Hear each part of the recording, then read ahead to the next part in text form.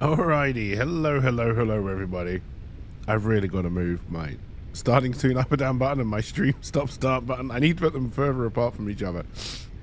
Every time I almost hit the bloody end stream button when I go to drop the starting soon screen. But anyway, that's a me problem. Also a me problem. We seem to be a new character for some reason.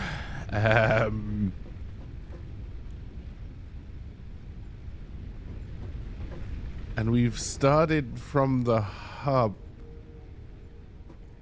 So I'm assuming I must be here somewhere. So I can kill myself and get my stuff?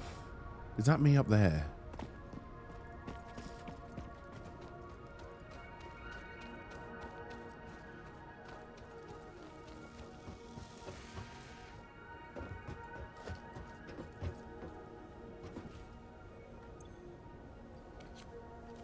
Sorry, me.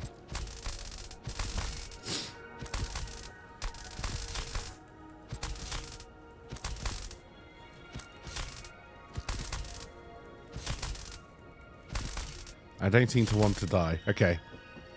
Killed myself, steal my own stuff. There we go. If that's not an allegory for life, I don't know what is. Did they fix you in the patch? They did not.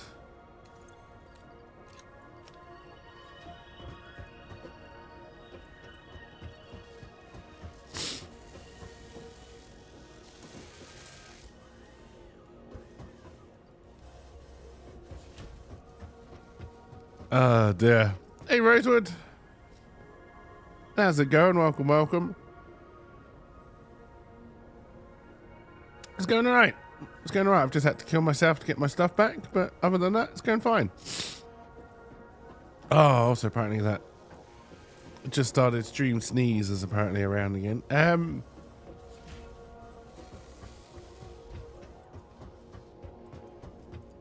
Alright, we should probably check the biofuel.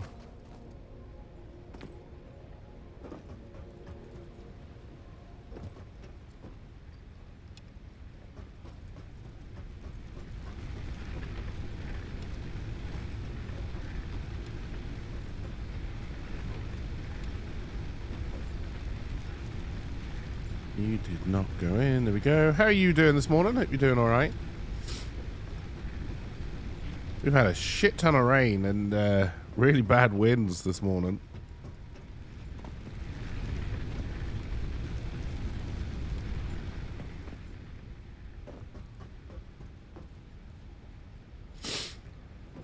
Oh, I'm going to do a really horrible old man hacking cough in a minute.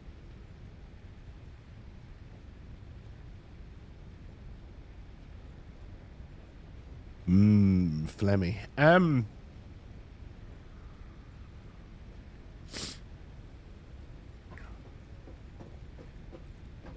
Alright, we can put most of you back. Keep you for the chainsaw. Pay no attention to the coal generators.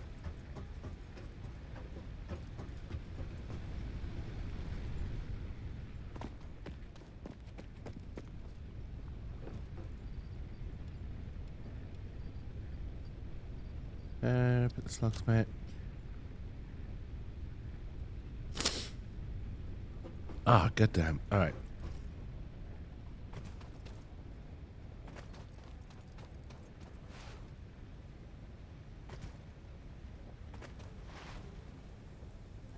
Now, ideally, we would get 3 more of these coal power stations that you're not paying attention to. Pay no attention to this. I definitely didn't do this off stream. I don't know why you're saying such things. Was it 300 meters through a pipe?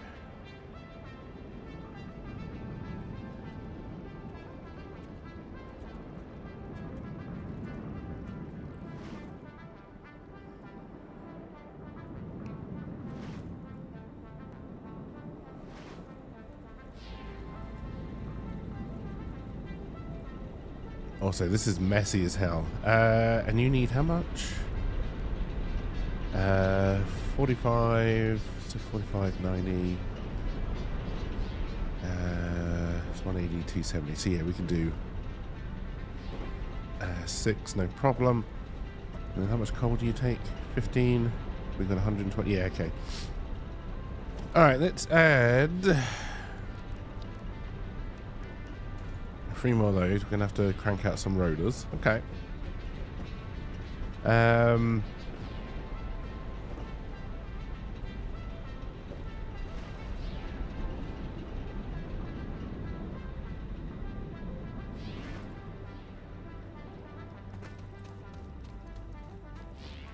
We can do that. Question mark?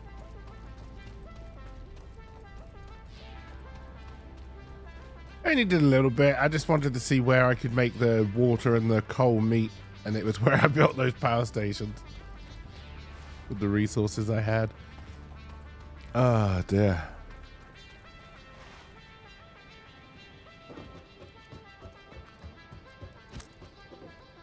Oh, that was Richards. I got it right.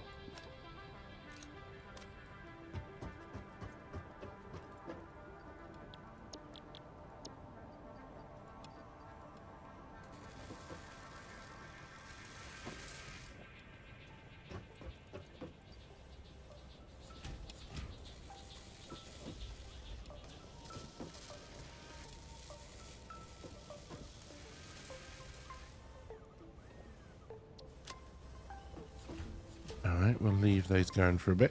I don't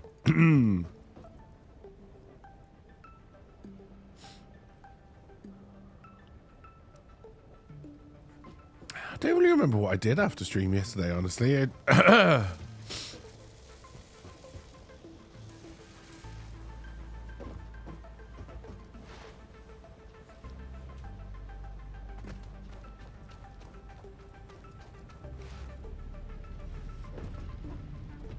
Alright, so we need those rotors. How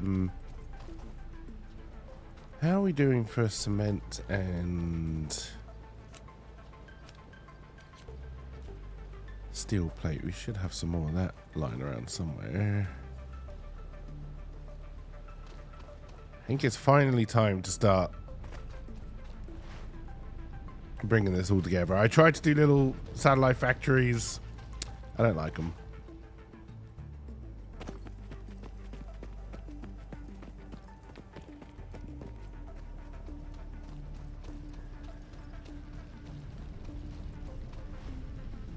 I think what we'll try and do is we'll tap as much ore as we can. Probably build a fairly big factory over there somewhere. I may keep these going as they are and then just kind of reroute these belts with finished products over into a new factory, and then but then I'd have all that extra ore. No, I think we're just going to bring ore in.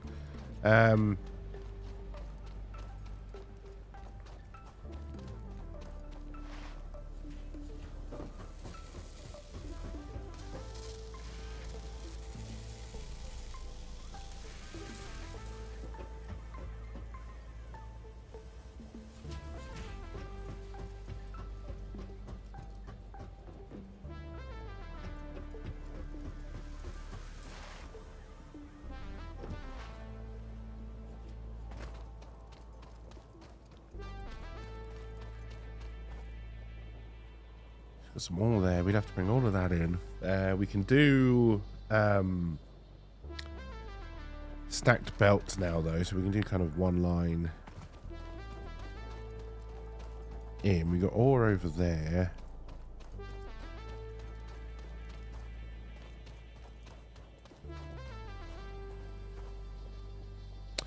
Oh, because it's a new character, all of my hotbar changes have gone as well.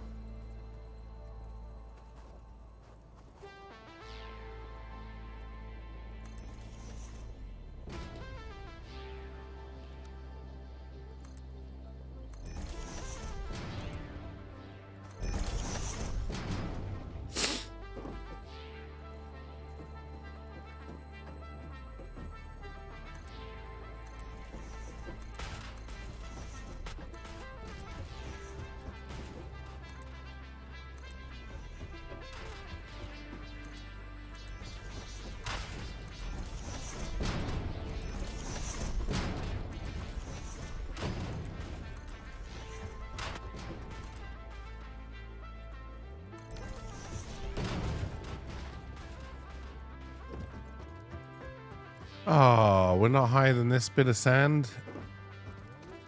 Crap.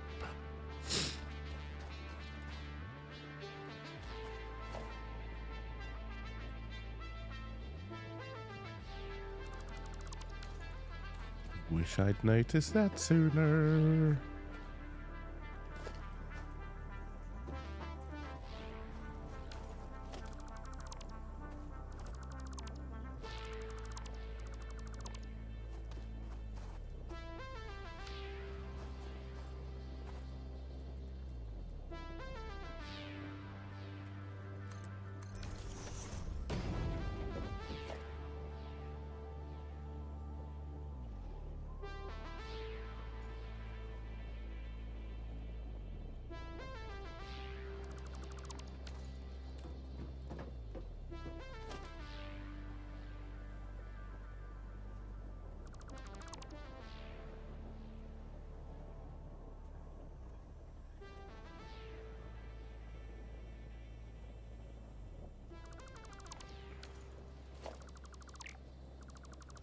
Didn't hold the button down long enough. All right, so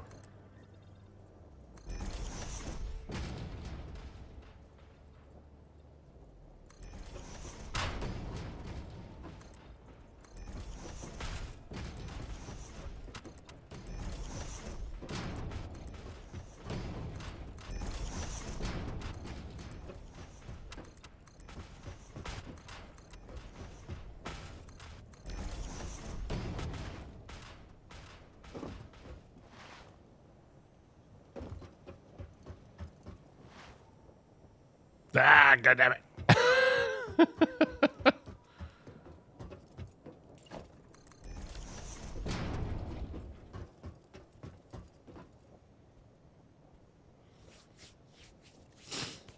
Oh, God, my nose. Sorry, chat. It's disgusting. Just watching some man wipe his nose and then wipe it on his cardigan. Beautiful.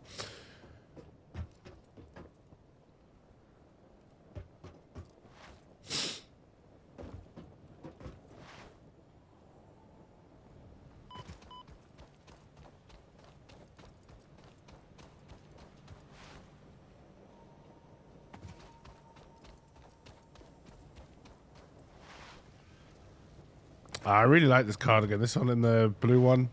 I've had them for years now. Hence why the cuff is looking a little bit scruffy.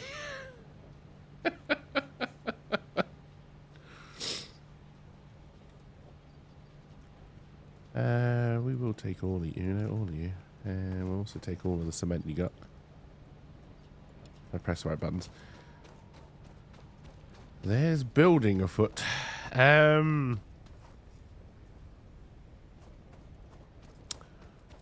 Part of me would like to get the resource sync program going.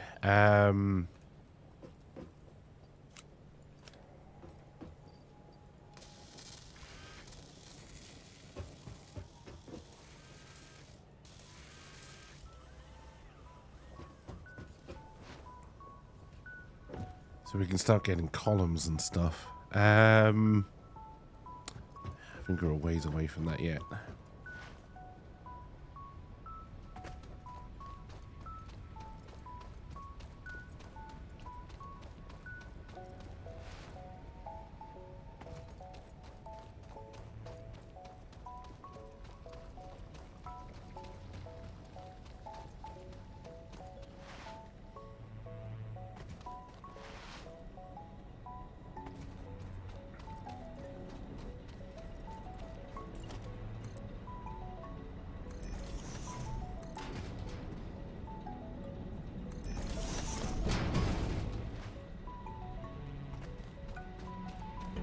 How bad does that look?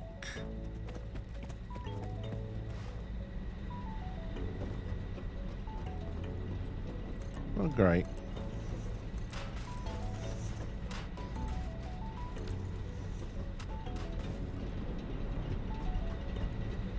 You'll have to come down.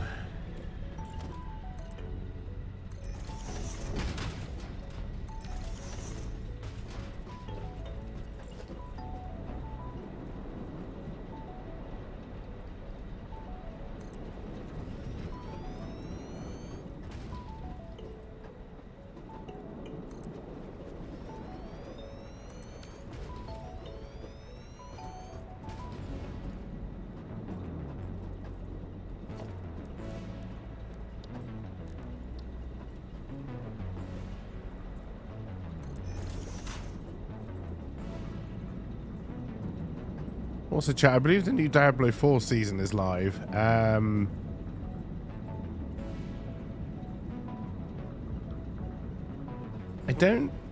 probably will jump into it at some point. I don't have any plans to jump straight into it, though.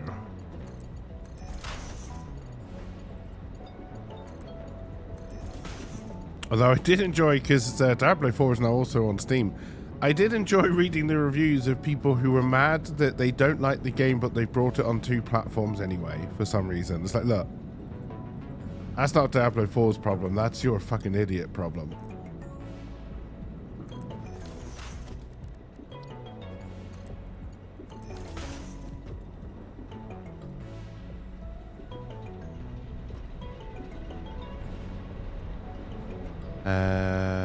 Okay, how do we get about this?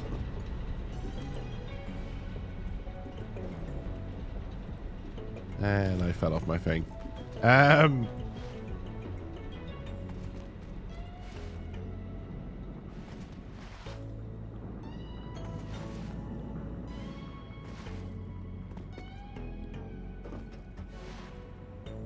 definitely would not buy Diablo 4 again. Especially not, like, the difference between Battle.net and Steam, right? You're probably still playing it on the PC on both occasions at that point, right? Why would you buy it again? I think the only game I've ever bought twice was Skyrim, because I first bought it on a PS3 because I didn't have a gaming PC at the time, or PS4, whichever one was out at the time. Probably PS2, it's been so long. And then, yeah, I bought it again on Steam when I finally got a PC, but that was during a Steam sale.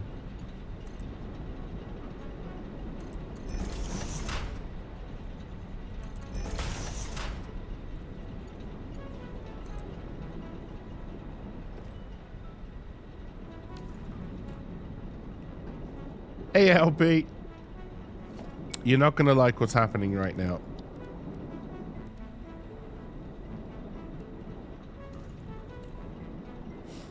Ah, dear.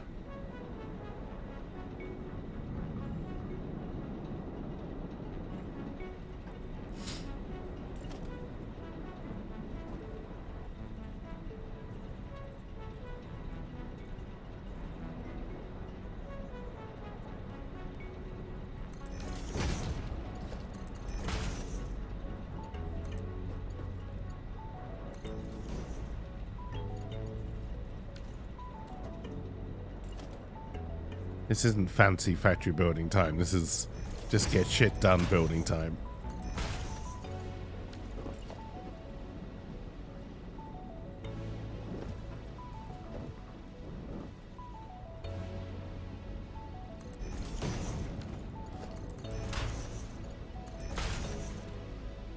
Alright, so now...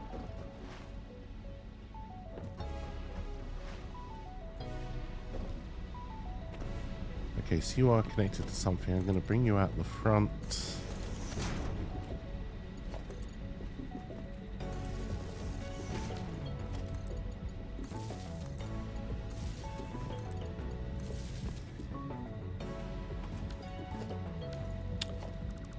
That was some bad maths, Luke.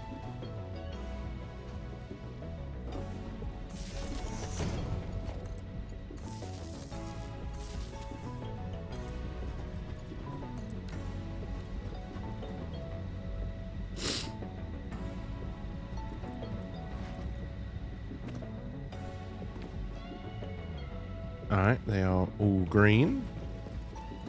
You think the only game you bought twice was Black Flag? One was the PS3 version, and then when you upgraded to the PS4, you bought a copy for that?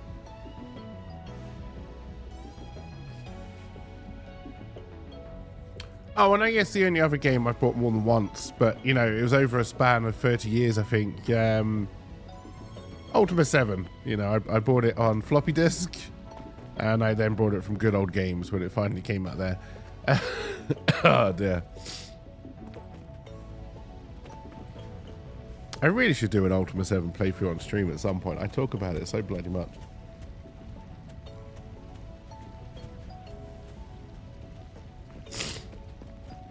Ah, dear. Alright, that gives us room for expansion, which is good.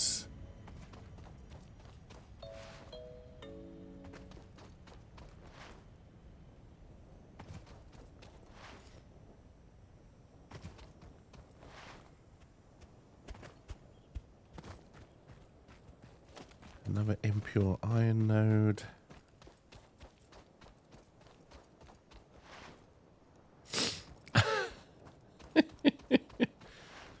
So the reason that made me suspicious yesterday, LP, and I've been suspicious before, is that out of nowhere, Stargate was all over my advertising feed. And we talked about Stargate yesterday.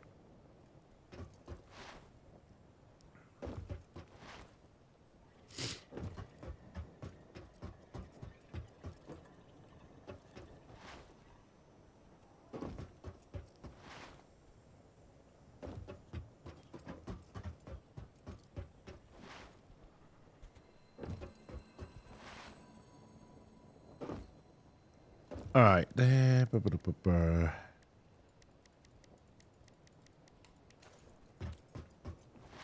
got the storage space for 10 portable miners.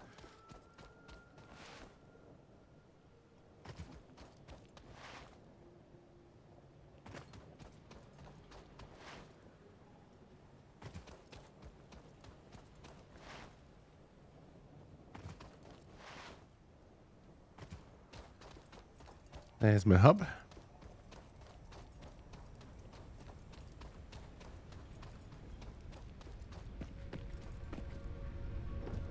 That's the wrong building.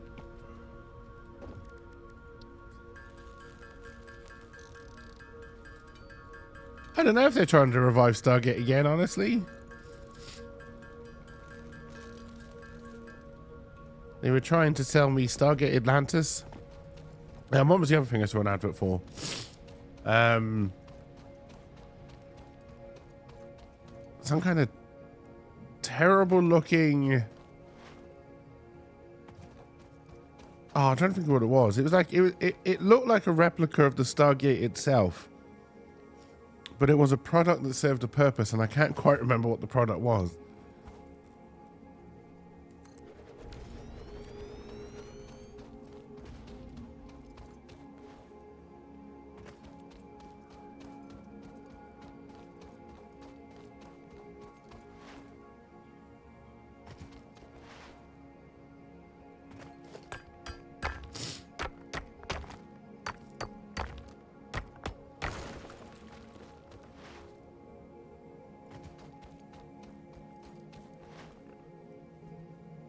Oh, this is a pure node. Now we're talking.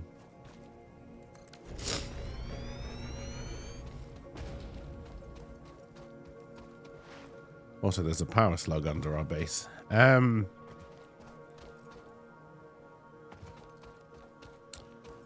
you're going to have to be a Mark II belt all the way. Which is going to really... Alright, so you're 1, you're 2.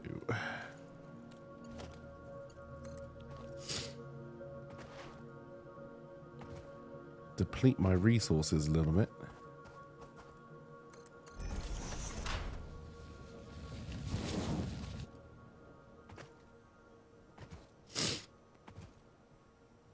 Sniffle, sniffle.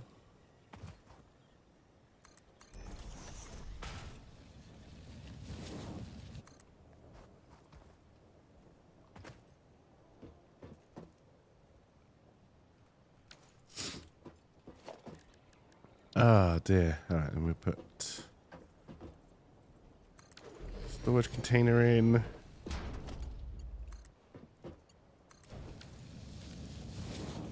All right, then once we've got power, that is as much as we can move from one bin.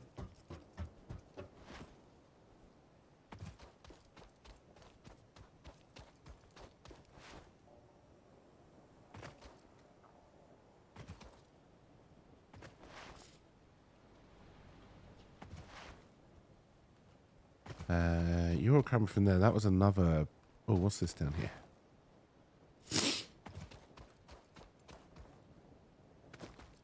It's another impure node. Okay.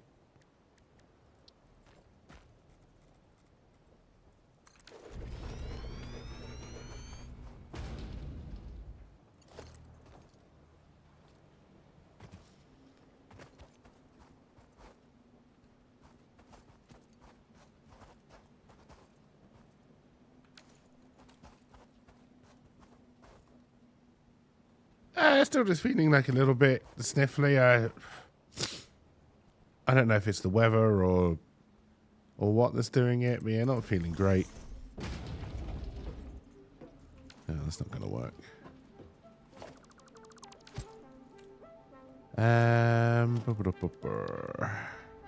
Put you on 0.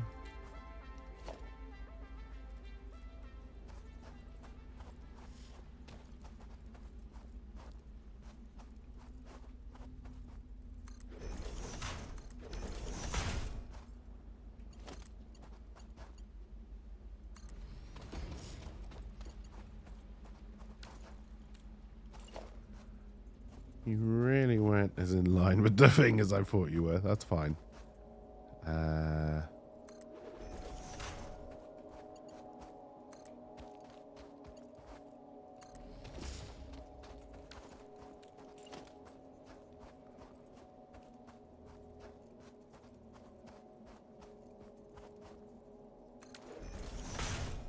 may have been too long.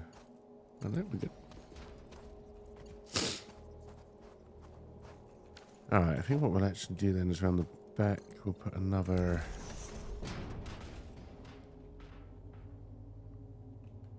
row of those, and then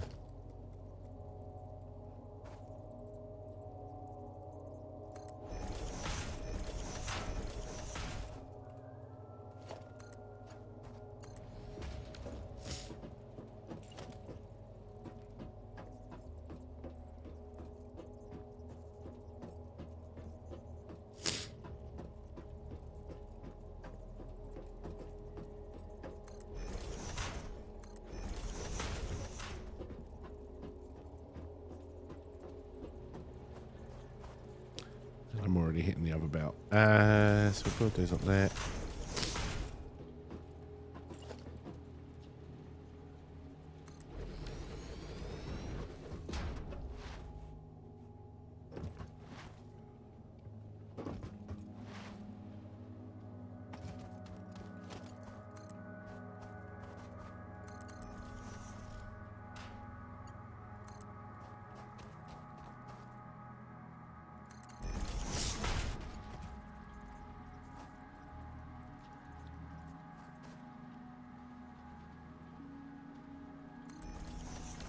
That over there.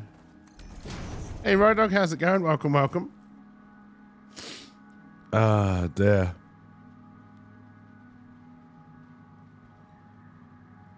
I only did about 20 minutes off stream. It's while I was cooking my dinner. And how's it going, Road Dog? I hope you're doing well.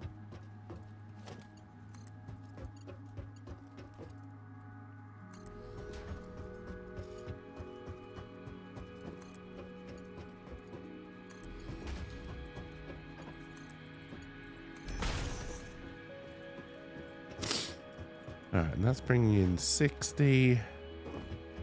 Or it will be once we power it up.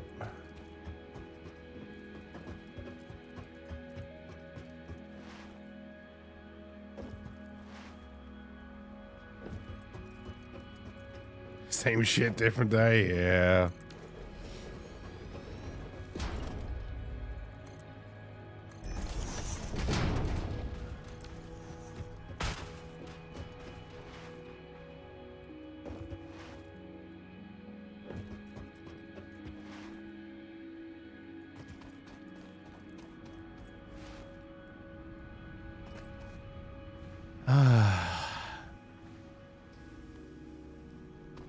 I think you were a pure as well, weren't you? So you're 120 as well, yeah.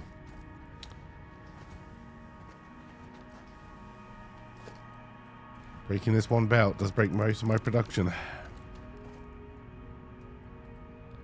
It's now a race against time. Oh, the tension.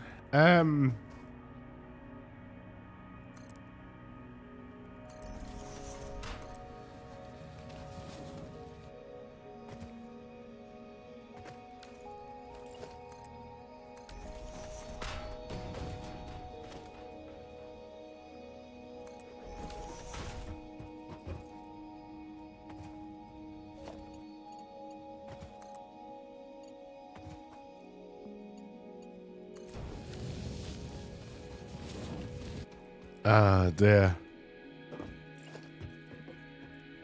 Yes, apparently they introduced a new... So something to do... They're changing the way multiplayer works, apparently. So from patch to patch, you've come in as a new character rather than yourself. So your old self was just offline and I just had to kick the shit out of myself to get my shit back. I feel like it's an allegory for real life at the moment, but...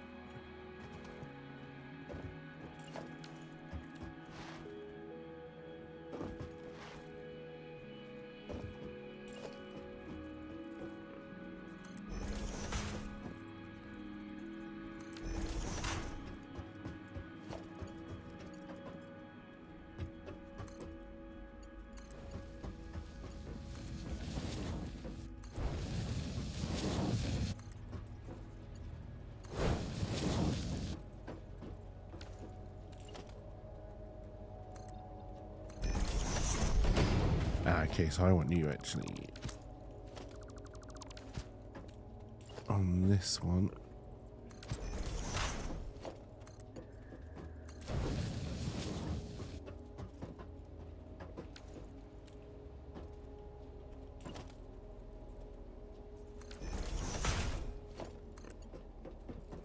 No, I've run out of plate. Oh god, am I gonna have enough?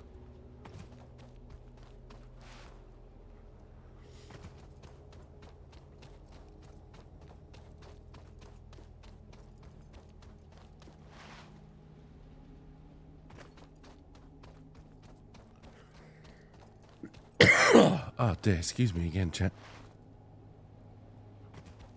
I'll tell you what, I hope the weather cheers up a little bit by the time I'm going to go to the bloody shop this evening. I do not fancy riding my push bike in what's there at the moment.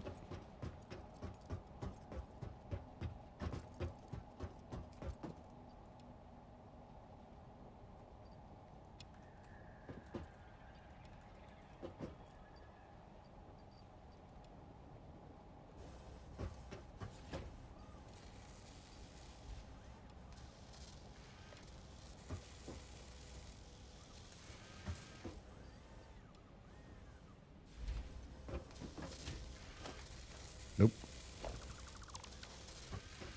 We need to start painting things. All right, will that be enough? We're going to need more to start feeding it into the machine. Yeah, we are going to need more, but that's fine.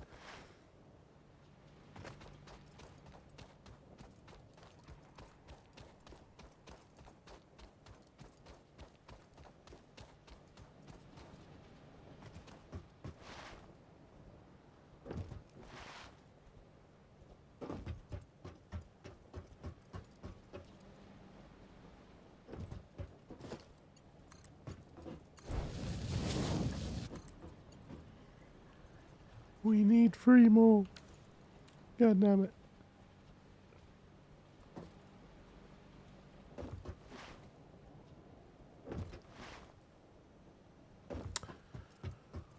Or do I go another way and make each of these bins can only be 60 to make maths easier for me, and then I can split this here.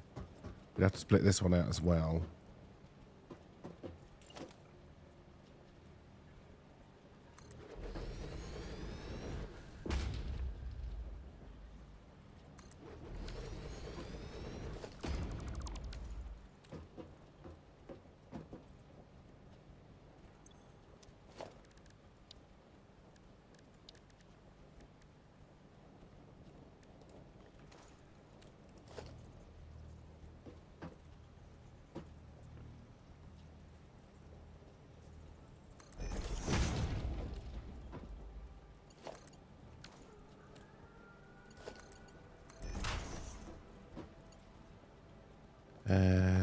So you'd have to come in as a 2.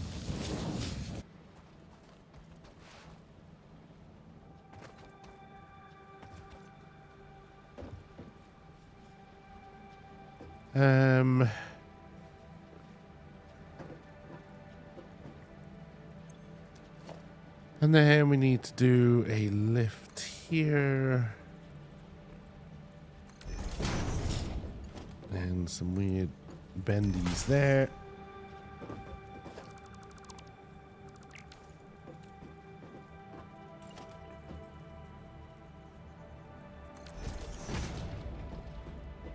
20% more factory, indeed. You probably... Oh, you will.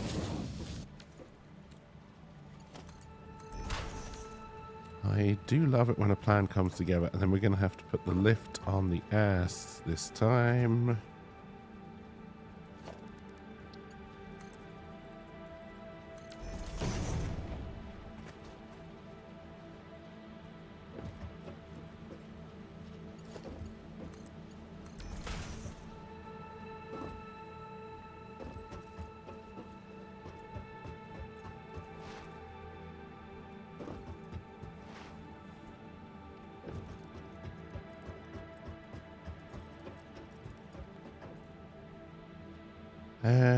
Alright, let's start another. So we're gonna want you on one. We probably are gonna want some ramps, and then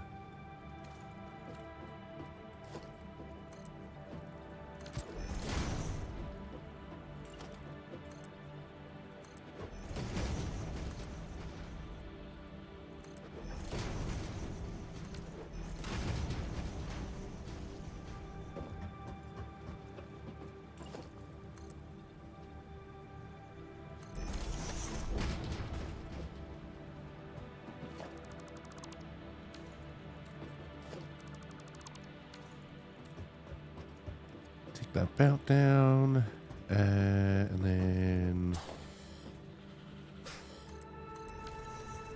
yes, hello.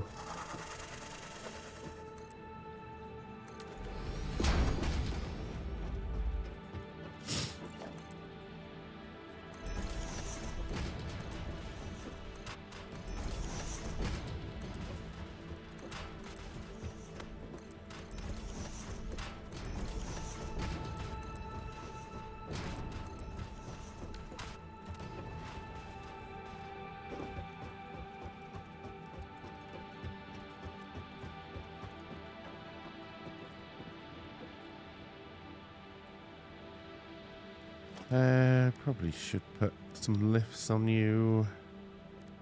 So we'll have you on 7, you on 6.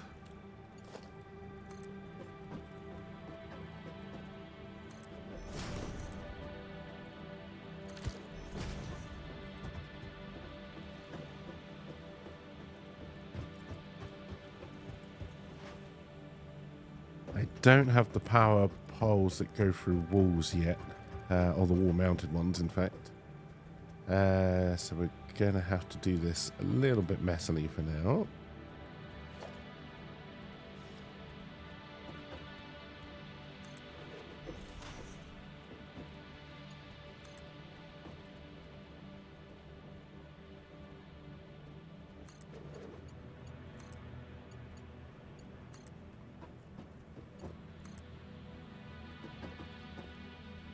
I can quite see that from here, can I? Can't quite reach it. There we go.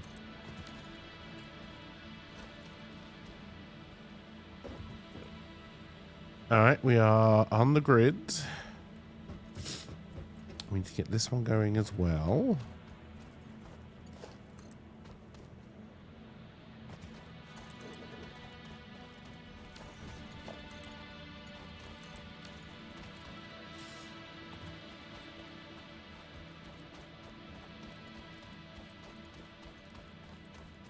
Ah, dear. How's it going, Crocky? I hope you're doing well. Having a good Wednesday? Yeah, Wednesday sounds about right. Wednesday so far.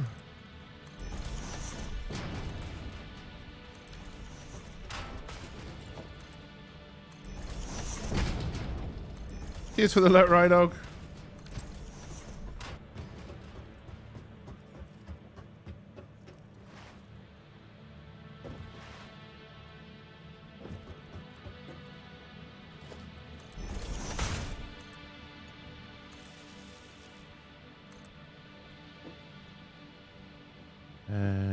So it'd be here.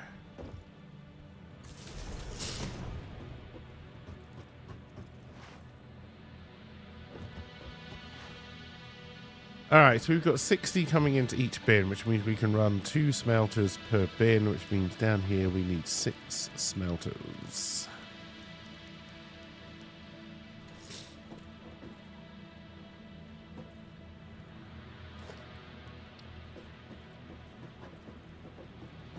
Starting from, let's say here. We'll leave a room for another belt to come in alongside that one, so here.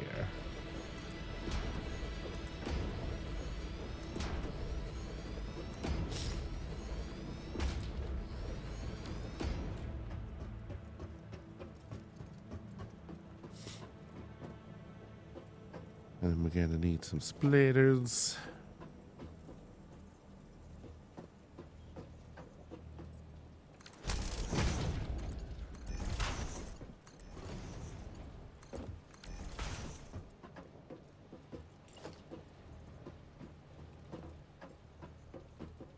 Are you roughly in line with one of them?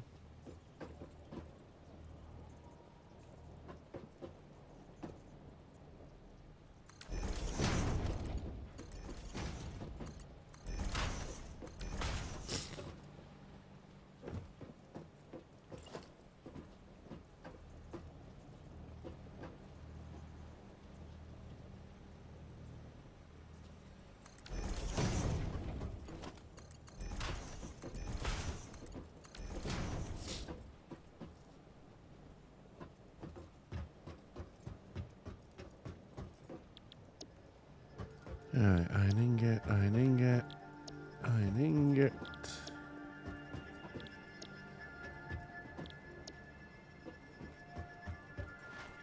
Let me sort out power.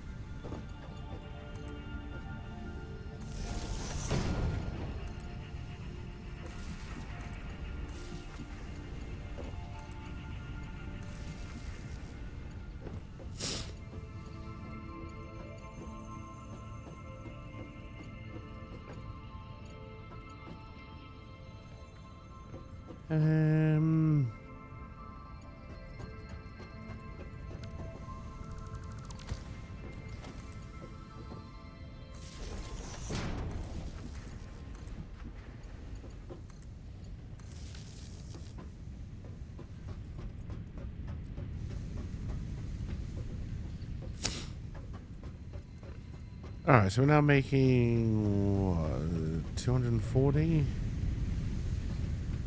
Yes, 240 iron ingots. So we want to start thinking about constructors, but I don't really know what for.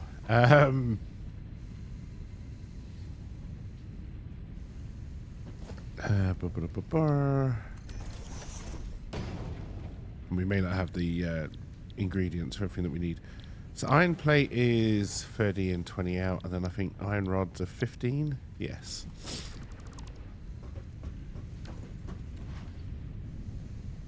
All right, so if we do,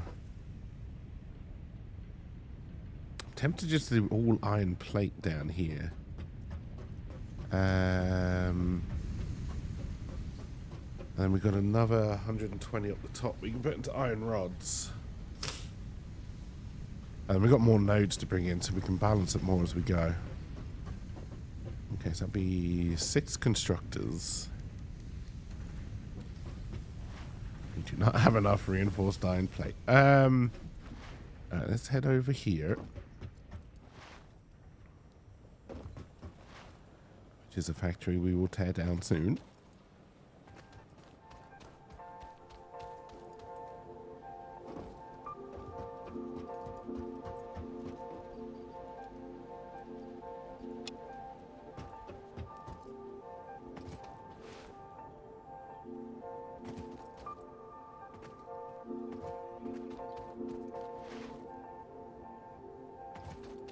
Oh, I never powered you, so one of them is Sure. Okay. There we go. If only all of life's problems were so easily solved. Oh dear. Alright.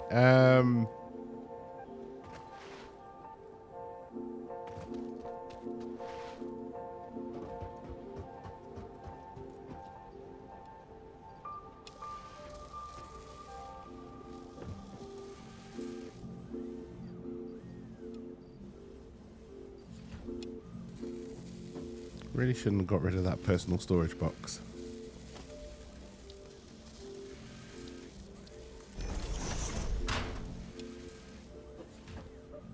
Ba -ba -da -ba -ba.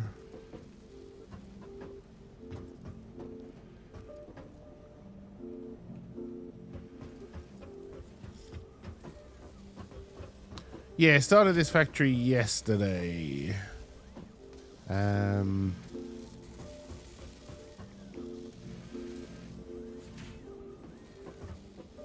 Alright, we can now make the constructors we need over here.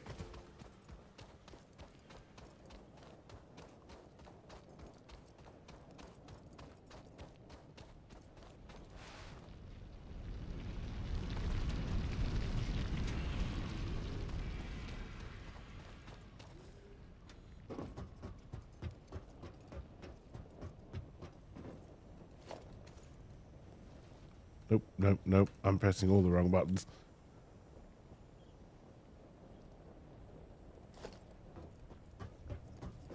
So we're coming off.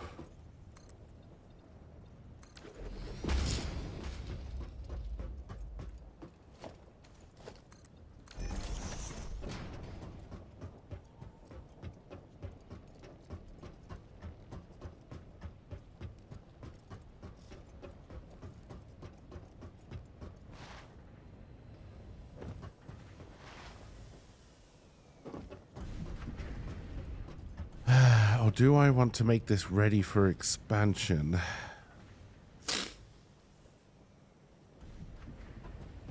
Because at some point I'll be able to upgrade all the miners and we'll be able to double the amount of ore that's coming in here.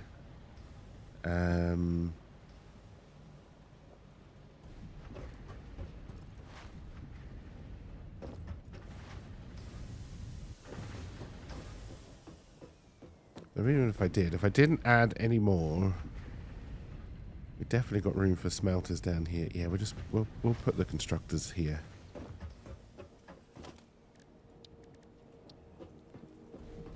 Still need to be making things. Can't purely be worried about expansion. This is going to get spaghetti-like because constructors and smelters don't take up the same amount of space.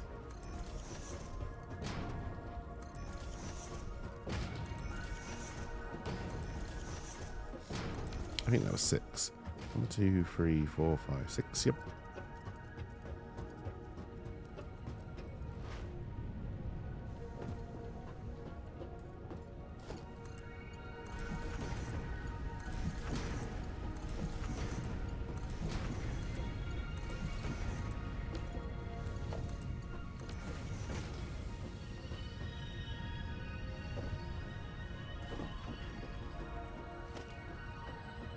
Oh yeah, we're not on that one.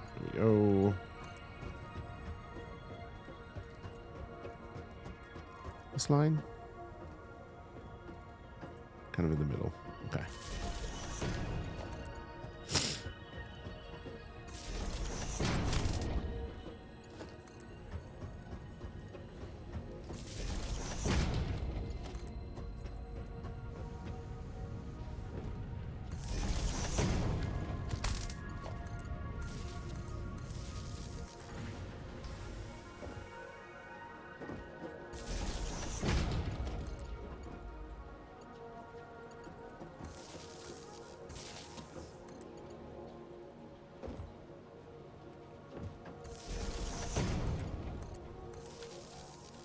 Alrighty. You could be building on the ground in a non-grid pattern. Alright, so this is all iron plate.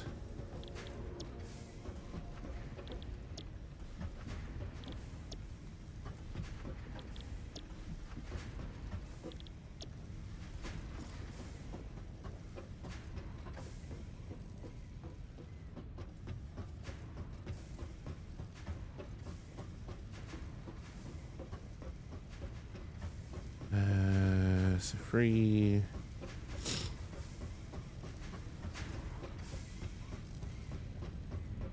So 3060 on 2180. So then we'll be doing 120 out, right?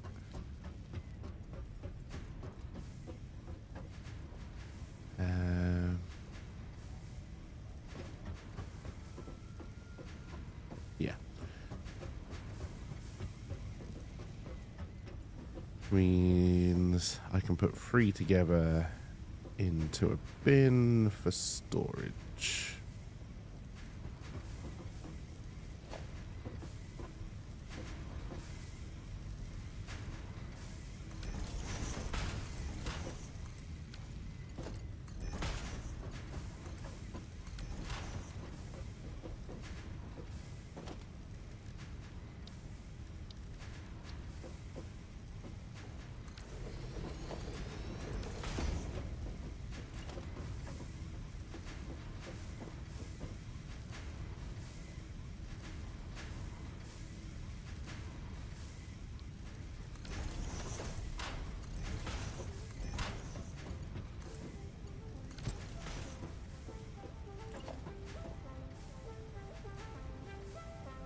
Don't have enough iron plate.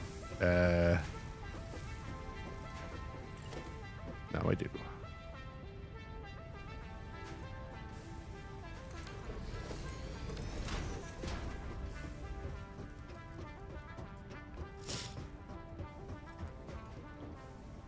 All right. Good. So that means I can start to dismantle the old iron plate stuff and start to bring that ore in here as well. It's only an impure node. I think it's this one here, right? Nope, that's copper.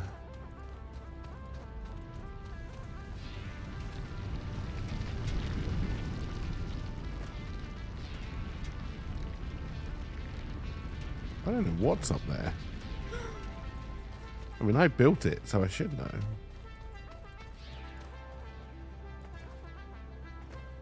Oh, this is my iron plate factory, in fact.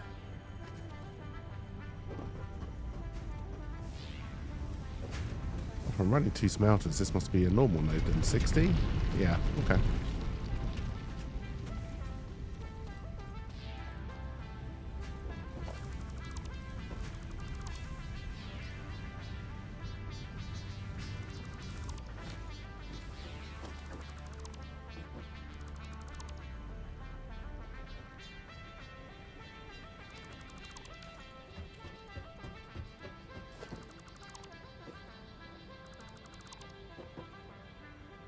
We are still going to want to power you, but I'm not sure how. I'm going to want to get power to you, so that's fine.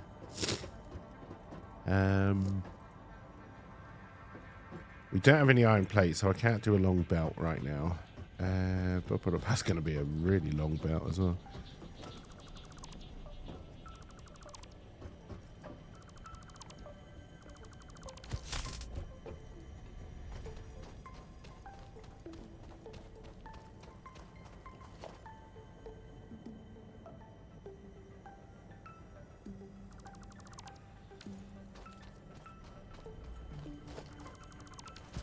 Oh, you were...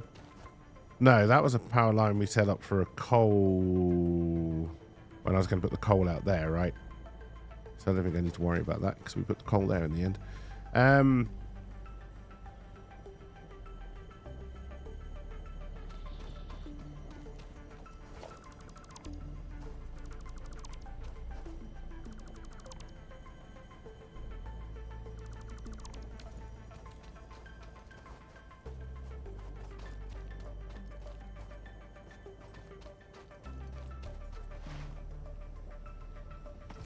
Alright, so before we bring that back online...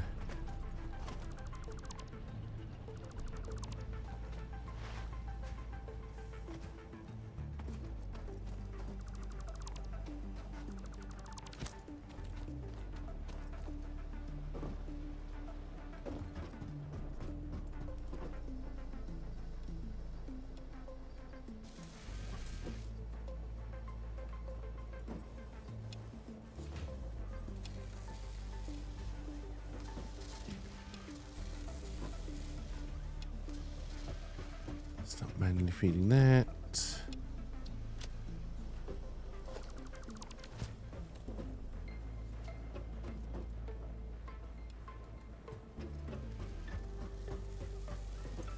Alright, how many Mark IIs did you give me? Mark IIs. How many reinforced time plate did you give me? 62. Okay. That's fine.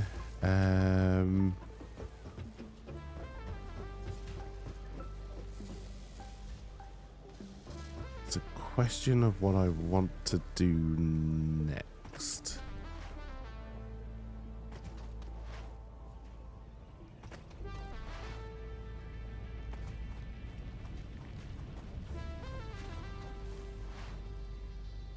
Probably going to end up taking this down at some point.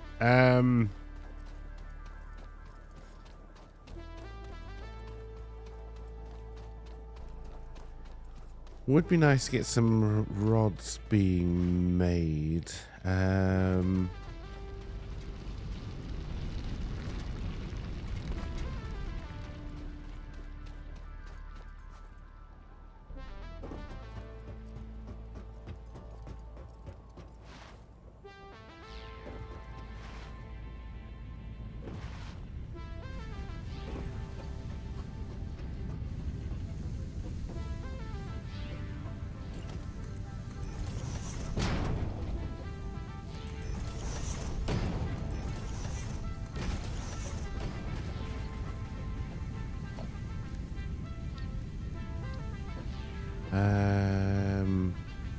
So 4 smelters up here for now.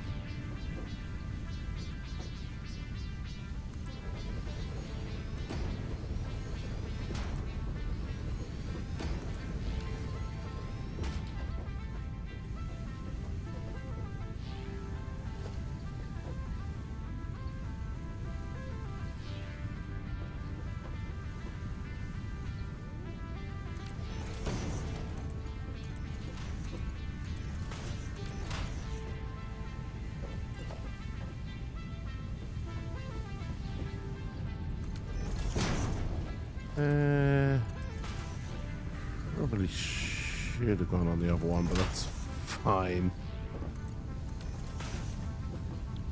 An ingot.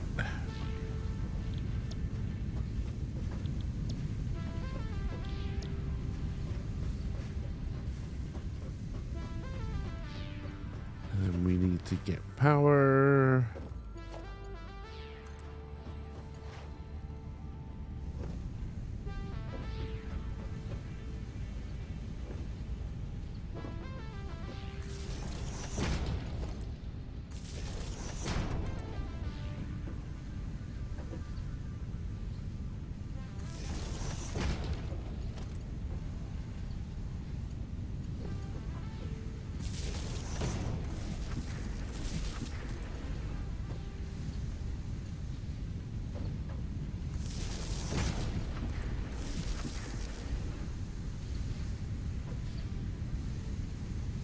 Oh, some of our power stations have been going off.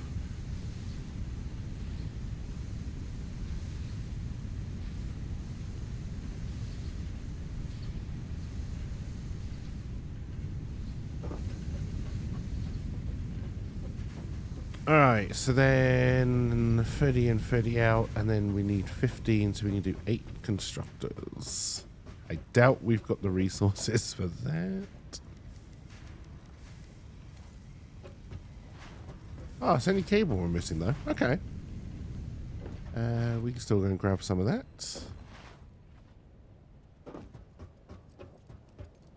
So here, this might hurt.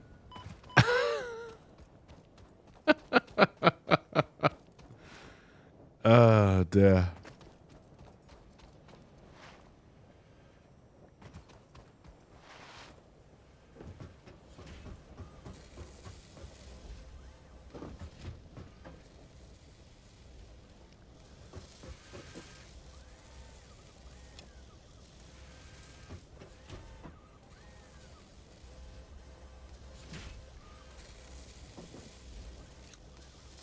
I have no room for screws.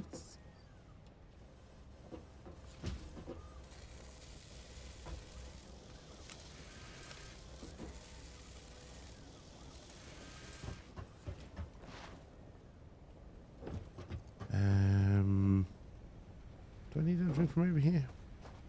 No.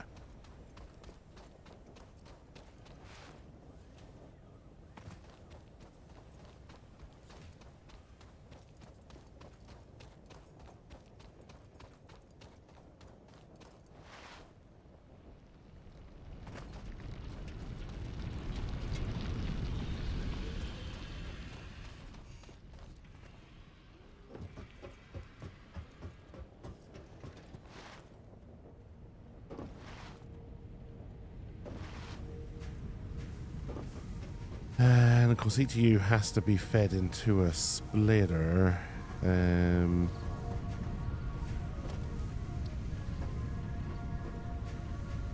Place these neatly in a row, just hope for the best, eh?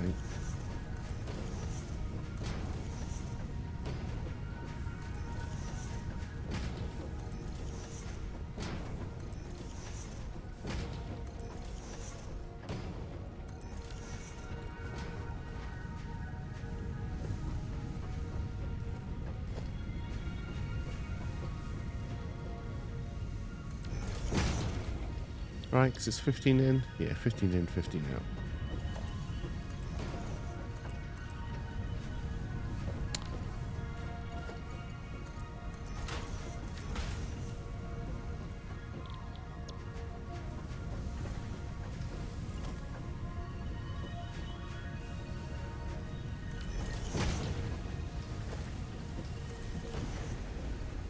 It's already getting messy.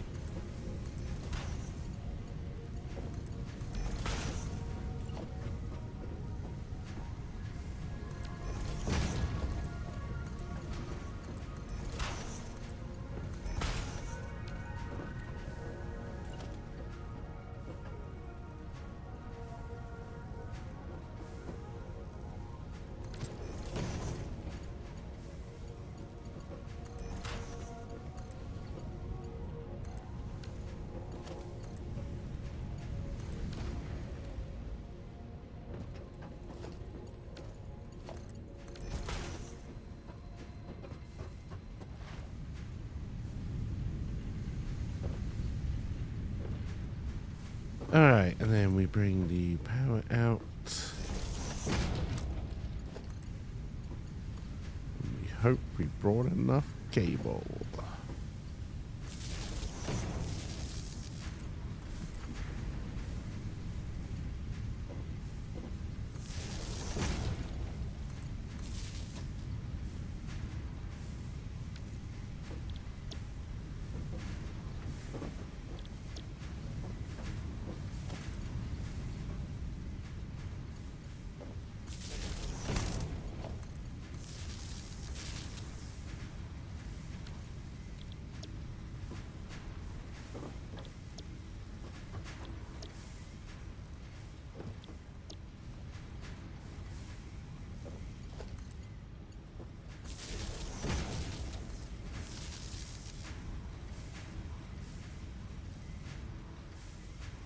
Alright, good. And then it's... So I can combine 4 together into a bin. So we'll do...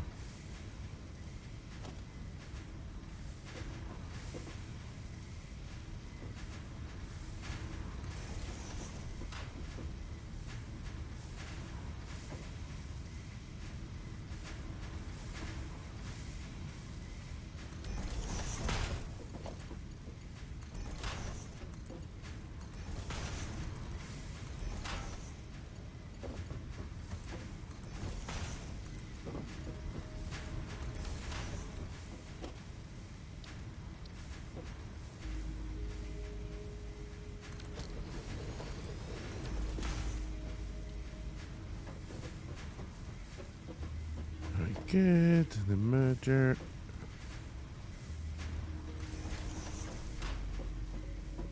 No, I did that one wrong. Well, not if I do that.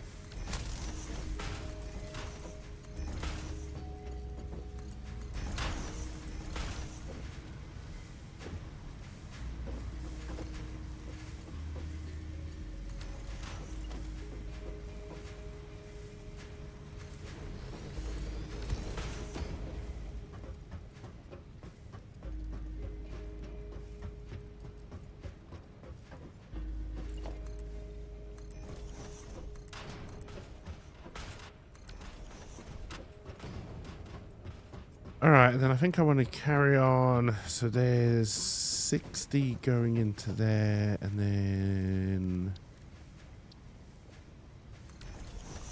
let's go and grab some more cable. You need 10, so I can run 6 of these from one of those bins. Okay.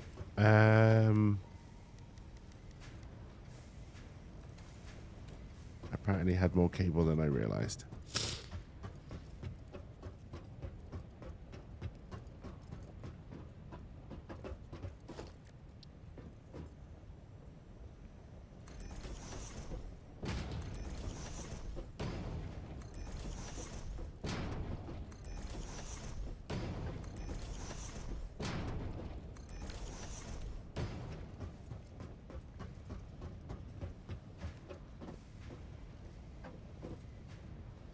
Alright, so bring you in.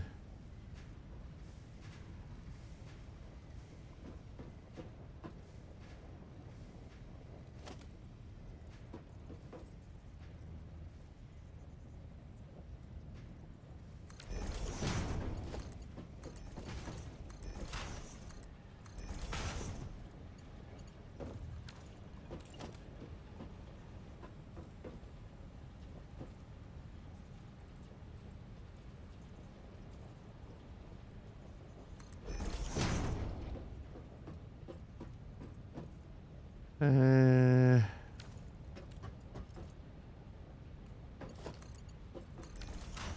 have the resources to spare to do it this way?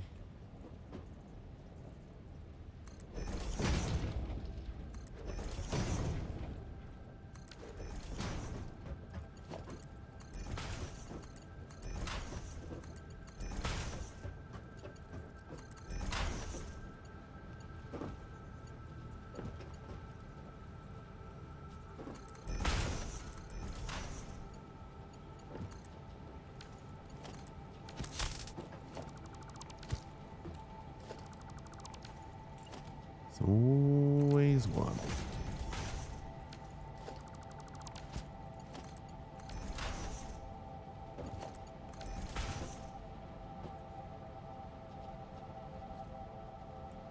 All right, good. So screws, screws, screws, screws, screws, screws. They can be only one.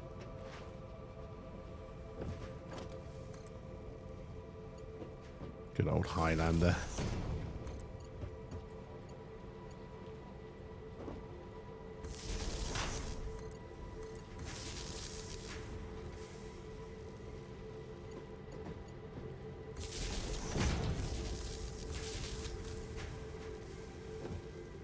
Oh, chat, I don't know if you've seen the King Kong game that just came out. 50 quid. Looks like it was made for the PS2.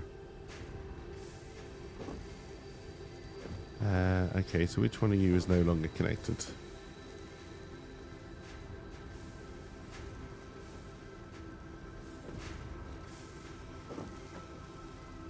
Ah, dear. Didn't know we were doing Highlander rules here.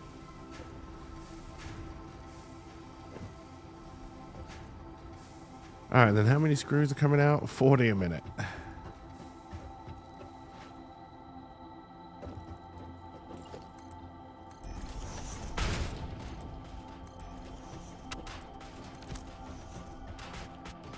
You just googled images of it and now your computer needs silicone bleach. If that game, which is clearly, you know, designed just to rip people off, if that game ever goes stupidly cheap, I want to play it because I want to know how bad it is. But I'm not Richie Rich. I can't just spend 50 quid on a game I know is terrible. I can't spend 50 quid on a game that I want. Oh, dear.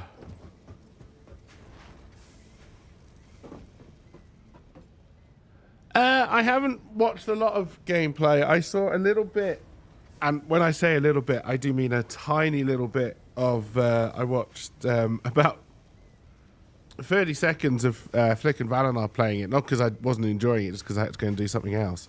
But my 30-second impression it was that it looked exactly like Don't Starve. I don't know if that was fair. But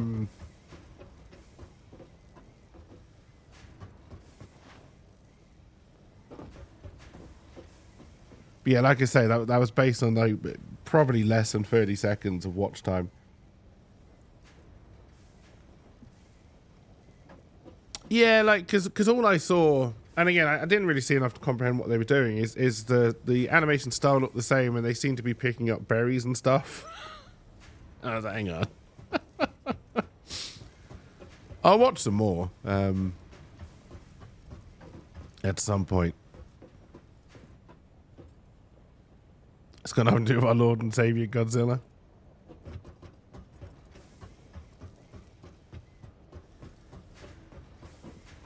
Looked more fun co-op.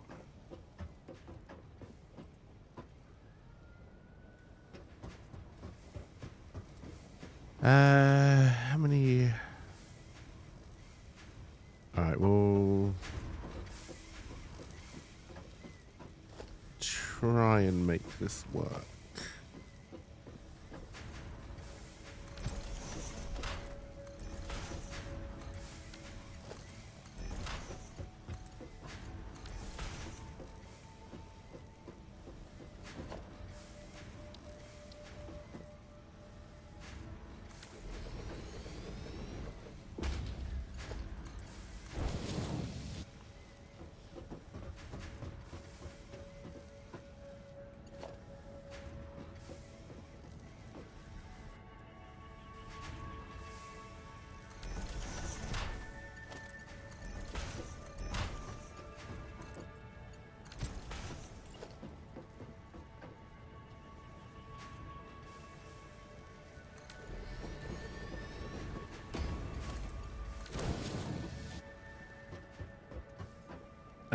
Dear. Rise of Skull Island is the one he's talking about.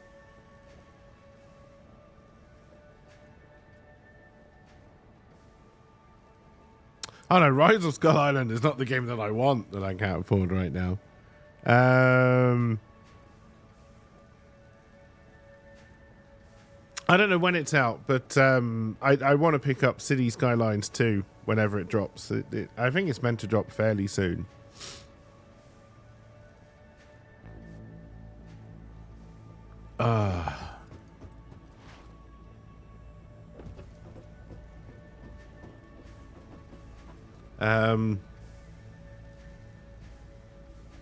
The new Spider-Man looks really good. Looks really, really good. Like it's one of those games where, again, if I was rich and I had a PlayStation 5 money, I would probably buy a PS5 for it. It looks like that kind of game. I think it's PlayStation only, right? Probably come out to the PC in about a year.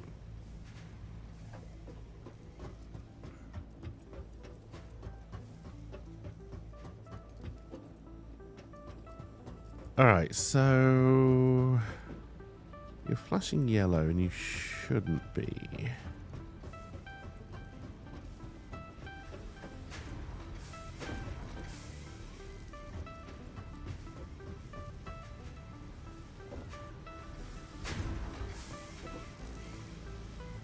Is it just a getting things full issue? Probably.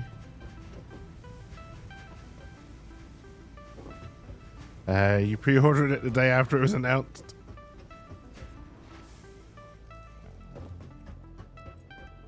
Alright, so we can tear this down. We're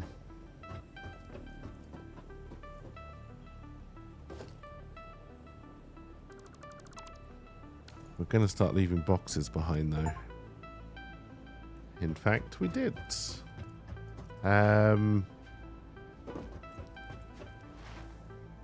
Also, thank you, Rhydog.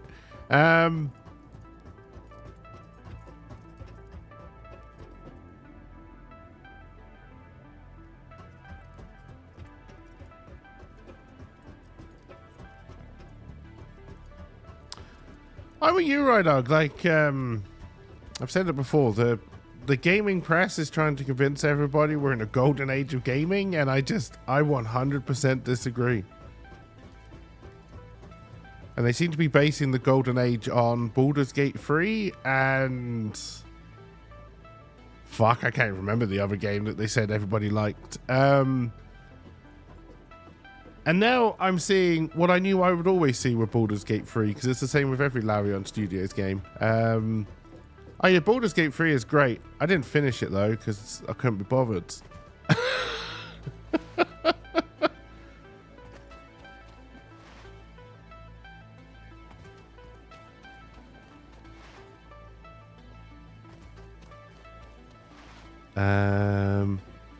I enjoy Baldur's Gate 3 immensely with other people. Like playing with LP, playing with you and LP. Yeah, I'm having great fun with it. Don't enjoy it by myself.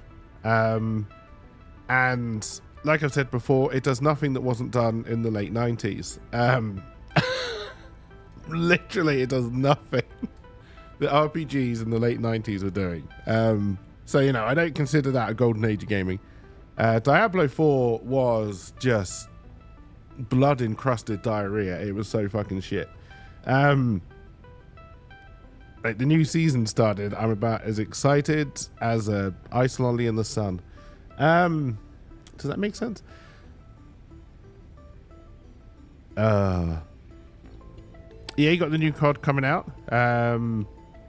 I think they've already said the new Call of Duty is not going to be part of Battle Pass, though, right? I think the old ones are going on to Battle Pass.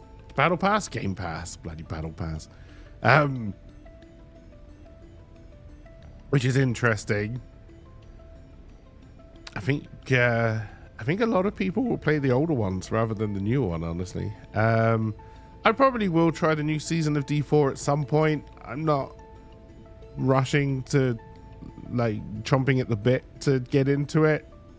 At some point I'll probably get bored of Satisfactory and I might dip in. The most interesting game to me, Game Pass wise, is if World of Warcraft goes on Game Pass, and if World of Warcraft goes on Game Pass and the Game Pass counts as your sub cost, that might convince me to go back into both Game Pass and World of Warcraft.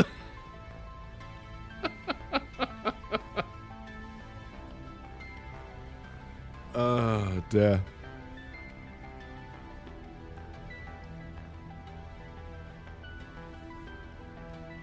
It's weird to me that...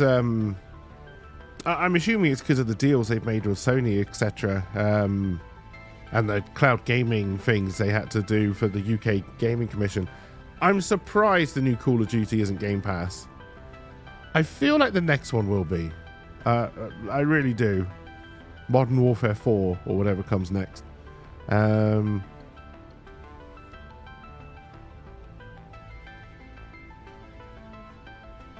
You already put way too much into Patreon, right, darling? Come on now.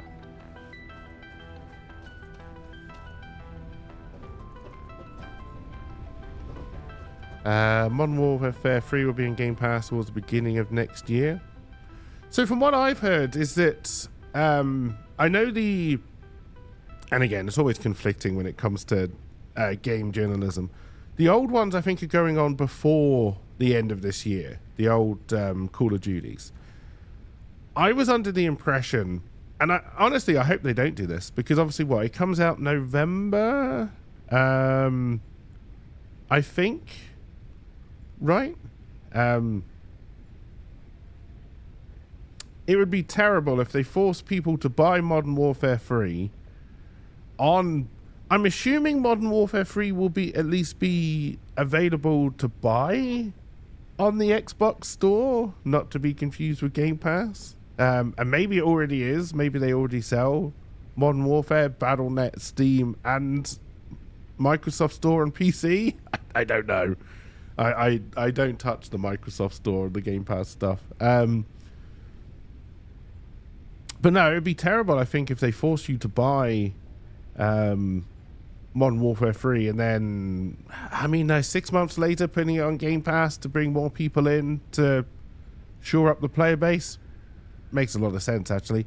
And then, of course, as we all know, Modern Warfare, Call of Duty, all Activision Blizzard games, to be fair, make most of their money from Battle Passes, skins anyway. So the fact that your game is free on Game Pass, I'm going to keep on calling it Battle Pass.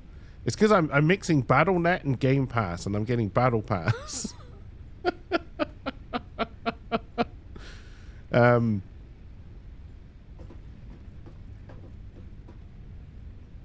Could work. I do wonder at what point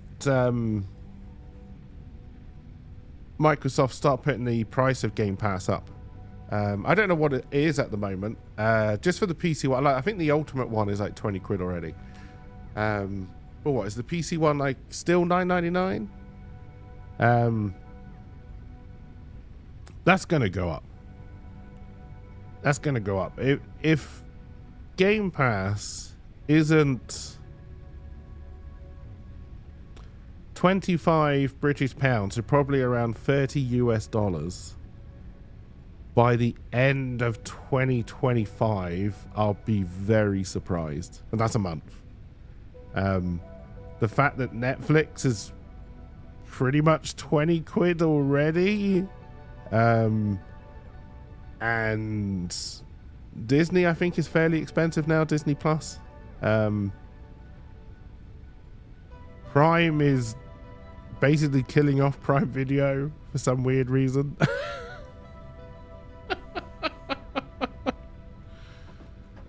Don't make me pay for a service and then put fucking ads in it. Come on now.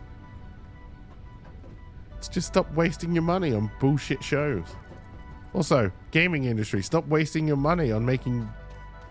I don't know where the money goes for game costs. Like, I was having this discussion the other day. So, all the game companies say, we've got to put the game price up to $70, $80, $90, $100 because they're so expensive to make. It's so expensive to make. Got to put the price up. And I'm like, okay, but why are they so expensive to make? Right? And I was comparing it to the movie industry, but I don't know where the money goes in the gaming industry. Like, obviously profits all go to the investors, we know that, but like for production costs, I don't know where the money goes in the gaming industry. In the movie industry, it mostly goes to the Tom Cruises, right? So you can make a movie, 2-3 million, get Tom Cruise involved, that's suddenly 100 million production, right? Because you pay Tom Cruise 90 million. That doesn't mean the movie is expensive to make. It just means the way movie stars are paid is fucking ridiculous and has been for a long time. In the gaming industry, where the fuck does the money go? I'd love to know. I would absolutely love to know. That's the reason people paid for HBO, no ads. That's how cable TV was in the very old days. You have people who have a literal title of "you have one job," like Focus Puller. Yeah, but they're not expensive. Like they're really not. In the grand terms of things, if you get rid of the star costs, movies would be insanely cheap to make.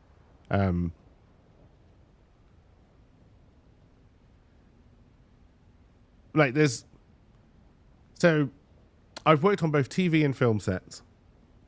There is a large difference between a TV set normally has about, I don't know, maybe between 5 to 15 people on the set at any one time working in the background. A movie will have probably hundreds. Doesn't make it more efficient. Oh, dear.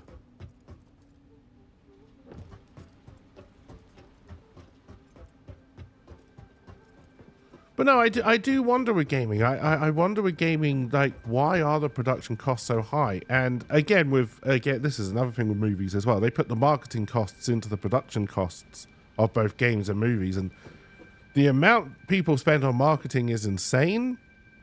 And I have no idea. I honestly don't know why they market most games, right? Why would you market Call of Duty? There's absolutely no point. Anyone who's going to buy it already knows it's going to come out. There needs to be no marketing cost for a new Call of Duty, right? Um, like new games, I kind of understand a little bit more, but even then, I don't know. Oh, movies are incredibly cheap to make. And even now I do know with like things like the Avengers and stuff like that, where they're using the green screen techniques. That there was a time when CGI was it was cheaper to produce CGI per second than it was to actually film. At one point, it wasn't good CGI, to be fair, but it was cheaper to produce a second of CGI footage than it was to actually record it.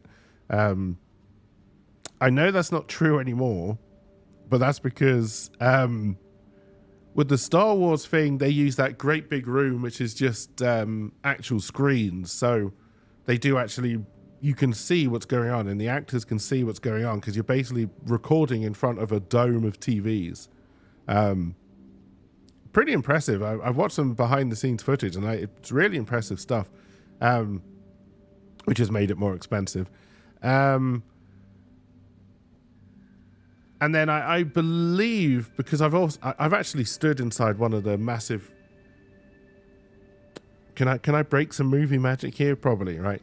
I remember being so shocked about how simple recording was on some of these big green screen blockbuster movies, right?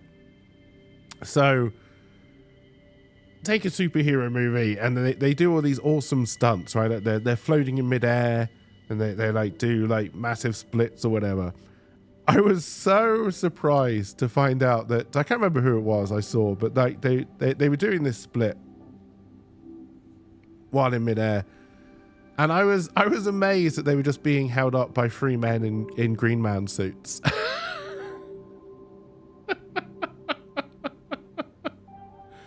I was like, oh, okay. What was your job? I was the job who had to hold Thor's butt up when he did a split. Well,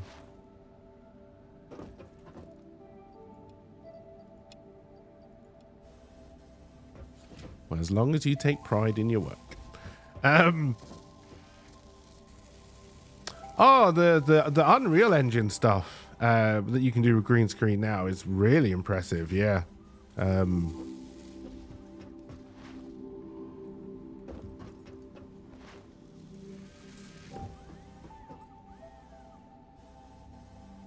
But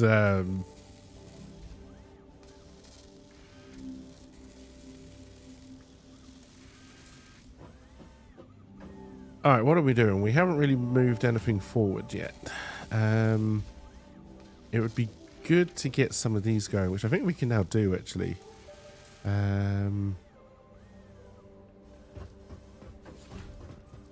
We've taken all our steel plate from here. Okay, so that's... We've got a lot of white lights. I think they're meant to be yellow.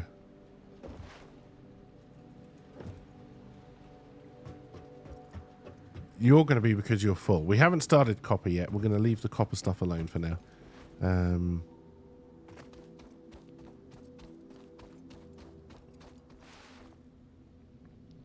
We could continue to take that down. I didn't get very far. Oh, that's because... Okay. I remember what I wanted to do now.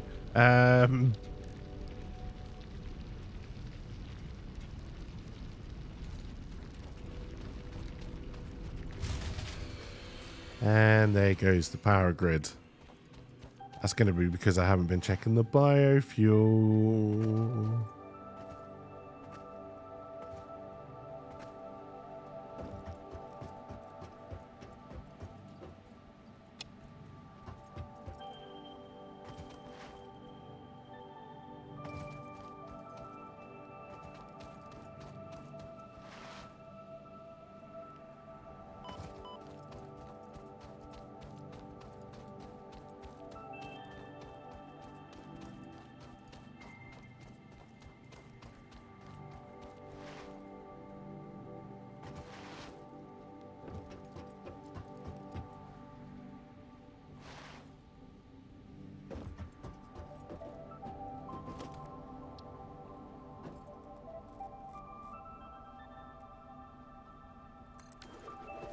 I'd always forget just how big the resource sink is.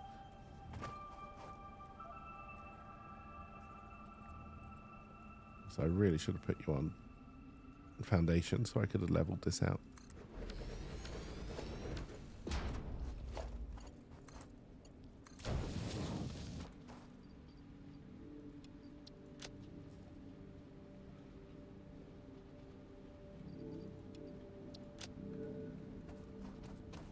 I know we need to get power to it, but did our grid break because we've run out of...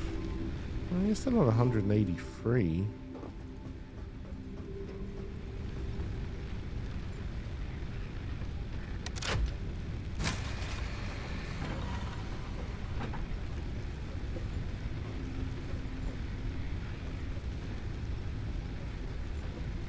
It wasn't because we ran out of biofuel. Our coal network has gone offline.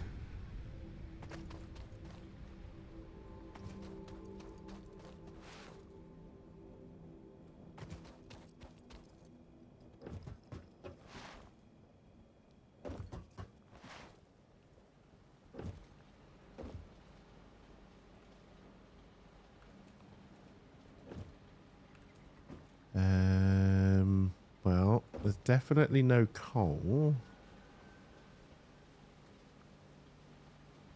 Okay, so I'm starting to think that maybe this line powered my coal mine. No.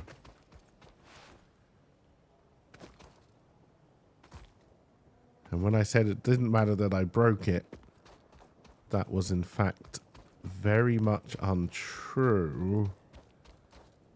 And jacking this all back in is gonna be a frickin' pain in the bum.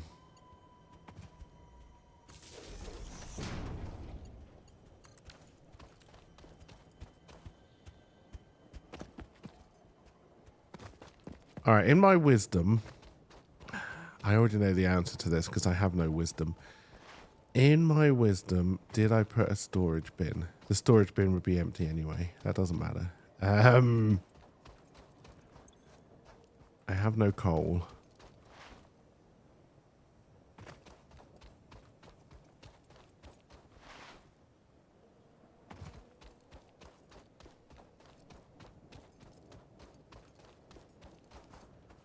All right, I'm gonna have to disconnect. All right, hopefully there's a wire I can disconnect where we still send power from the biomass burners down to there. Wait, enough time for the coal to turn up.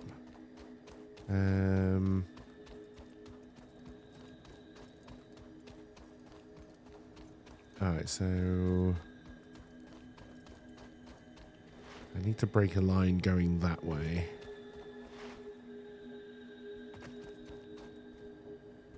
This might be the answer to our problems, this line here.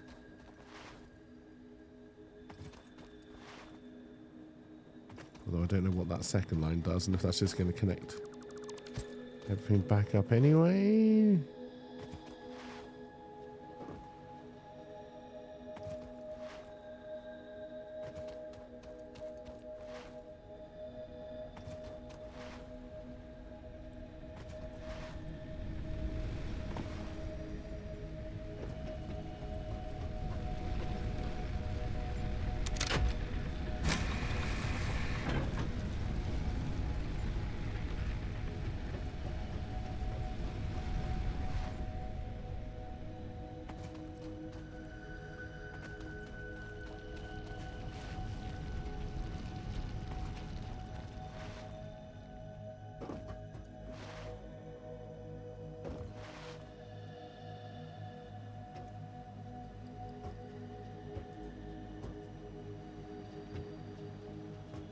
All right, come on, coal.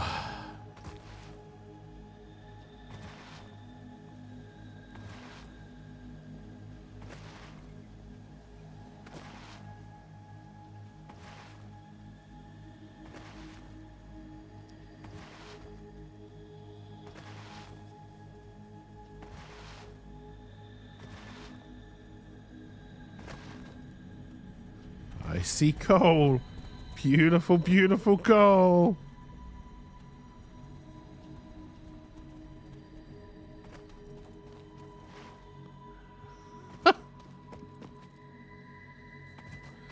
Hey, Trunks, and thank you for the lurk. We did have a storage bin. You a Mark II belt?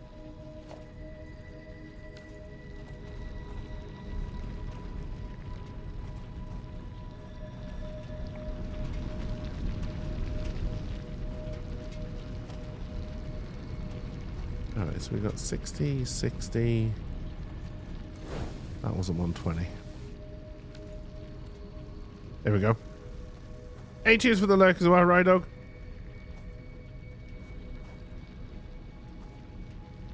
Which is good.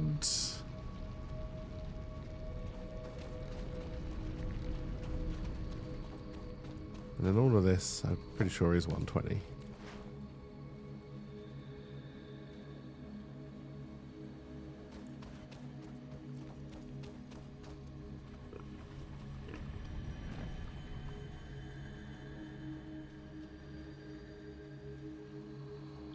Dear.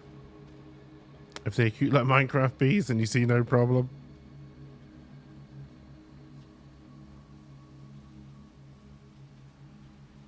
Here's something I never thought I'd say. Minecraft seems to be getting the Star Wars game I've always wanted.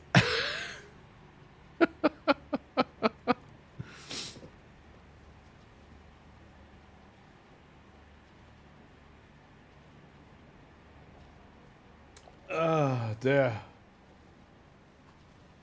Oh, the shoes are coming off. Yeah, Minecraft is getting like some kind of Jedi Academy story mode.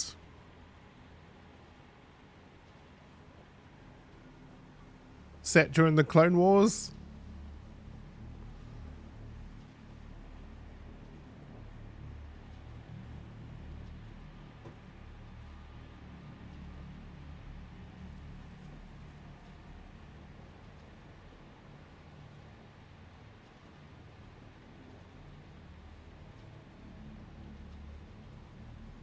We can't really do anything until these start to spring back to life.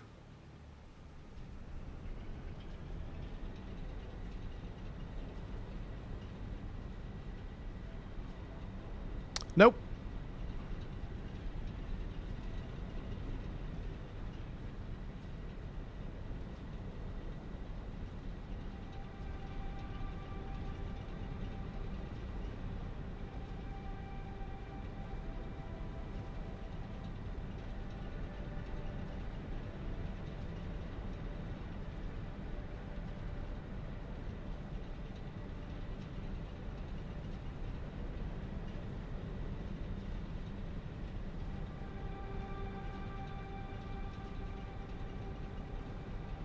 We also have to let them saturate, but we're getting there.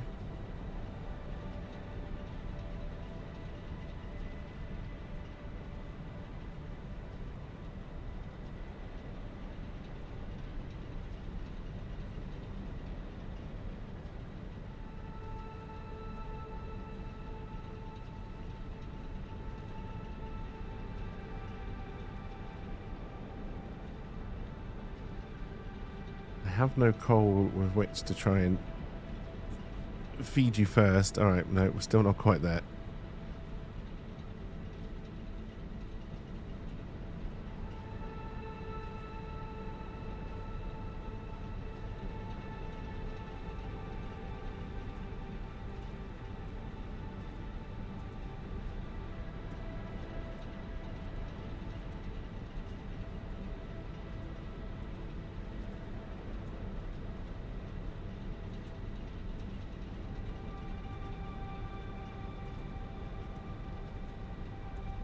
We can probably connect that wire up again now.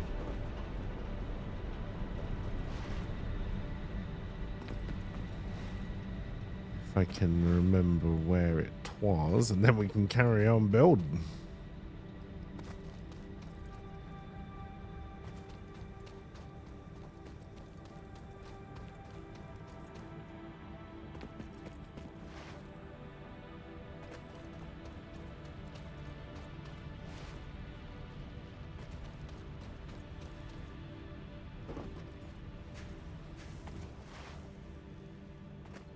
Alright, I think that is the join we need to remake. Alright, it didn't immediately crumble. I will get up here.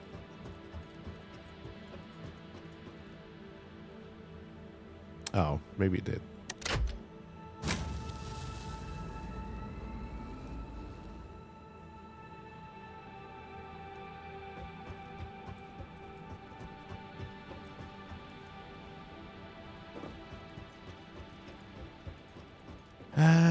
So I've got 6 down there, right?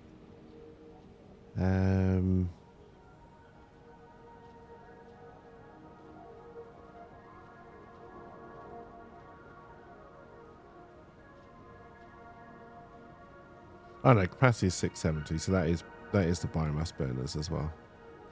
Okay. Yeah, I'm alright. The weather was bloody horrible. I don't know if it's still horrible. I can't hear the wind, so the wind must have... I don't know why I did that, as if that would help me hear the wind through my headphones. So I'm assuming the wind has died down a little bit at least, but the bloody rain this morning, holy shit. Almost started building an ark.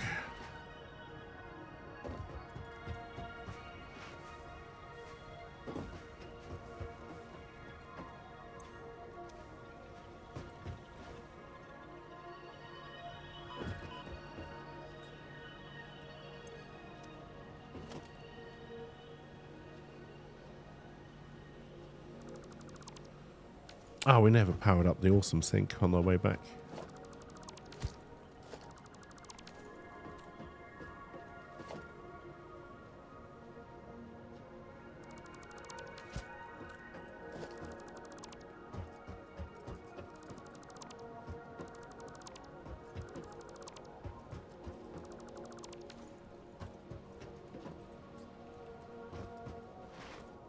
Let's go do that now.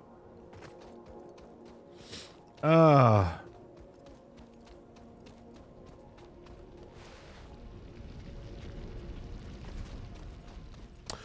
No, not recently.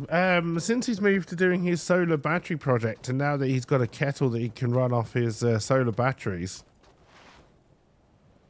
I believe he is still tripping it a lot, but it doesn't impact me anymore. And I'm all right with that.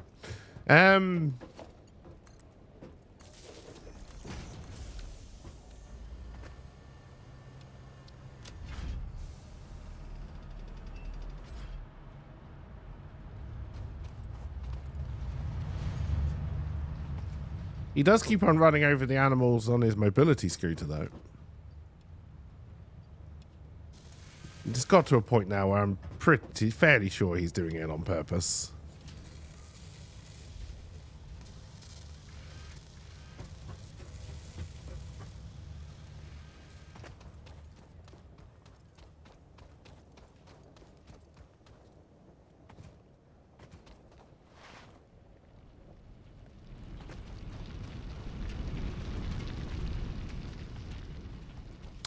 I think I don't really think he does on purpose. I think the problem is, so he's never...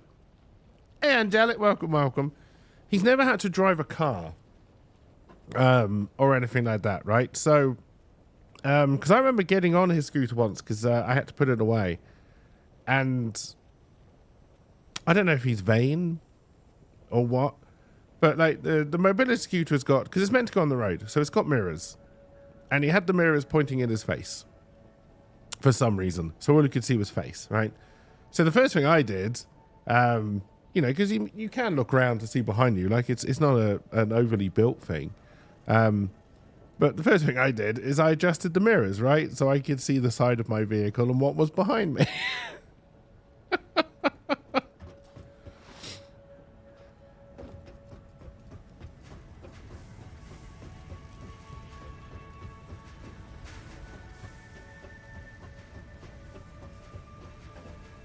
Alright, we're starting to put up a good stockpile of stuff here. Alright, apart from possibly cement, we're doing alright.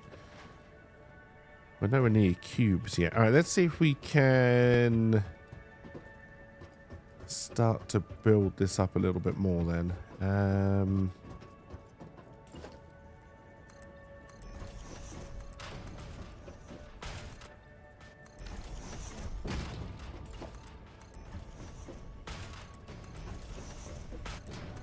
Because if you can't build yourself a massive orange box, what's the point in living?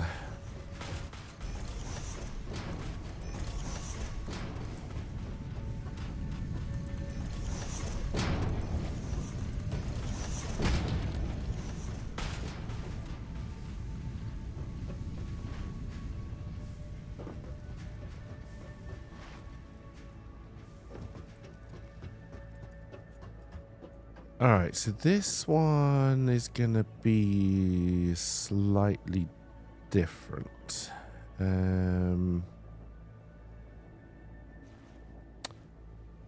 Apparently I can do this now.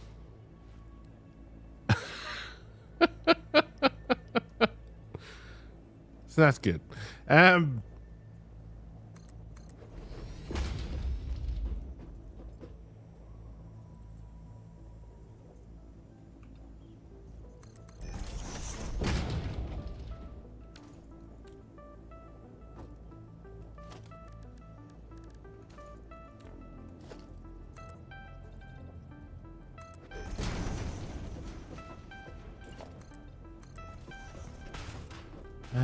Will this give me enough room to do what I want to do? Yes. Now we don't have the floor holes yet, so I can't do this neatly. And I'm gonna have to work out how we go up for the next bit, but that's fine.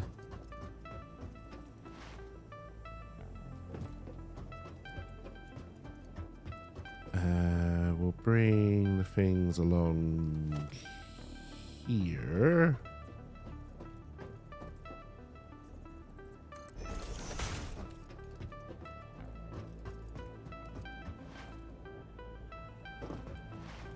And then we will... Yeah, then we can do lifts here. So we're going to want to bring them to about here. We'll have to put more of those along the way, but that's fine. Now you need to be Mark II belts, both of you, which I doubt I can afford. Yeah, not a chance. But we can always upgrade later.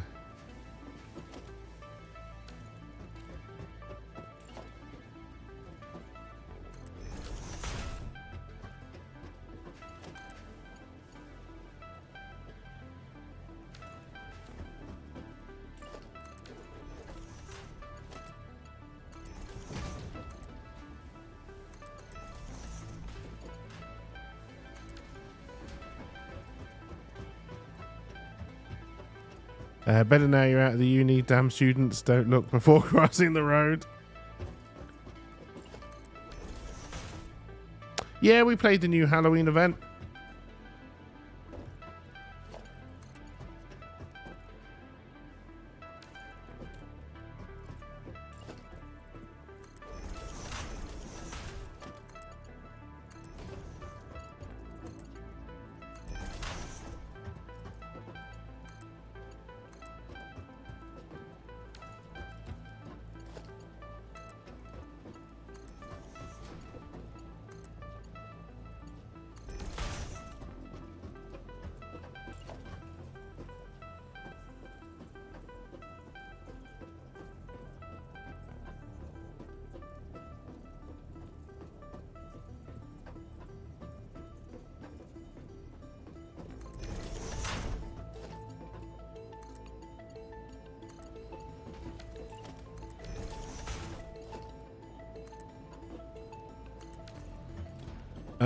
Dear. The Bride's Revenge was an old one, right? Unless they've redone it a little bit. I didn't play Bride's Revenge because I thought that was just a repeat of an old one.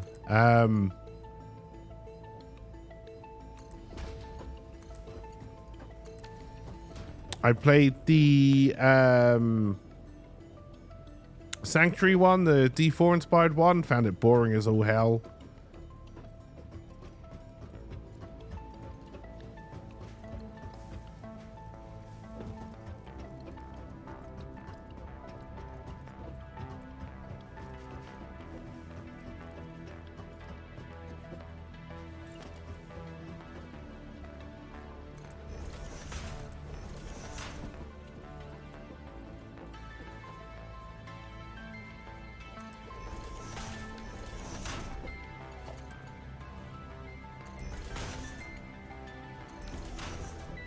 Do you need to be marked 2 belts as well? No. Okay, good.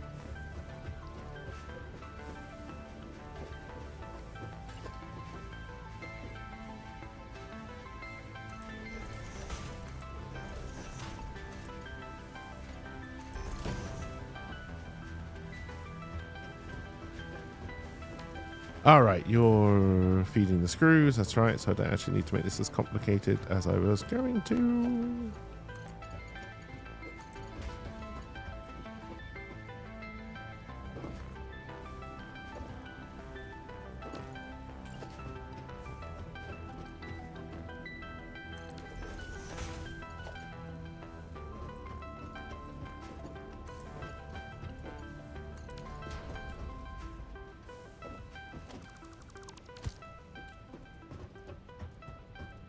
There is not a university on Guernsey, no. Bride Revenge starts every year in a different spot in Eichenwald, and you have to all group up at the attack spawn, and then make your way through the entire Eichenwald map with at least 20 different boss fights. Okay, so it's kind of similar to one of the old ones, which was on that map. I don't remember the 20 bosses, but you did start in different spots, and you had to group up. That may have been Bride of Junkenstein, which may be where I'm getting Bride's Revenge from, thinking it was an existing game mode.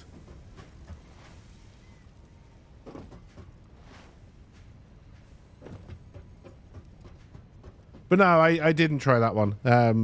Like I said, I saw it with Sombra in a Bride outfit, so I just assumed it was the same one again. And then I played through... no, the free monkey fight. That was in the old one. Is it just the old one but more? I may have to play it now just to see.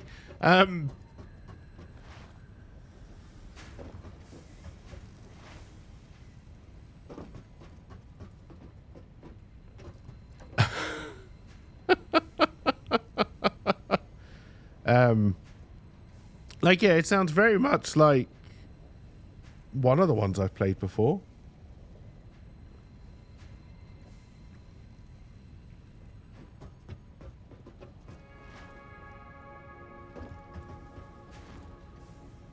Alright, so now we would need to do the same over here, but we'd want to bring them up. That's fine, let's finish this off first. What are we talking?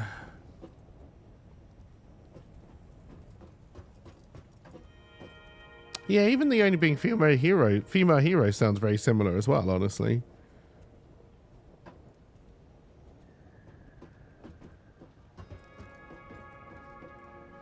But no, like I said, I only played the Diablo-inspired one.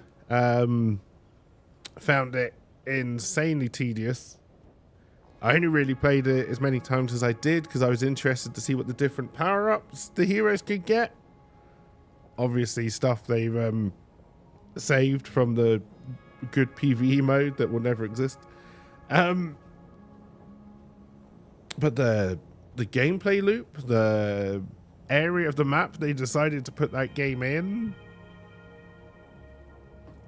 the fact that the trash robots were more harder to kill than the bosses, it was a terrible game mode.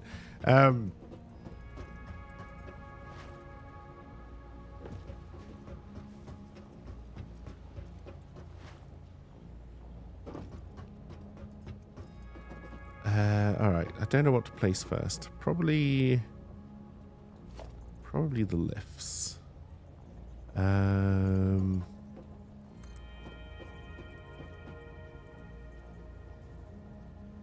So Junker Queen is the only tank, and then Aston Sojourn, and the heal is Kiri. I think this game mode was in the first Halloween event they did when Overwatch 2 launched. Well, yeah, Junker Queen would have been there by then.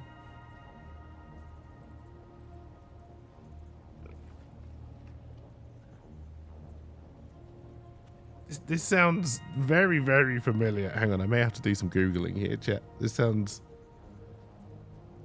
awfully familiar.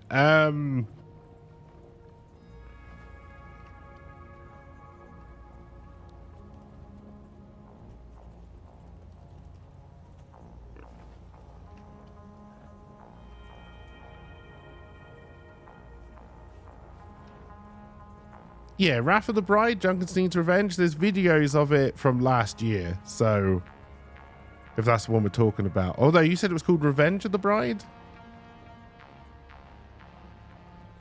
So I'm wondering if it's just the same game mode, but more of it?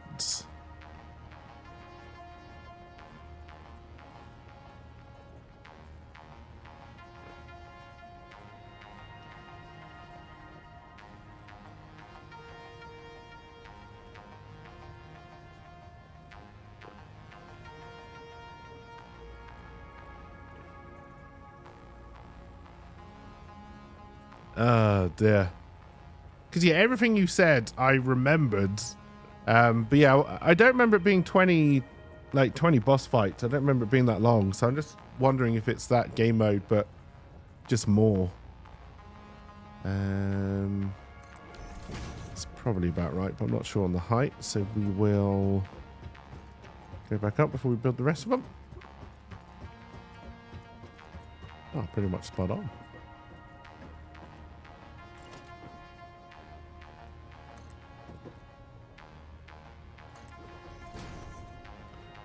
You were not in line with that. All right.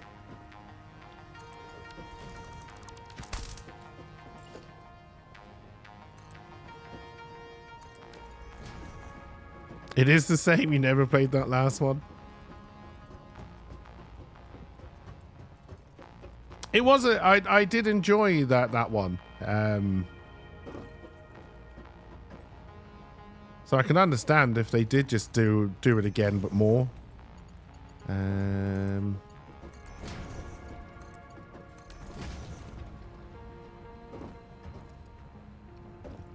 Alright, so that's everything from this floor. Now we move to that upper middle floor. So now we need to head down here.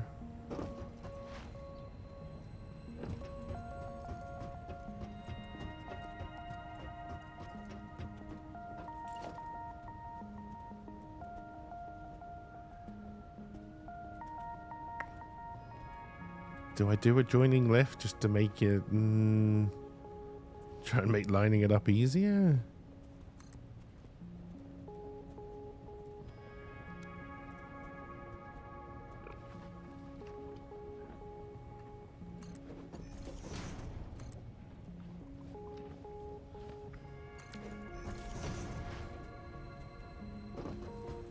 Oh dear. You ready? Hey, Rogu.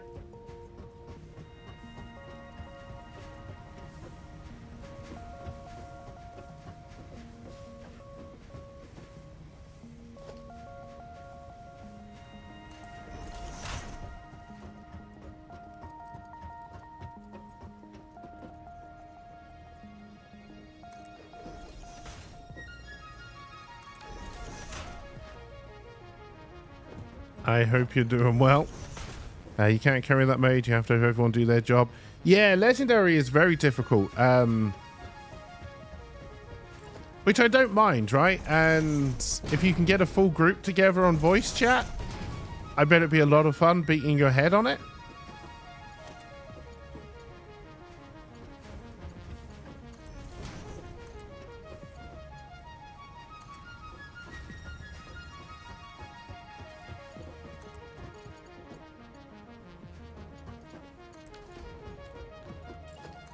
Like GTFO, which has added so many more levels And I'm not entirely sure if Rydog, LP, and Knight and I ever got through the first one.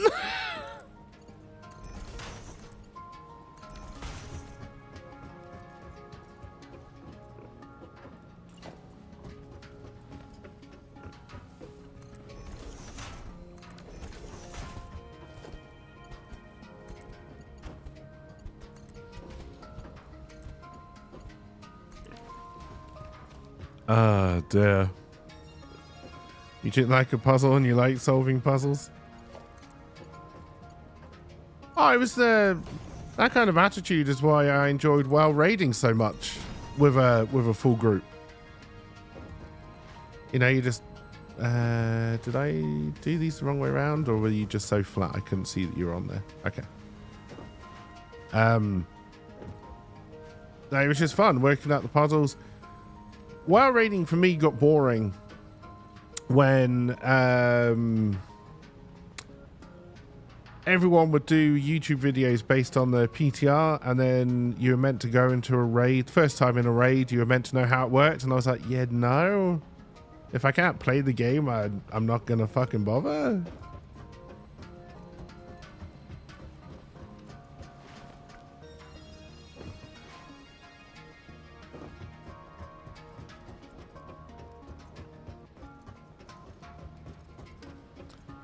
Oh, I didn't face you in the right direction, apparently. That's a problem.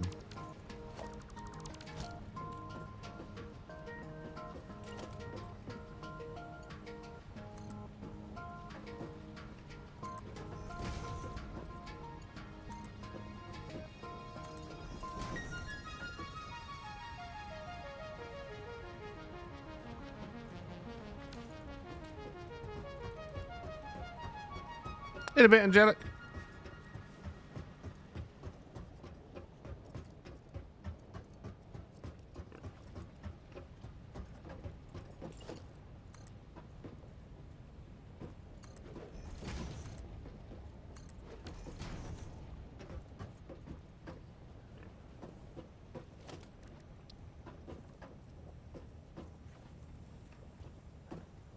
No, come on. Behave. May get rid of this. Not a floor.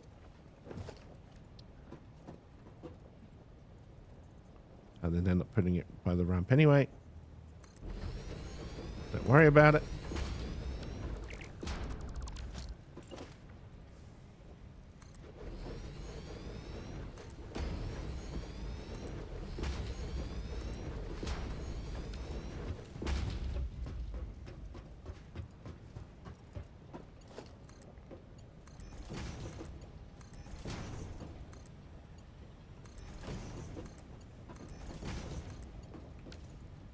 Oh, am I out of...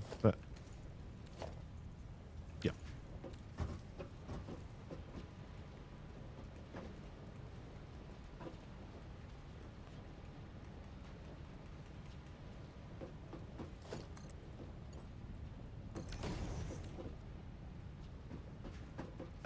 Dear.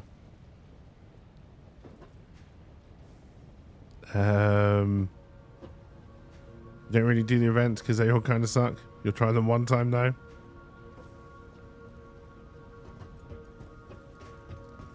I remember how much I enjoyed the first wave of and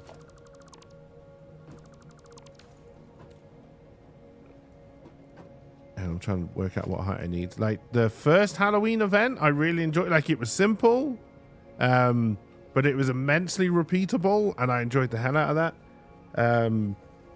The first archive mission, I seem to remember enjoying, but it's been a long time since I played that, so I'm not entirely sure anymore. Don't know why I spoke like that.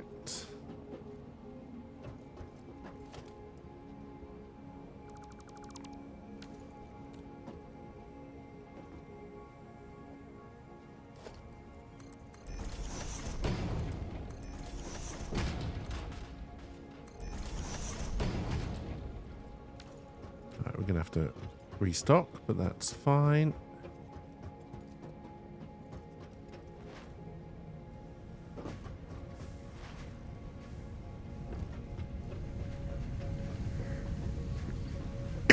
All right, so we now have everything up on this floor that we need. Everything is only coming in 60 a minute though. So we need to bear that in mind. So if we wanted to put some assemblers up, oh, stretch. Stretchy, stretchy, stretch.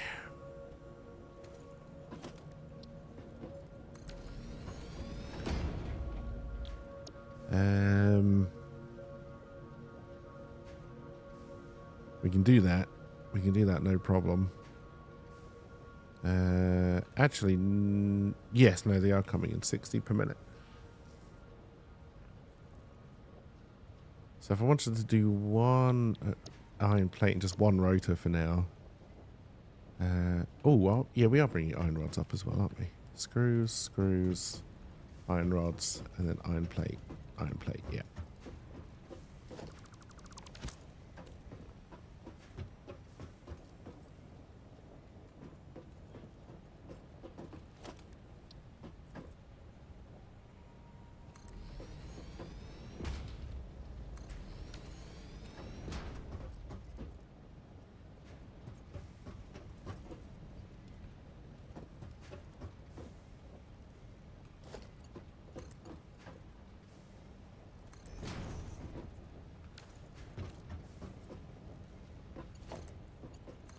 Don't know how many rods we're bringing up.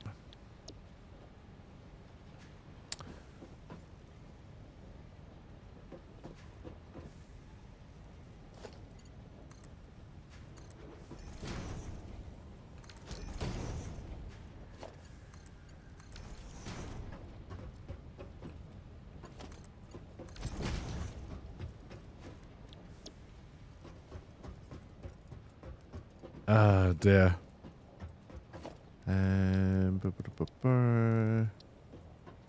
Couple of storage containers.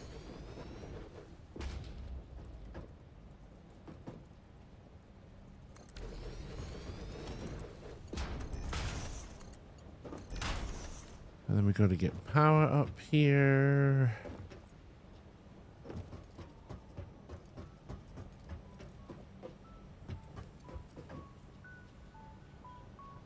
Yeah, no, that's fine. I've slightly gone off my original intention, but that's fine.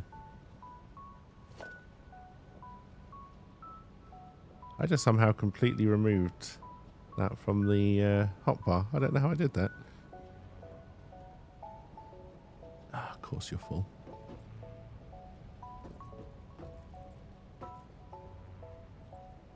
This might hurt.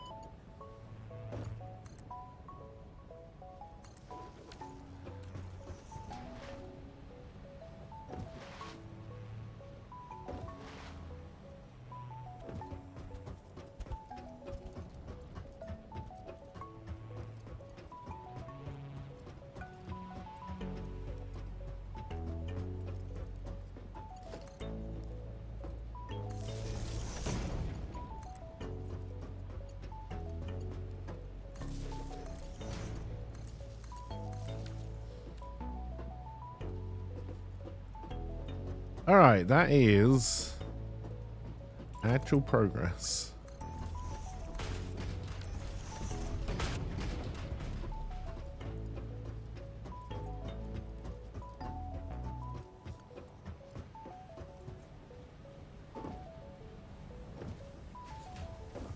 You read bored as another word? What the hell did you read bored as?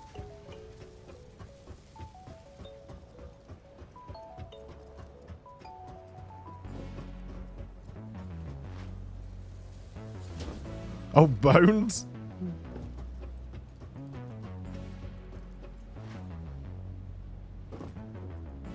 All right, so we're not making cubes yet. What does one need to make cubes? Rods and the reinforced iron plates that we're making. We won't be making anywhere near enough.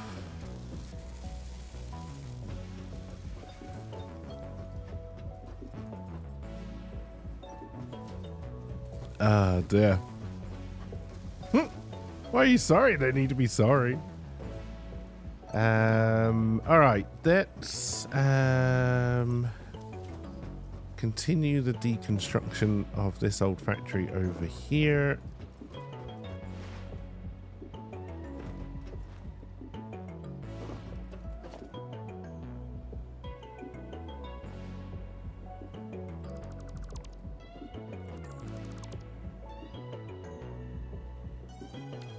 Don't destroy the mine, but I have now... Oh god, how long have you not had power?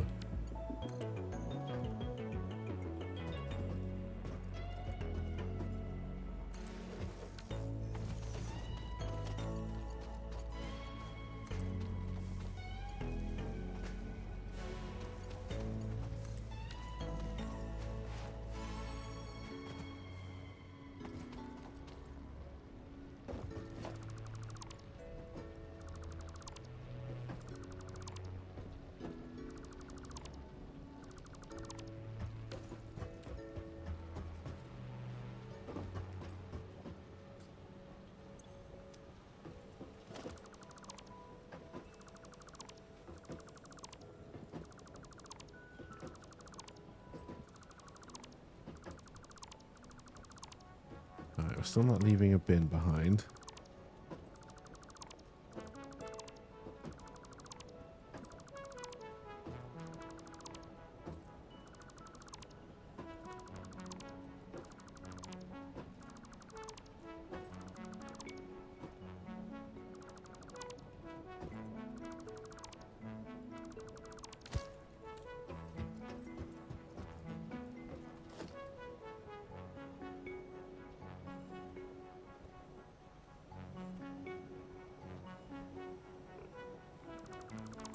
May have... this doesn't seem to be connected to the new base. Alright, get rid of that. Let's go put some of this into the bin. We'll also better check the biofuel burners. What were we on, like 175 last time? We shouldn't be burning biofuel immensely quickly.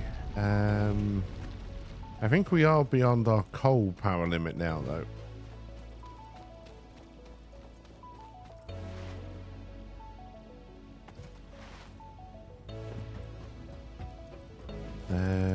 These two can come down.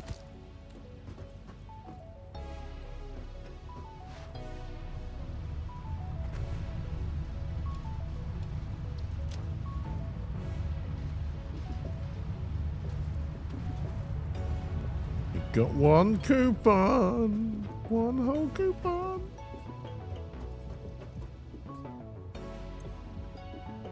Were you empty?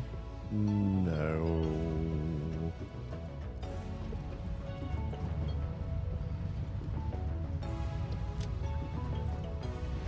Alright, remember to check the biomass burners.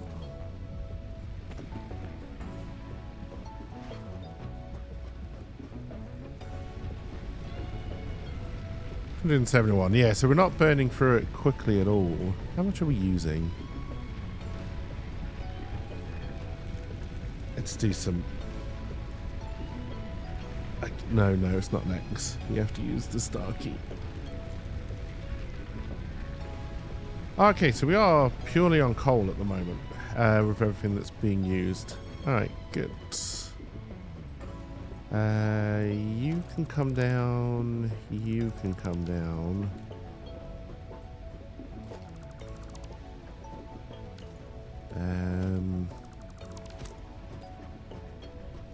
Don't think I've broken any power runs that I want to keep up. I think this can come down as well.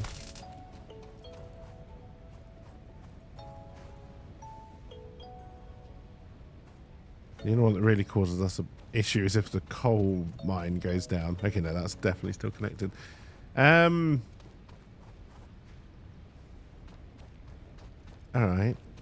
Do we have a lot of biofuel? Okay, that's good. What's left in here?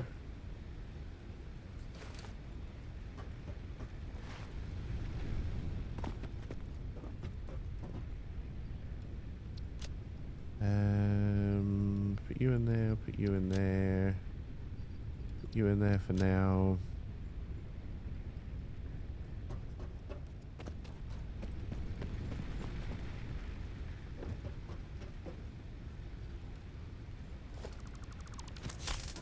in that box.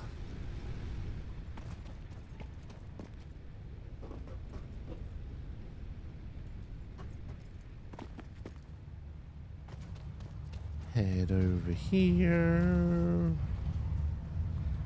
You, and you in there.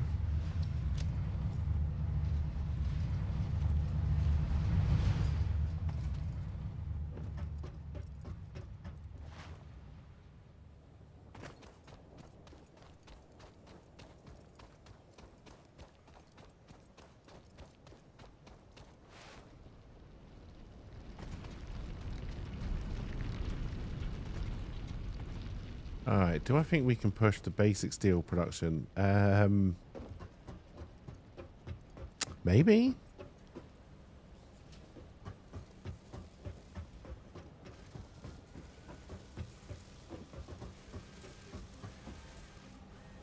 You're only 60% efficient. Why is that? You're not, oh, you need 100 screws a minute. Yeah, we're not providing that many.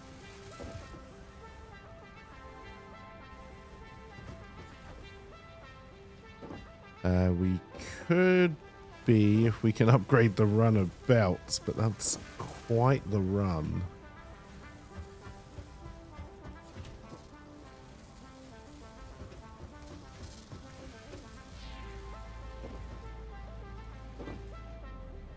And then it would be the first one, which is the bottom belt. Are we putting 120 into each U? I think we are, right? If that's a Mark II belt, then we are, yes.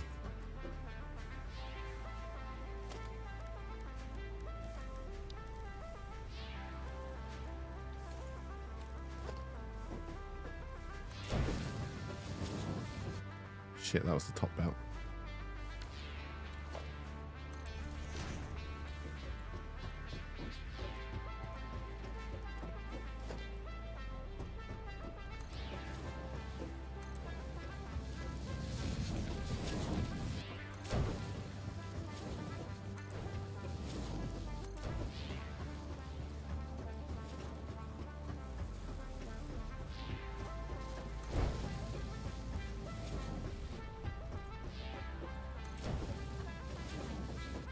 Alright, then we need to upgrade you to a Mark II lift.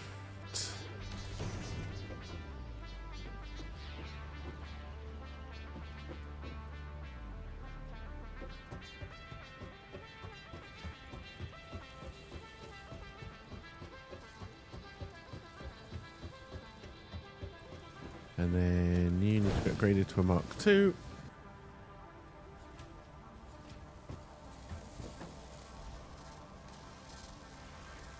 We should be able to get this up to 100%.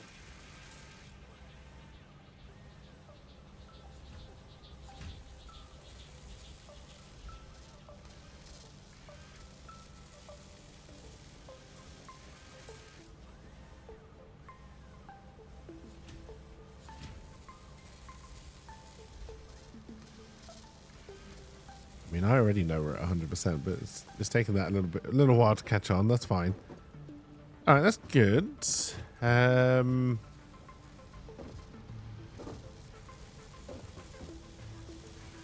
you need... If we upgraded the other one, we could split this and that, and then we could run 2 of these for iron plate, reinforced iron plate.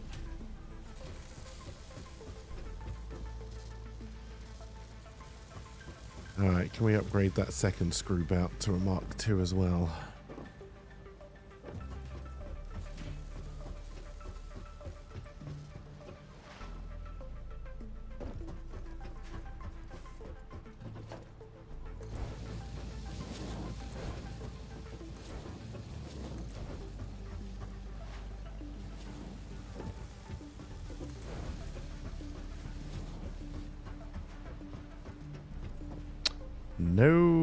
No, we cannot.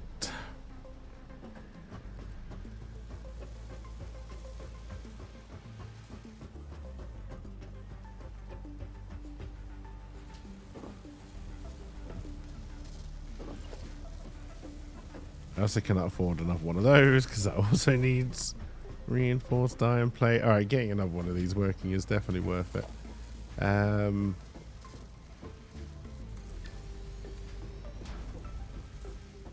We would need a splitter on this.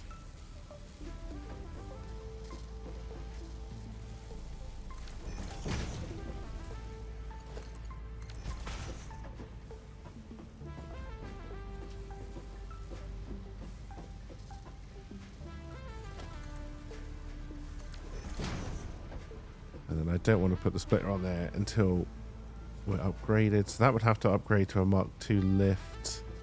That can stay as a Mark 1. That would have to be Mark 2.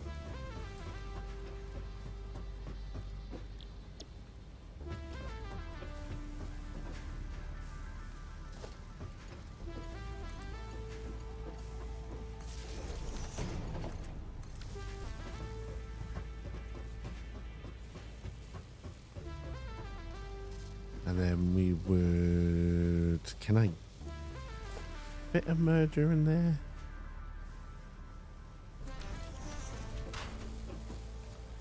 Don't know if that's working.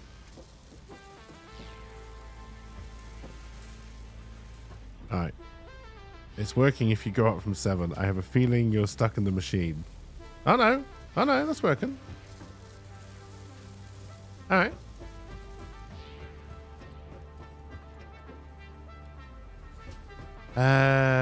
I don't have any of you stored anywhere, so we do just kind of have to wait this out, unfortunately.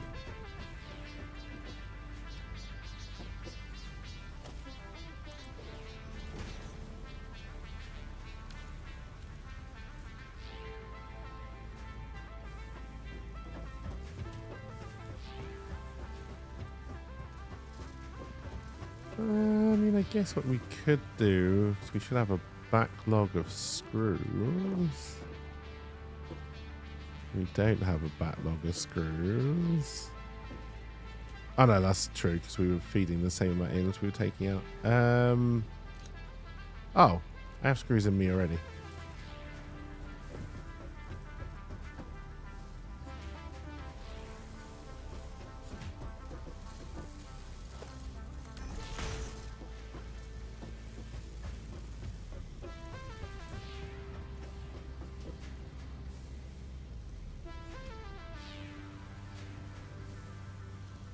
Oh, so that's good.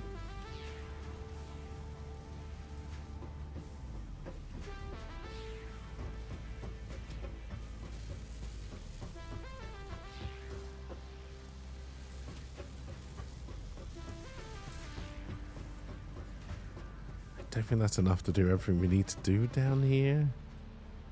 It might get the lift done. Did I upgrade you to a Mark? I didn't.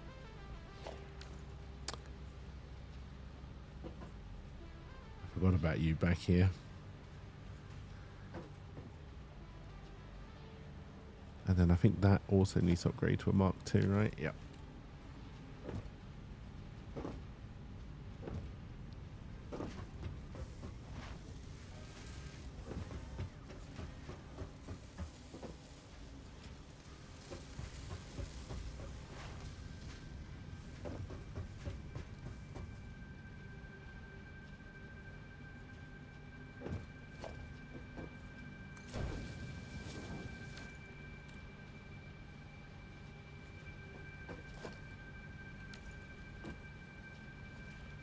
It's going to be a lot of running backwards and forwards.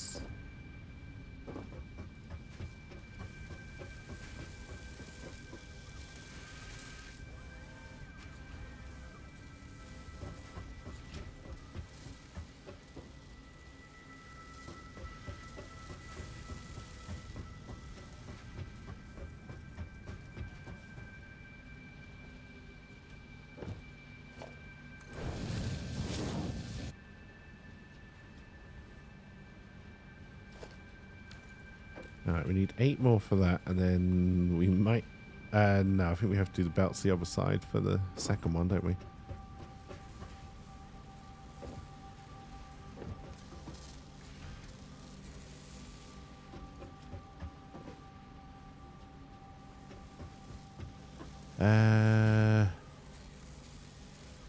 There should be 120 coming up and only 100 going out. So eventually this should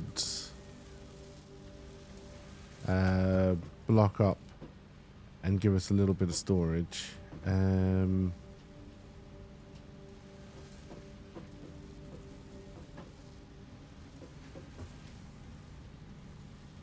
Hey, see you, Trunks. Have I already upgraded you? I have. Have a wonderful rest of your day.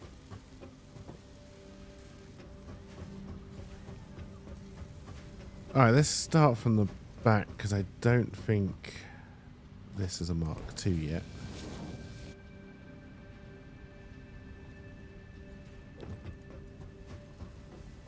And then that already is a Mark II. So we need to put in a splitter.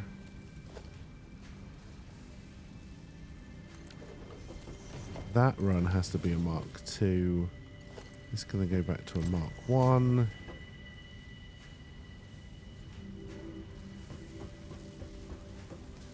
And that should be 120 in and 120 out. So that shouldn't give us any kind of storage.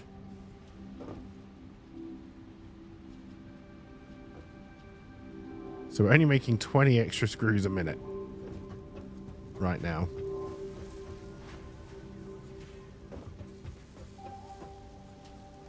Just things to keep in mind. I have the rotors for that. So if I want, we're now producing 10 reinforced iron plate a minute. And if I wanted to do cubes,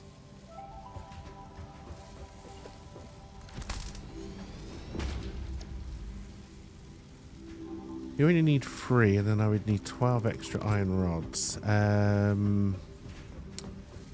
We are bringing up, I think we're bringing up 60. You do look full, which is a good sign. And we're only using 20. Alright, let's see what we can do.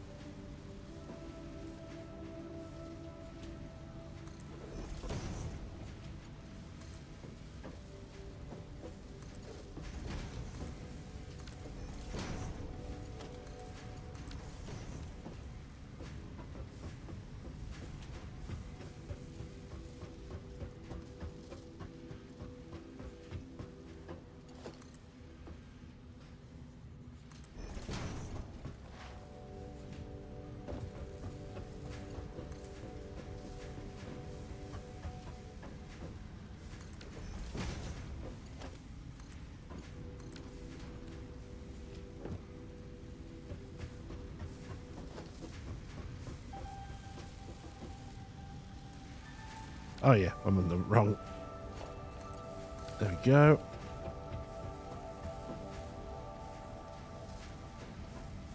Alright, reinforced iron plate should be coming to you.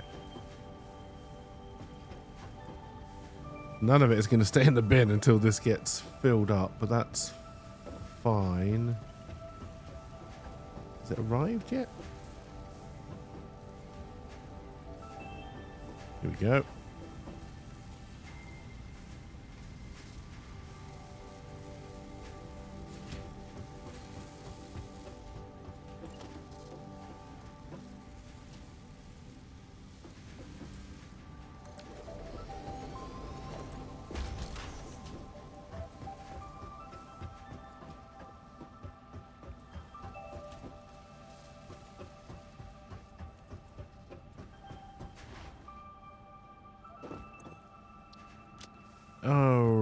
Oh, God, that's higher than I thought. We're fine. So why did I get rid of the ramp?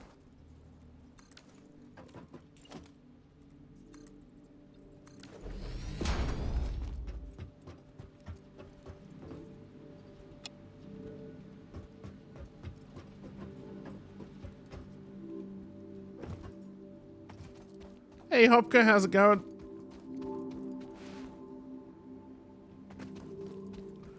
Welcome, welcome. I hope you are doing well.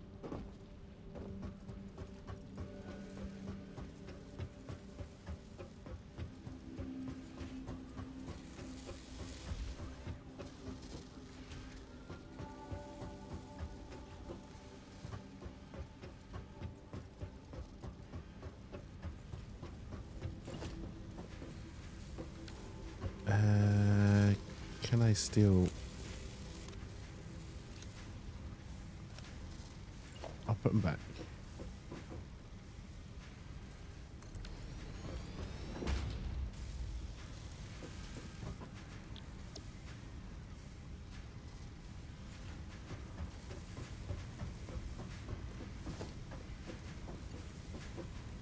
Where's the pole? Where's the pole? There it is.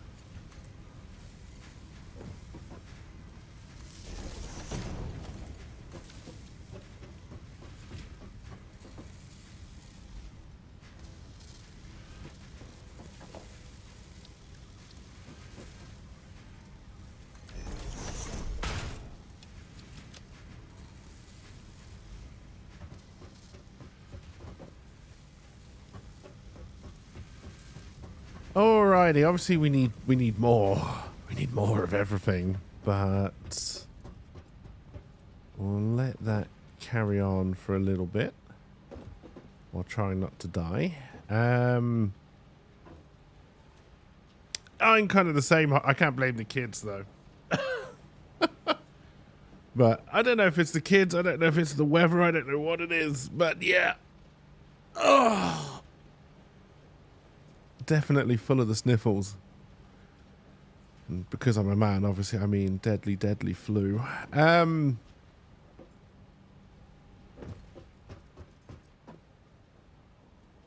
was I going to do?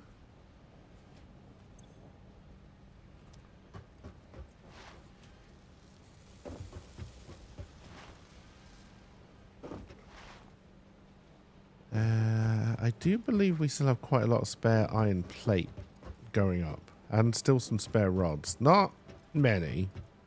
But we do have some.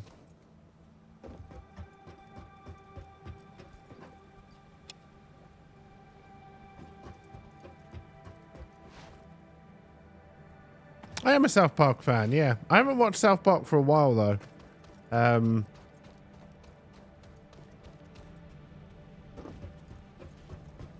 Like, I'm probably 2, 3, maybe 4 seasons behind now.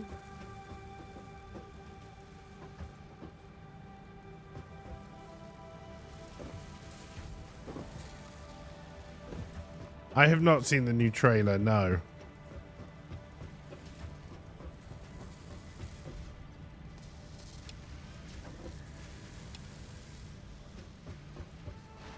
They're attacking Disney again? Welcome back, LP. South Park was one of those shows that did a wonderful reinvention of itself. But then I stopped watching it. They did that awful season where they were doing the election between Donald Trump and Hillary Clinton. So that shows how long it's been since no, it wasn't even Hillary Clinton, was it?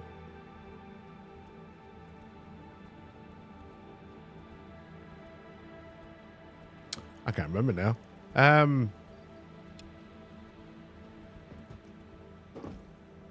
Yeah, you can share a link for the trailer. And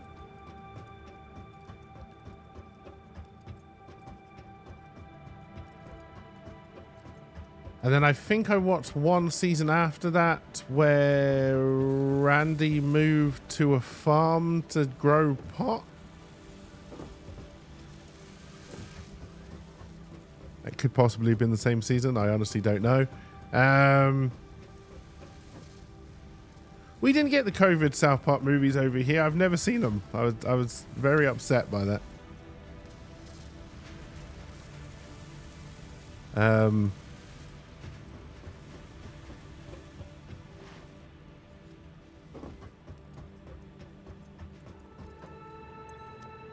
Let's see if we can finish emptying this out.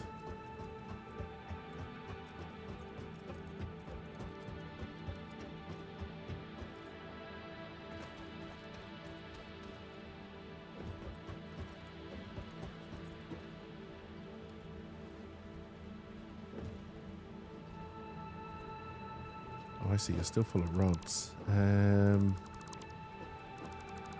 Which makes sense because we weren't doing anything with the screws that we made here.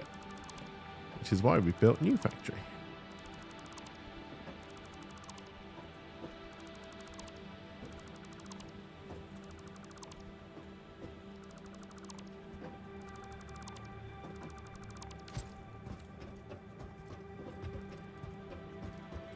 Like I said, South Park to me is one of those things that, because I mean, I don't know, after, I believe season 10 was when they did their World of Warcraft episode.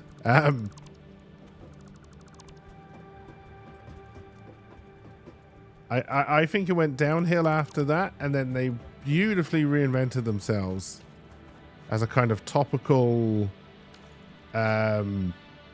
take on the week's news, basically, and I think it worked really, really well.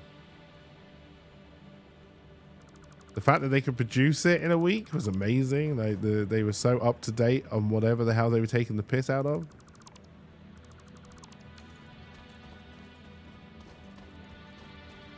Ah, dear. They're going after Disney for remaking every one of their movies with minorities as the main role, and it's spot on. Although I hear the Snow White remake has been abandoned already.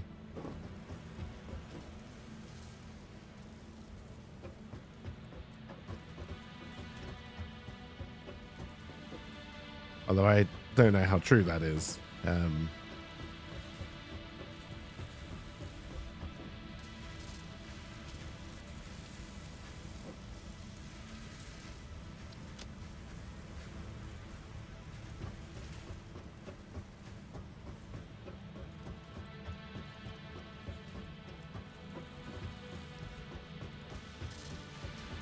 All right, this is a much better factory than what we had going before, so that's good. Progress is being made.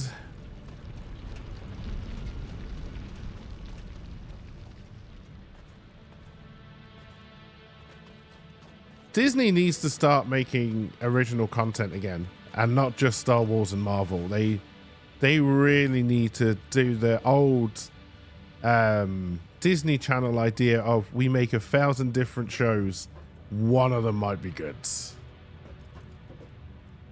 You're never going to get full. Cable is good. We do need to take out 2 things of wire to put in the thing. Luckily our cement has just been slowly building as we've been doing it.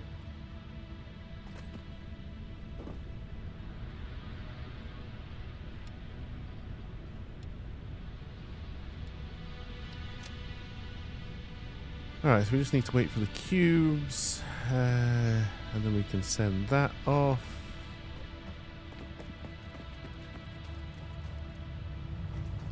I think the brilliant thing about South Park is that it very much... Why are you full? Because I disconnected you from the power grid when I did something. We all knew I was gonna have disconnected something.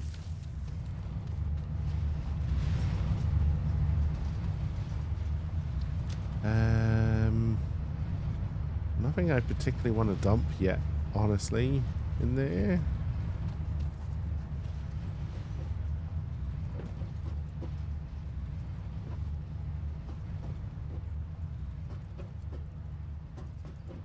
We got a lot of rods. Lot of rods.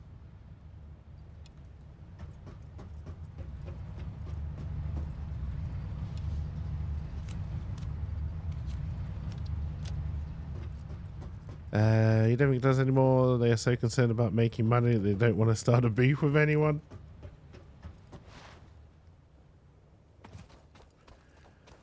I think a lot of these companies are realizing that, even Netflix, are realizing that you can't make money as a streaming service while making your own content.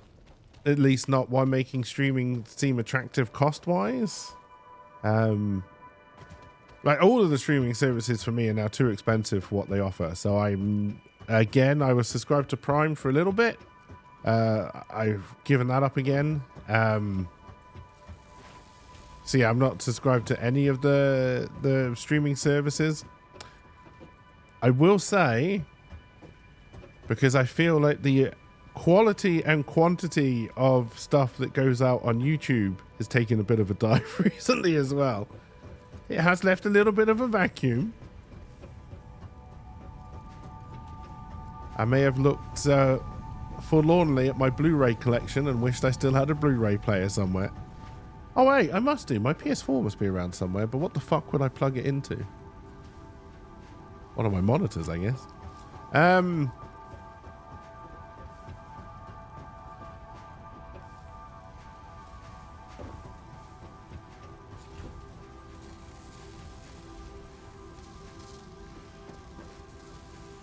know it wasn't screws you needed, but we should have some iron plate spare. In fact, we should have a whole bin that's not doing anything with iron plate. Yep.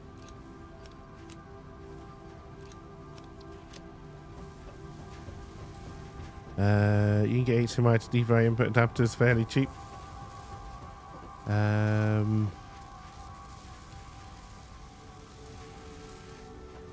Alright, I doubt you have filled up.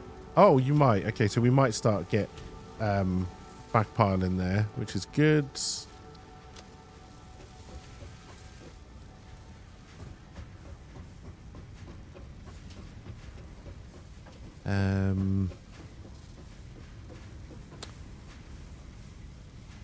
Yeah, I am going to do this. I know this is just a temporary one, and I probably shouldn't, but it will make it quicker in the long run.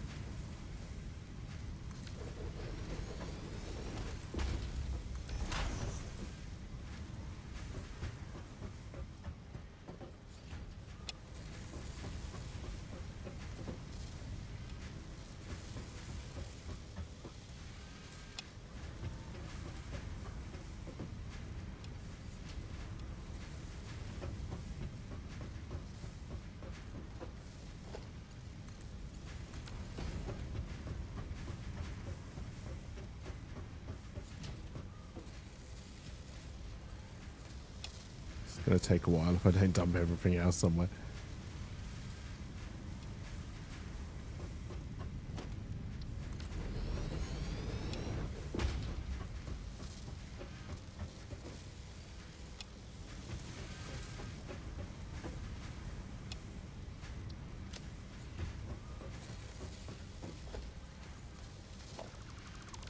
Alright, get rid of you. I doubt I'm going to be able to pick all of you back up. Okay, can. So we can get rid of you. And then we're going to want to build... Ideally...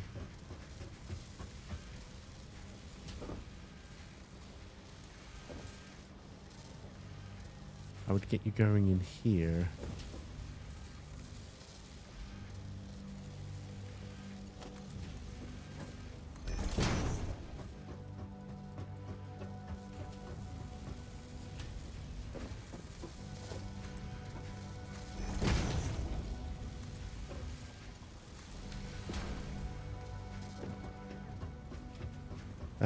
Other rules: you're not allowed to watch YouTube videos on stream. I don't think you're meant to. I know people do. I know a lot of people do reaction content. And I think under fair use, trailers would be fine. It's just not something I'm immediately set up to do.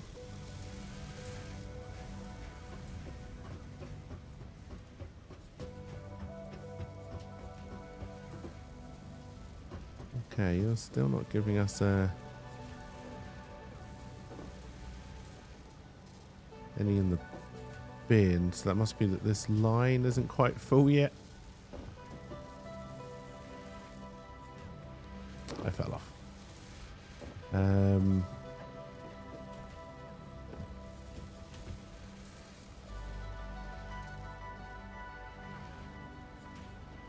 Okay, now it's blocked. Now we should start seeing a backlog coming to this bin. So we're making way more than we're using, so that's good.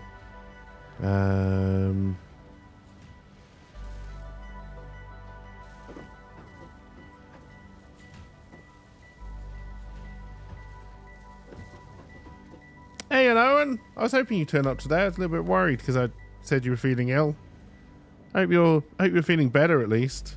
Don't know why I'm cupping my hands around a practically empty, incredibly cold cup of coffee. Yeah, I haven't set it up to show a browser window to stream because it's not something I do very often.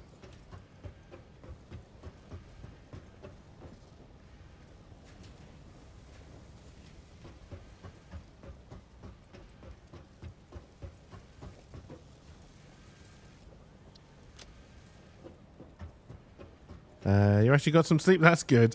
But you officially have all the symptoms of the vid. It wouldn't surprise me if last week I had COVID, honestly. It's starting to go around the island again. And it had the draining quality that COVID always has on me. And it does seem to stick around for a while afterwards. So yeah, it wouldn't surprise me if I had COVID as well. But we'll never know because the costs test money. Wow. The tests cost money.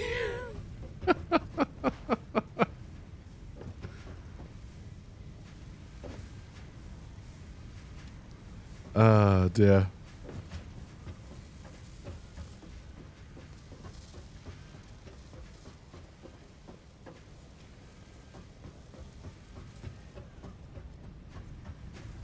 Other streamers have no idea how to have song requests are available to chat compared to this stream.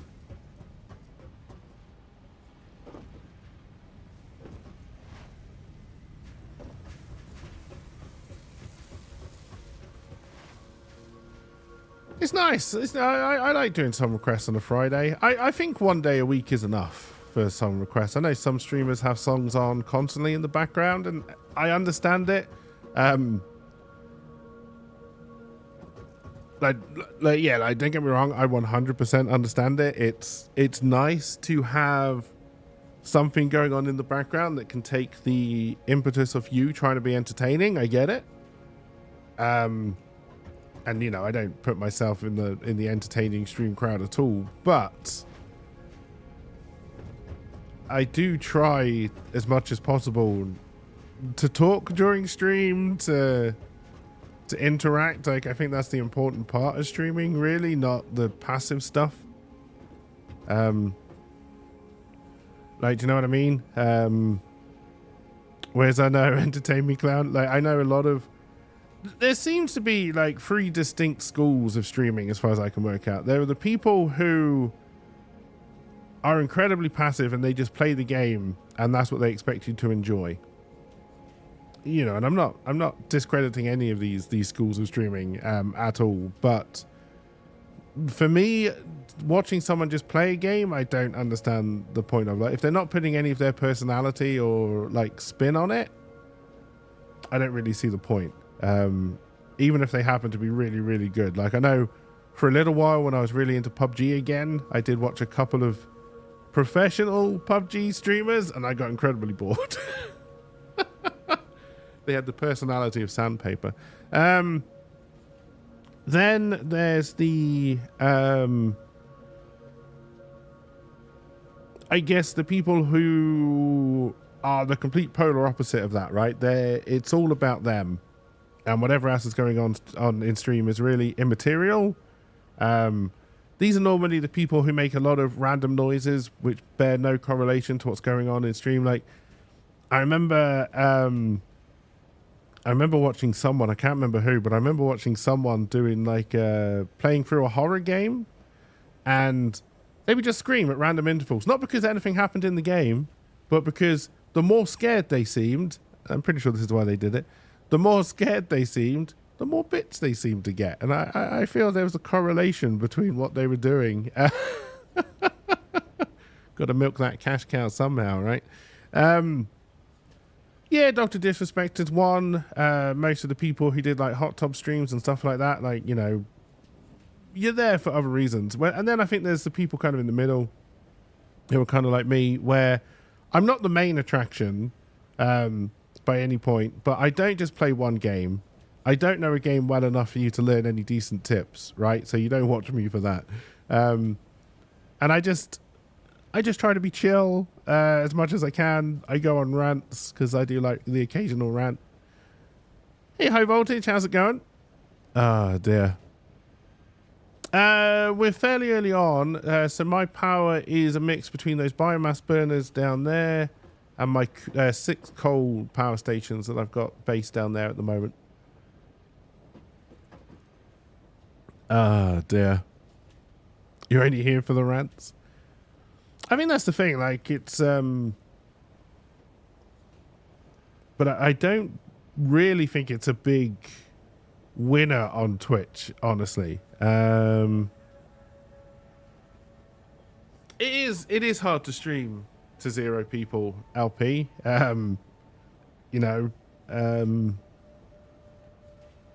mean, I find it hard. Like, there are times where chat can be, I'm not saying chat has to be active, right? You've got your own lives and you're here to do and get out of it what you want, right? But I do mainly stream to interact with chat, right? So when chat is quiet, it gets a little bit more difficult. Okay, your first not having to fill, you have to get to coal. There is no way of auto-feeding biofuel. You can get to a point where you can't even really automatically construct it because you've got to go and cut down the trees and get all the leaves.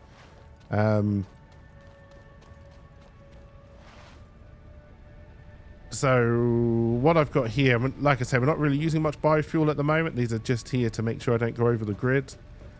I had one for leaves, one for woods, making solid biofuel, and my solid biofuel got stored there. And then you had to still have to fill up the machines by hand. But my main tip for biofuel is put all of your biofuel generators in one place and spread the wires out. So you only have to go to one place to fill them all up. And then, yeah, then make a beeline for coal. Coal is the first thing you research on tier 3.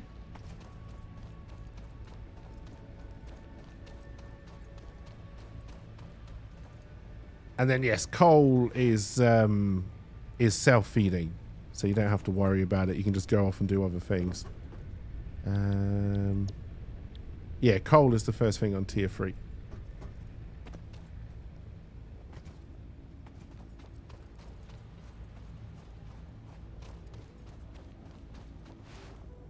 The thing that got me through the 0 people streams is, and even to this day, like, you know, I know a lot of people give up on streaming because they're chasing the early wins and the easy money.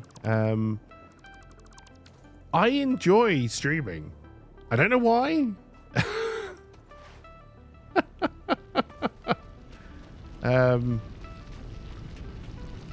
But yes, I do enjoy the act of streaming. I know a lot of people don't, and I understand why a lot of people don't. Like, it's on the face of it, it's easy, you know. Oh, well, I play games anyway. I know, I'll just play my game and stream it at the same time, right? What could be easier? And then, you know, the bits will rain from the sky and I'll buy myself my £1 million house within a week, right? Is sadly, I think, an attitude a lot of people come into streaming with. Unless you're already famous and have £1 million already, ain't gonna happen.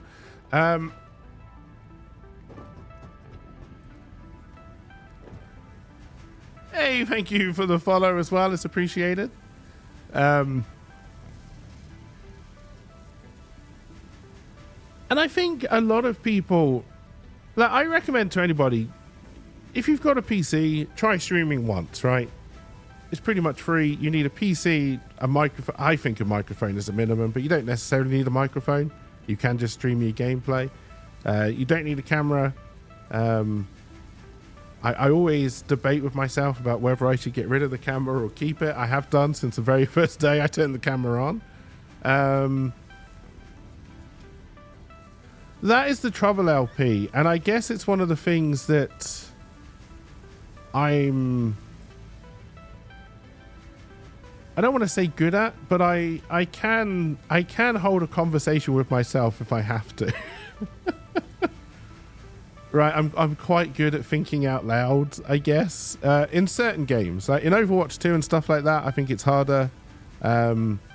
I think you play around and you just occasionally swear and get angry at other people.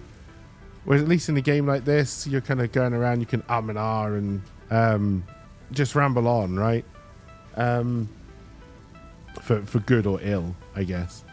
Good at Guitar Hero. You could go on stage with Metallica. But yeah, it's one of those weird things. Like, if I didn't enjoy streaming, I would have stopped. I don't know. I know I've been doing it for just over 5 years. I doubt I would have lasted 6 months, honestly, if I didn't actually enjoy the act of streaming. If I learned anything from the stream, it's oh dear, works to carry on the convo. Oh, I almost did it then! God damn it!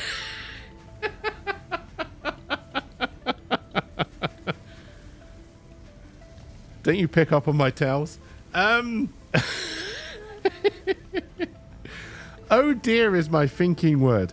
And I'll tell you where it comes from. It's because one of the things I always hated watching YouTube videos, and I did it myself, and I hate it, and I hate it to this day when I do it. I hate it when people go, I don't know why, because is a perfectly good thinking noise as far as I'm concerned, right? And saying as you're trying to make your sentence, I don't know why it bothers me as much as it does. I just did because now I don't want to say oh dear, because you've pointed it out now and I'm all self-conscious. But yes, oh dear is my thinking noise, right? It's the noise I make as I'm trying to think of what I want to say next, right? Rather than or any other kind of noise. Keep your mouth shut instead of saying yeah, but and again, this may just be me. I find it, I'm gonna come across like a moron. Well, I am a moron. You all know that anyway. I find it very difficult to think without making a noise. It's the same as if I'm concentrating on a task. I don't think I do it streaming, but I definitely do it in real life. I'm one of these people who sticks their tongue out. Like if I'm having to bang in a nail or put up a fence, like using a spanner on a tractor, my tongue will be sticking out of my mouth.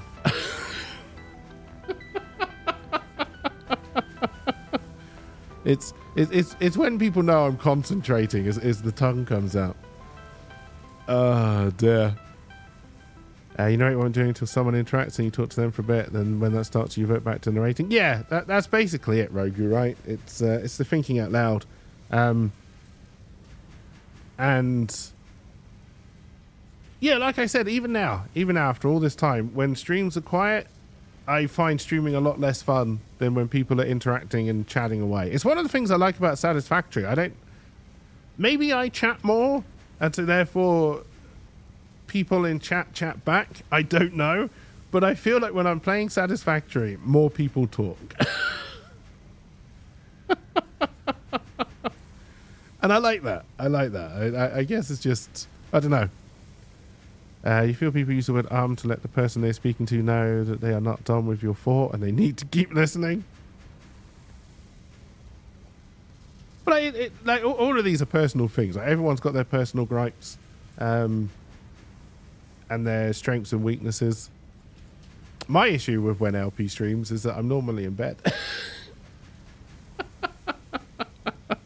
Stupid time zones.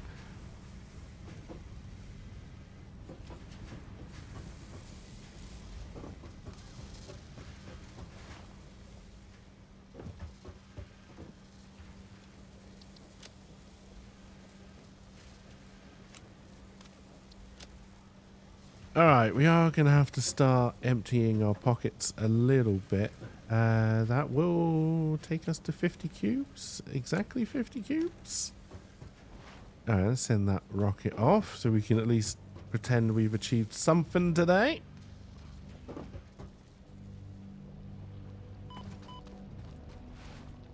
You hate people?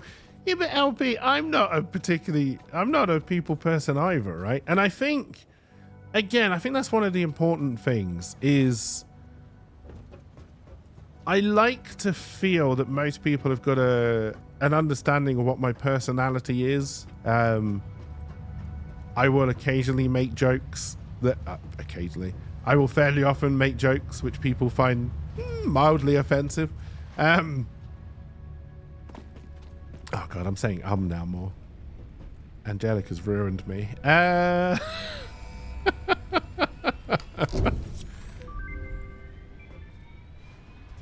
Milestone reached.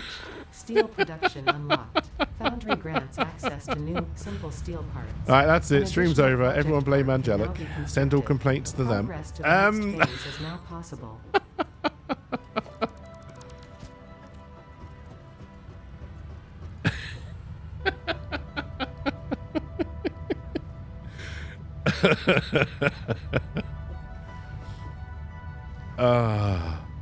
You didn't sign up for this.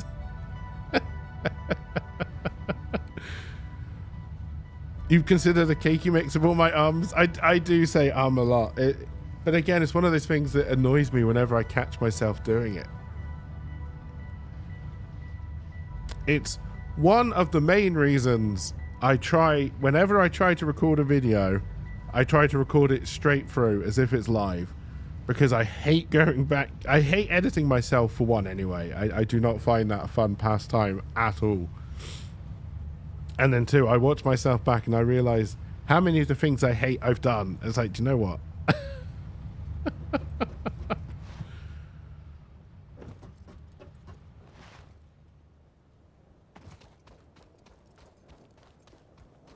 All right, well, that's progress. I guess we need to decide what our next project's going to be. Chess says a million times before they type their very well thought out sentence.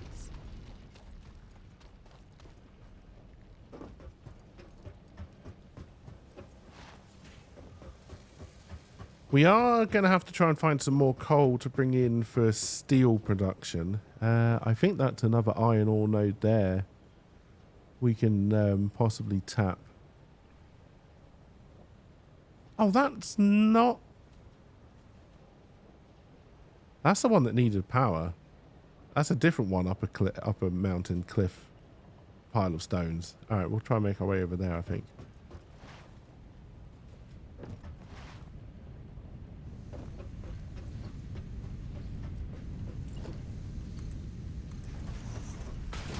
And yeah, I think the other thing that's kept me streaming is I'm fairly interested in, because the first stream I ever did was purely a test, red kipper purple socks, to see how it worked. Like, it was the technology behind it that kind of interested me. As you all know, I have a little bit of a fascination with camera and microphones.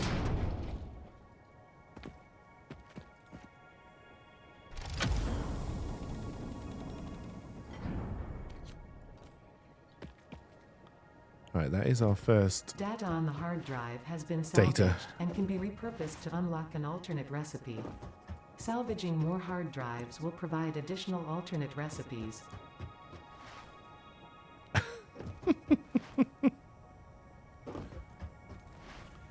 Data is from Star Trek. I wonder why they called him Data rather than Data.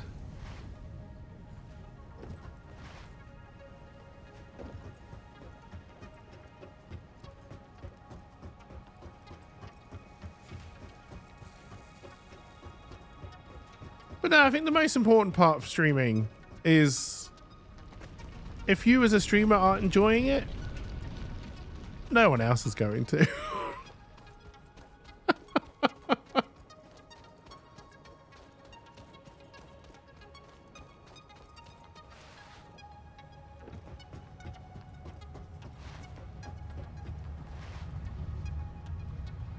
should probably move all of this eventually. Move it more into the base, because eventually we'll take all of this down. We could do with upping our coal. I don't know if I can run any more just off the infrastructure we've put in already.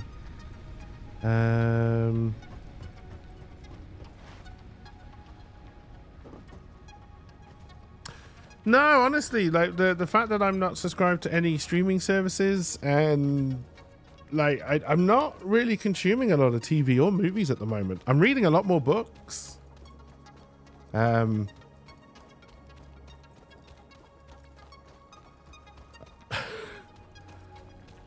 the first time in my life, I read a book. It was a free book, and I read it. And at the back of the book was a... Hey, welcome back, Rydog. Was a note from the author, and they left their email address. And it's the first time in my life I've felt compelled, and I don't know if it's because I'm getting old, and this is my edition of letters to the editor, which all British people must eventually write. But I felt compelled to write an email to this poor author, just to point out that their book made absolutely no fucking sense and that their story was completely broken. And bless them, bless them. They emailed me back, and they made... I didn't flame them. It wasn't a flame. It was just... so it was a mystery book. A murder mystery. And the whole point of the book is you're trying to work out who the murderer was. Which is fine, right? But if you're going to do a murder mystery, there are two ways you can write a decent murder mystery, right? And you'll probably have seen this on TV as well, like the two different ways of doing it. You either... I just said again. You either... Oh dear, oh no. Oh shit. Ah, fuck. God damn it. Calm, and carry on with the story. There are two ways of doing a mystery. One is you lead people from clue to clue. So if you've ever watched something like Castle, NCIS, any of those kind of things, it's almost impossible for you to know the answer because they're working their way towards the answer and you're watching them do it, right?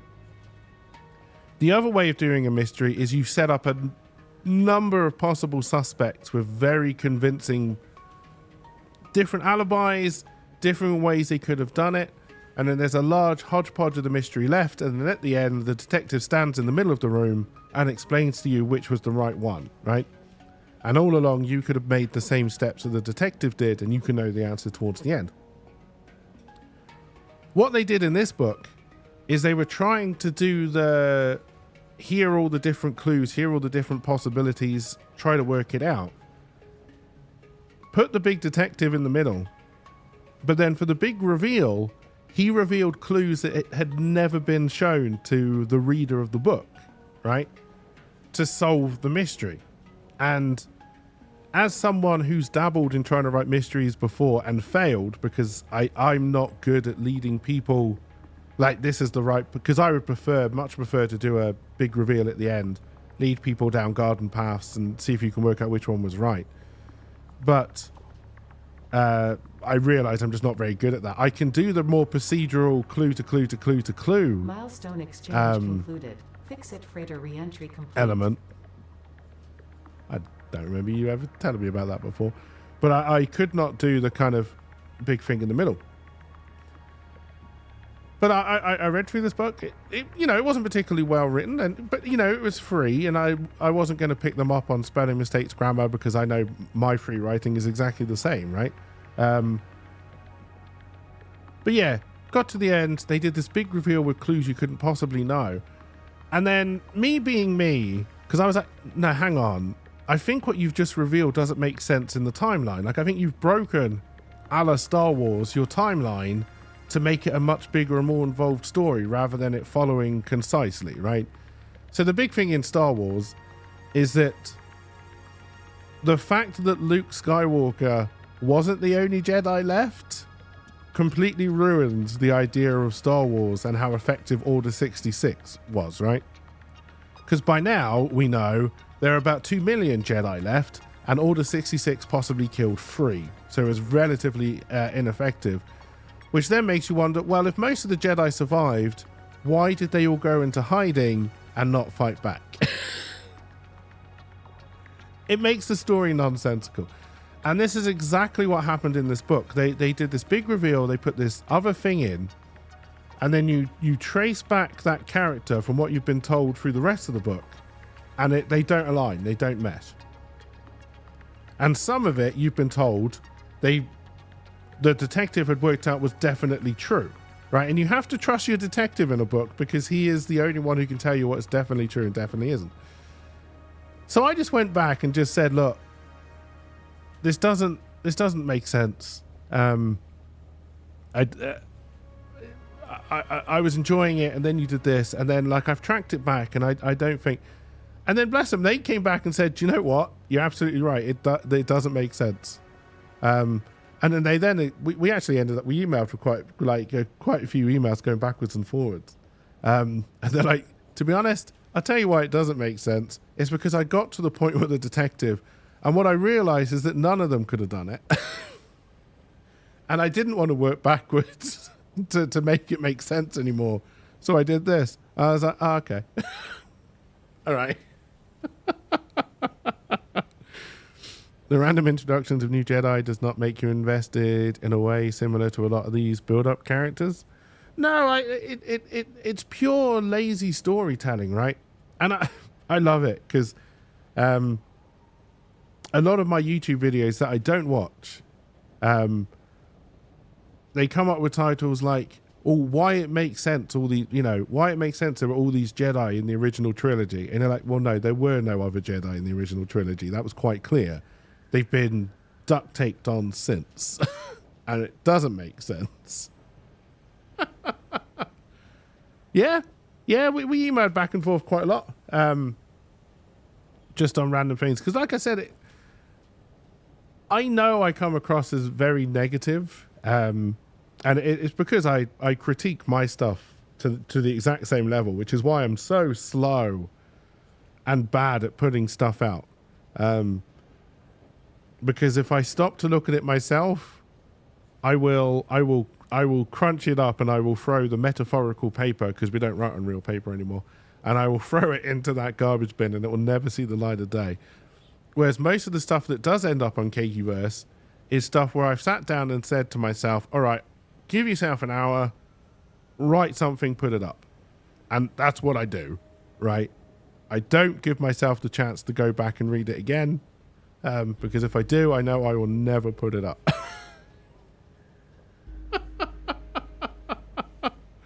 But I am naturally a very critical person.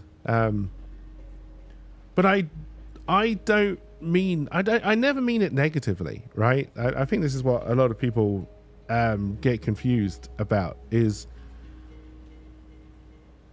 if I'm taking the time to be critical of something, it's because I want it to be better. If it's just shit and I don't care, I will never talk about it. Like Diablo 4 is shit, but I want it to be good because I want to enjoy it in the same way I did Diablo 3. But I can't because Diablo 4 is rubbish.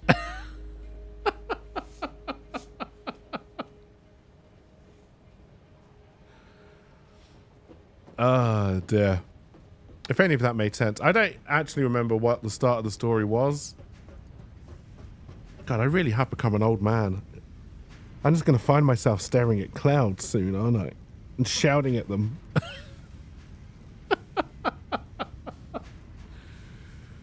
Oh, fuck.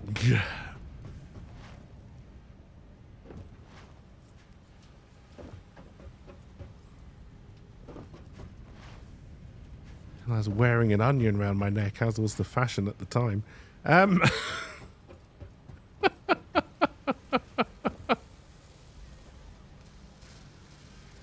But yeah, no, I've interestingly, I've mostly been reading Star Wars books, and I think it's because again, it's one of these things. Is I loved Star Wars as a kid, and I would have loved to have seen all this new stuff being made when I was younger, right? But only if it is at a quality that I enjoy, and Disney Star Wars is not at a quality I enjoy. Whereas a lot of the old, no longer lore Star Wars books, they're fantastic. Hey Scout, welcome. Hope you're doing well. They really are. I've been reading some more books about Moff Tarkin, because I find the character of Moff Tarkin intriguing, mainly because in the original trilogy he's in it for so little, but he's such a great character, and I love the fact that they built his lore up in the old, I think they call it Legends now, right? The old stuff that's in the books. And that's a character I think they built up fairly well. Doesn't make may not make 100% sense, but Disney Star Wars was watch once and never again for you, except for Rogue One. You enjoy fiction cinema, but only enjoy non-fiction text. Do you know, I'm probably the opposite. If I'm going to do a non-fiction thing, it's probably going to be a documentary or a film. I'm probably not going to read a non-fiction book. With the one exception being books about crime. And by crime, I mean like organized gangster crime. Like I remember reading a lot of books about the mafia in the US and about the Krays in the UK. For some reason, I haven't found any non-fiction texts about necromancy yet, but if I find one of those and can raise my skeleton army, I'll be very interested in that as well.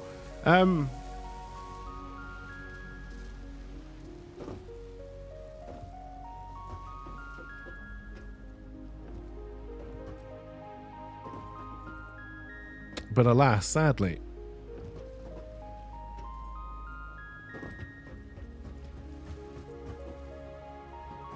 I even tried the steps in Frankenstein, but all I did is I electrocuted a corpse.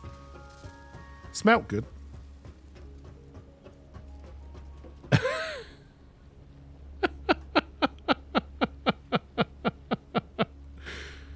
You don't know anything about Moff Tarkin, but he's in Ashoka and he's kind of the big MacGuffin and has elaborate Indiana Jones level ancient puzzles to find out where he is. Which tells me he had a lot of time to set up any elaborate puzzles with fancy graphics. Oh dear. Recommend one if I can find it. You'll handle your content. It's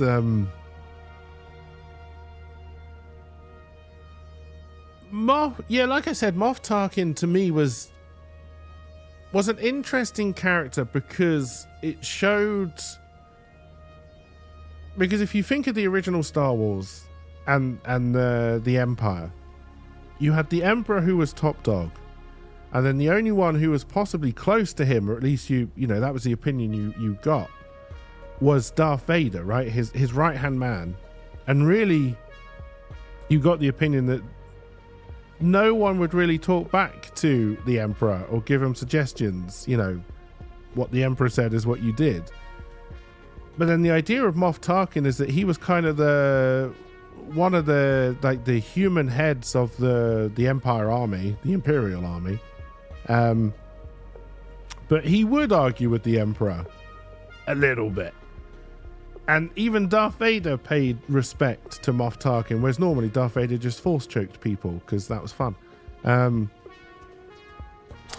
I'm not going to make a joke about how he used to force-jerk people off just for fun.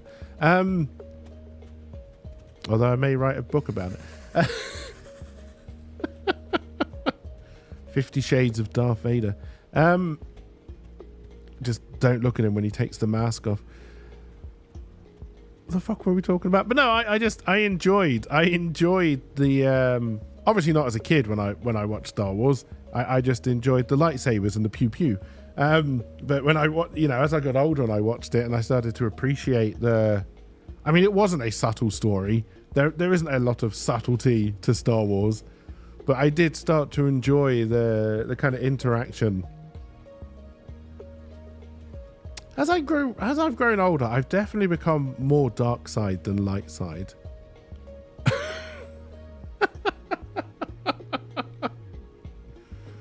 Oh dear. 50 Shades of the Dark Side.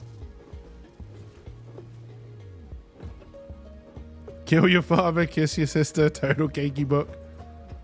If I did write it, there would be no redemption for Darth Vader at the end, right? Or Anakin Skywalker. I don't know how you possibly feel you can redeem a character. Well, at the time it made sense because Darth Vader hadn't done anything particularly bad in those movies, right? But after the prequels and Anakin Skywalker had killed the fucking younglings, how does he get redeemed? Just because he tosses the Emperor off. And yes, I phrase it like that on purpose.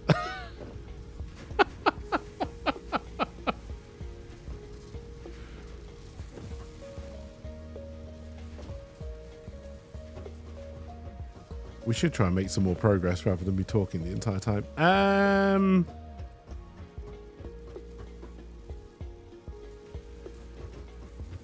I was always disappointed that they redeemed Darth Vader because I loved him. I loved the juxtaposition of this, basically a man who couldn't move, who could no longer fight using a lightsaber to any kind of decent degree.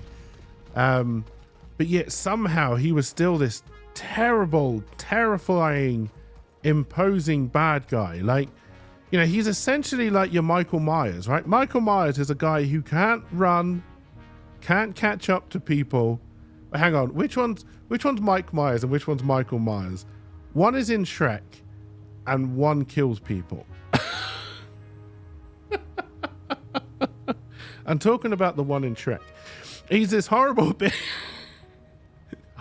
I'm talking about the killer, right? Yet somehow this person who has no real movement, who shouldn't be that scary, is fucking terrifying. And I love that. That kind of idea, and kind of trying to explore that kind of idea. It appeals to me. One married an axe murderer. Mike is in Shrek, Michael is in Halloween, but they are both killers.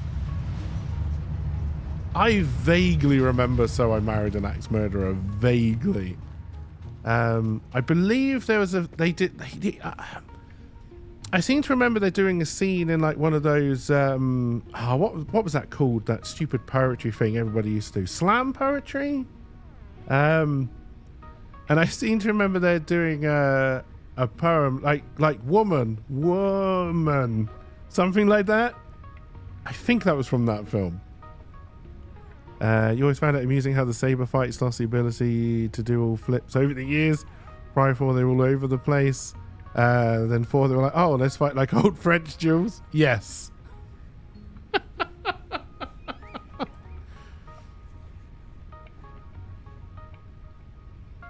It was. Oh, I mean, does anybody else remember that in Phantom Menace they introduced the law that the Jedi could run really fast? And then they never did that again.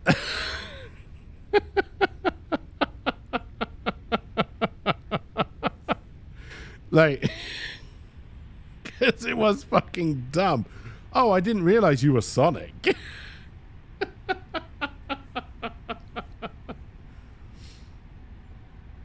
It's the fact that it's overplayed which makes it stupid, right? The idea.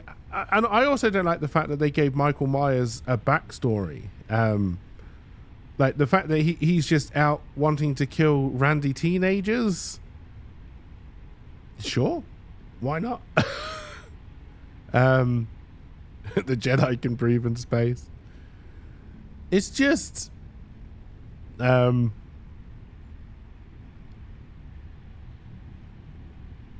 and the other killer from around that same time, like Jason and Michael Myers, I always get the two of them confused because they're essentially the same.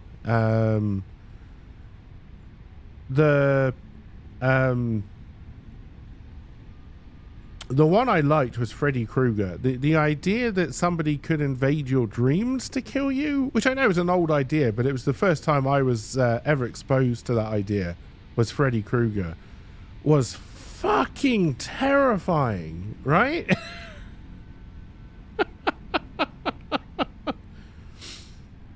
loved the first Friday the first. No, not Friday the first. What's Freddy Krueger? Nightmare on Elm Street.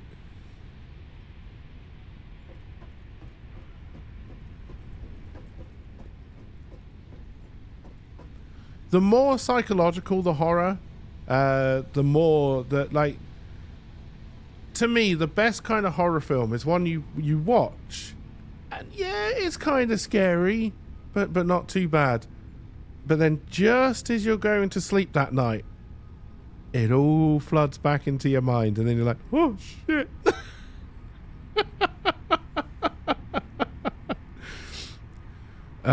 Myers was the first of this type of slasher killer, and for this he will always be important. You loved his peeking out and staring and then vanishing around the corner. Okay, Gremlins, alright.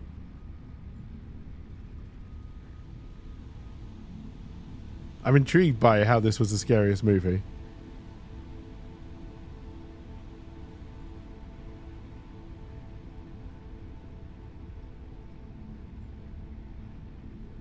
Oh, 100% he's best when he's stalking, yes.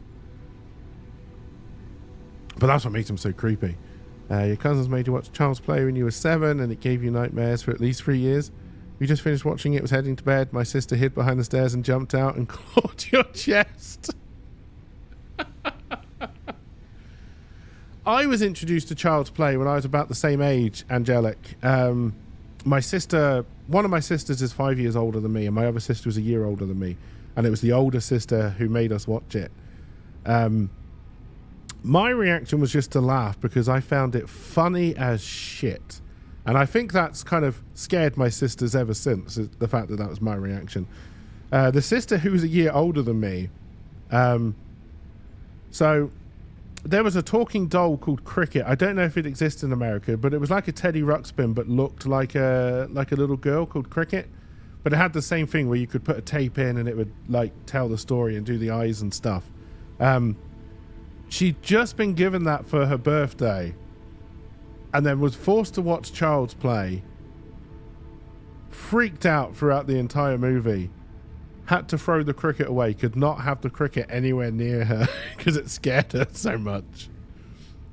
The weird Tooth Fairy movie where if you see the Tooth Fairy, they kill you and the Tooth Fairy wears a mask and teeth. Oh dear. But the sister who's a year older than me, she was also scared of Jaws for some reason. I've never understood. Again, what I liked about Jaws, and you know what I didn't know when I was younger, but was interesting growing up finding out, is the fact that the reason you don't see the shark is because it didn't work. And that's what made Jaws work. If you'd seen the shark, that would have been a comedy. That would have just been a comedy movie. Like, I remember I went to the cinema to watch Jurassic Park, the first one.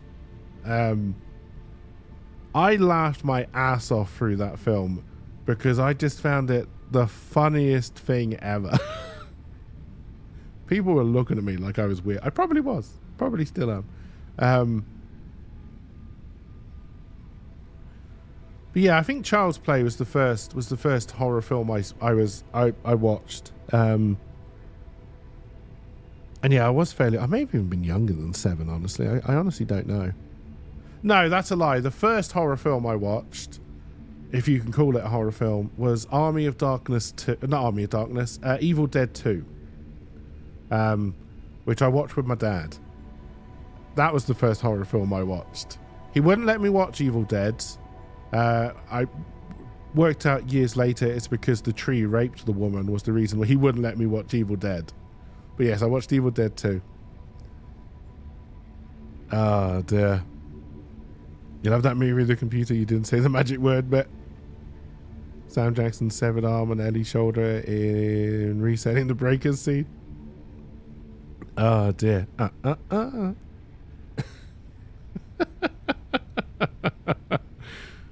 Oh dear.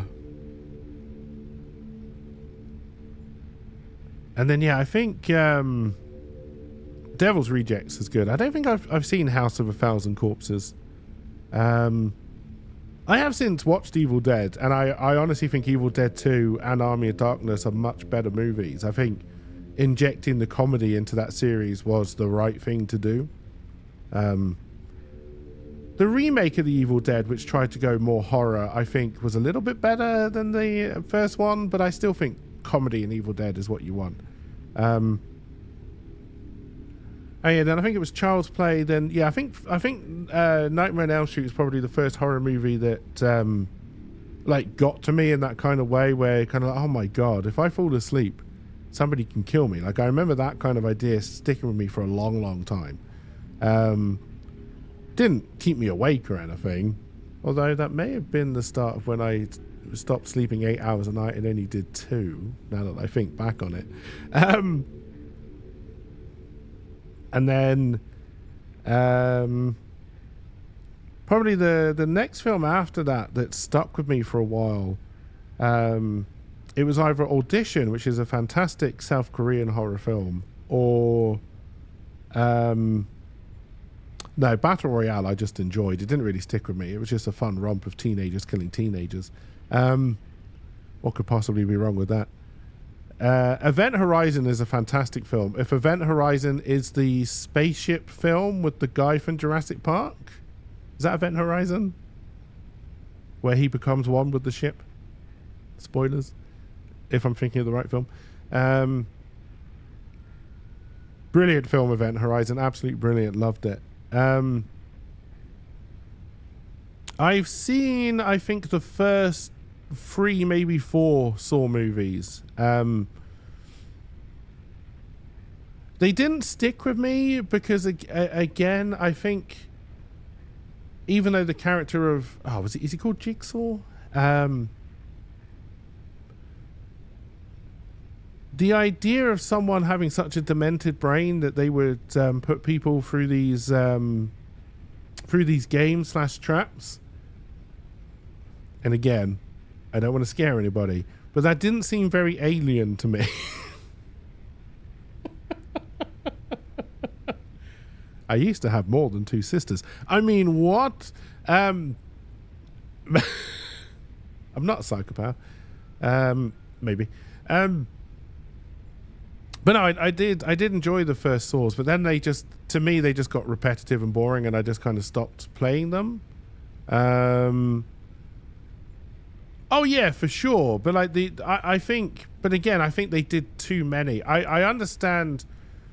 Like I think the first one had a little bit of brain power behind it, right? And the whole I think the first one was when they had to saw their arms or their legs off.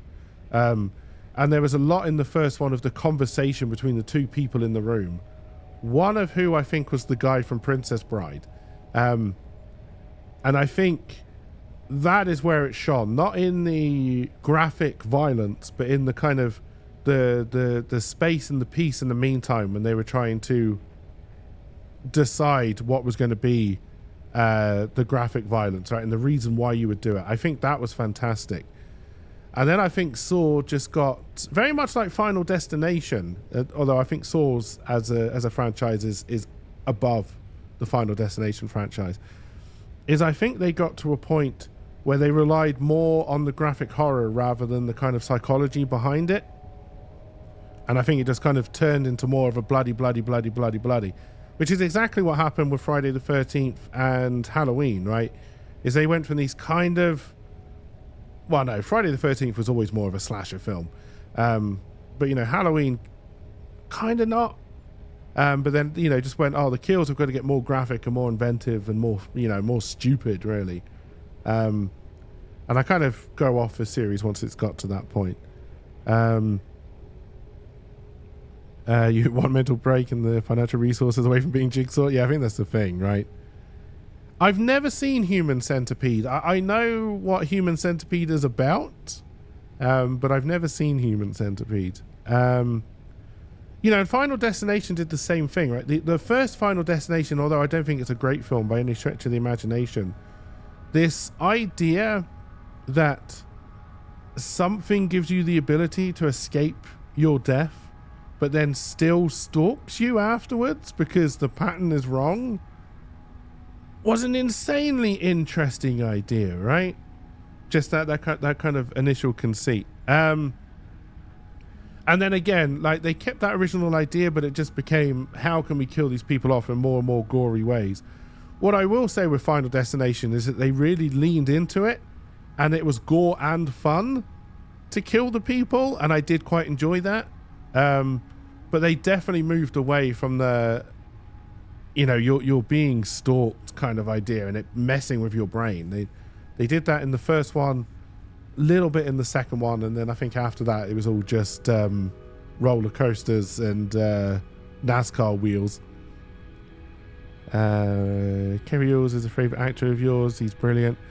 Yes, he is one of those people who I don't think I'd realized I'd seen him in so much, and then it kind of twigged it was the same guy.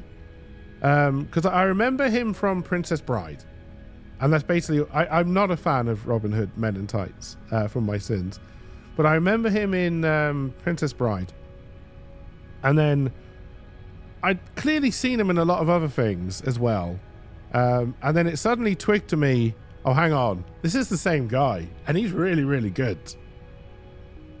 Have I ever seen the Hannibal TV series? That what made you feel I was going crazy? No, I never watched the TV series. I read the books, and I watched, obviously, Silence of the Lambs. But no, I didn't watch the Hannibal TV series in the end. Some of the Hannibal series of books are very good. Some of them are utter trash, but some of them are very, very, very good.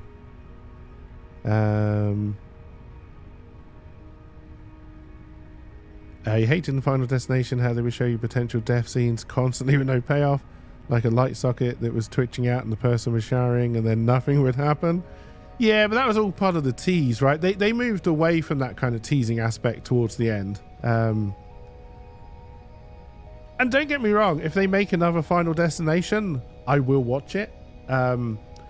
Because like I said, I don't mind if a film changes genre or idea. Like Final Destination was, I think, trying to be a fairly deep, fairly cerebral horror, but really wasn't. It just turned into a slasher film, and I didn't really mind that. The same with like, not horror, but like Fast and Furious, how they went from racing culture films to bank heists to whatever the fuck they're considered now. I don't know, pieces of shit, but I still watch them. What was the other? It was a horror film, and all I really remember is, I believe it was a school bus in a field of corn, and they're being chased by some kind of creepy looking scarecrow-ish dude. Is there a series of films called Jeepers Creepers?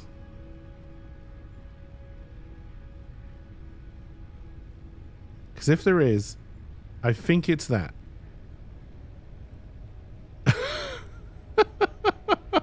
I think it's Jeepers Creepers that I have in mind.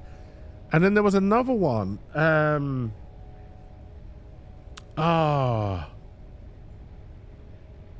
It wasn't a good film, but it was a very entertaining film. They did do more. The name of the film has got something to do with folklore and fairy tales, but I can't quite get there. I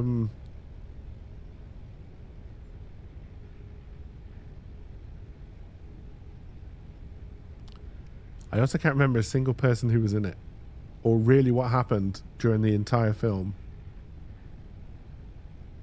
But I do remember enjoying it at the time.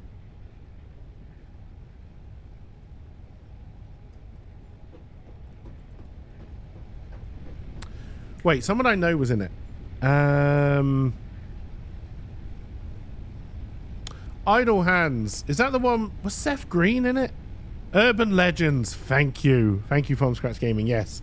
Urban Legends was a very interesting and fun film to watch.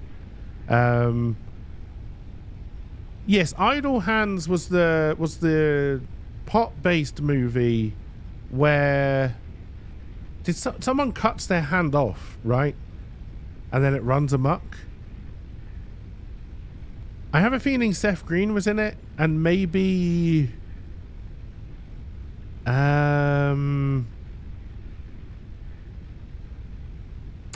some reason I'm putting Matthew Illiard in it, but I don't think that's true.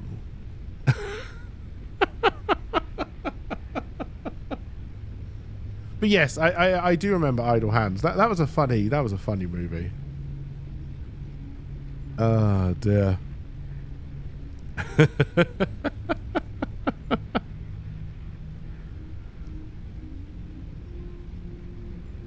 You just remember Jessica Alba? No, yeah, I remember. I loved Evil Dead 2. I think that was the first time I'd seen horror and comedy mixed together. Just to go back about 8 movies.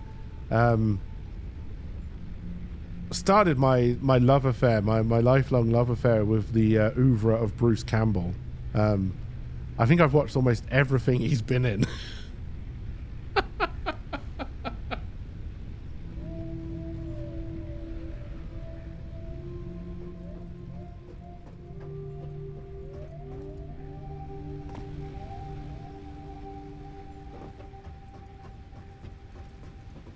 I'll have to look up A House of a Thousand Corpses. I don't think that's one I've seen. Okay, we're still not using biofuel, so we are still running on coal power, which is great. My love of Nicolas Cage. My love of Nicolas Cage came from, I saw Fear and Loathing in Las Vegas. That's a Nicolas Cage film, right? And or am I thinking of a different film?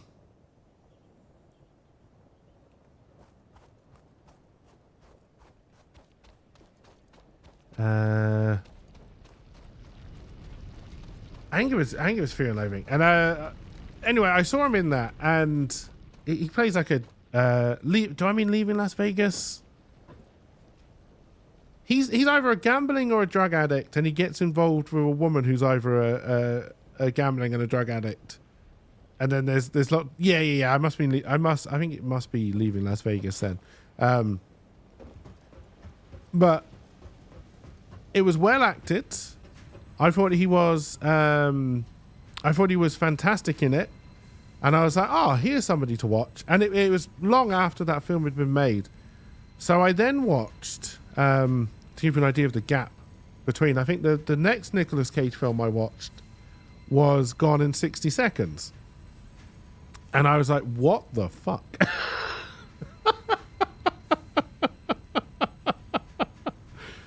Oh, dear. Okay, so yeah, I must be thinking of the other, Leaving Las Vegas. The Depp and, I've watched Fear and Loathing as well. I've just got the two titles mixed up. But yeah, and I was like, okay, I don't think I understand Nicolas Cage as an actor anymore. I enjoyed Gone in 60 Seconds, but for very different reasons, right? So then I was just intrigued. I wanted to watch as many Nicolas Cage films as I could. And then you saw the one where he's a prisoner in a plane.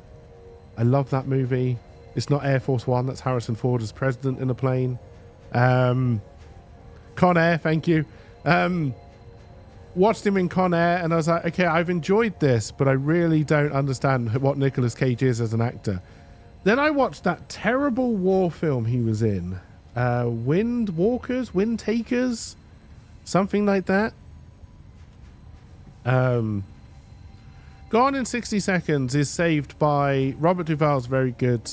The guy who plays the cop who is chasing them is very good. And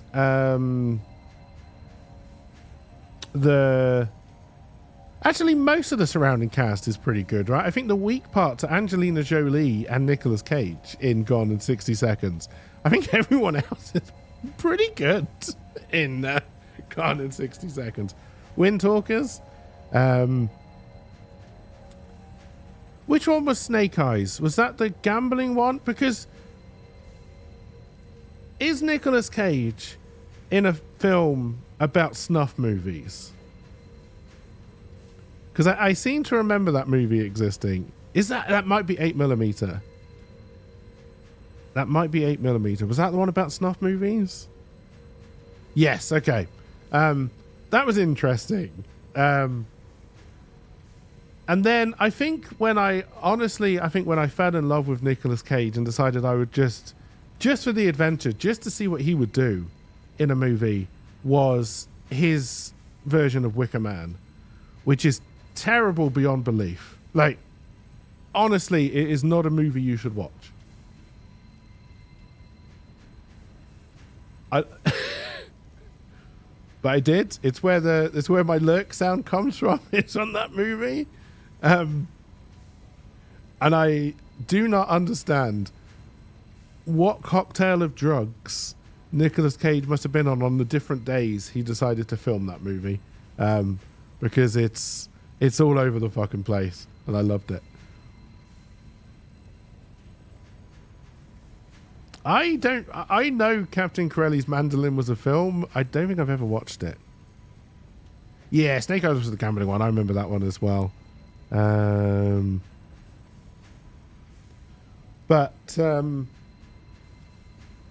Yeah, I feel if you're going to watch a Nicolas Cage movie, you're never quite sure what you're going to get. Like there are some actors where you know if they're in a film, they're just going to be the set. Sean Connery was a perfect example. Sean Connery did some great movies, but he was always Sean Connery.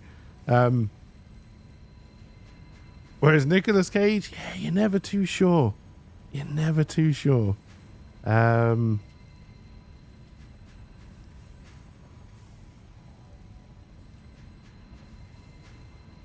don't remember Nicolas Cage in Kick-Ass. I'm blanking on that. Kick-Ass, good films though.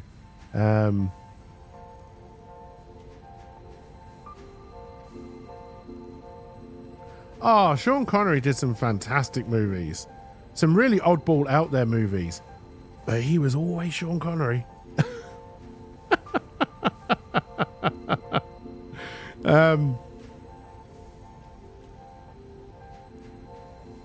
But yes, that's my love affair with Nicolas Cage. I just love the fact that you never know what you're going to get with him, and I find that intriguing.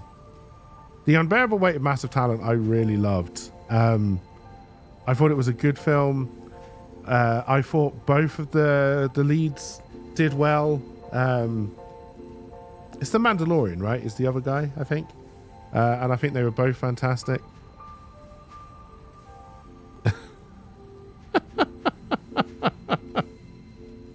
Oh, of course he was the girl's dad. Yes. He was fantastic as Big Daddy. Yeah. I was thinking of the second one where you had Jim Carrey as the Colonel. And I couldn't get past that to think what Nicolas Cage was. Yeah, no, he was I loved Kick-Ass. I thought Kick-Ass was a fantastic movie. Kick-Ass 2, not so much. Still not terrible, but you know.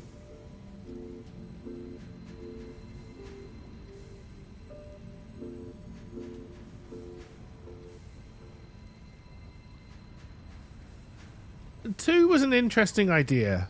But again, I think even though Kick-Ass did have a very good story, I think the reason Kick-Ass did well is because it was a graphically violent comic book movie in a sea of PG-13 comic book movies. And I think it was the shock value more than anything else that propelled Kick-Ass to any kind of success. Kick-Ass 2 didn't really up it and didn't really add to the story or anything, so it was kind of more, yeah, like Deadpool, right? But Kick-Ass was out before Deadpool though, I think, right?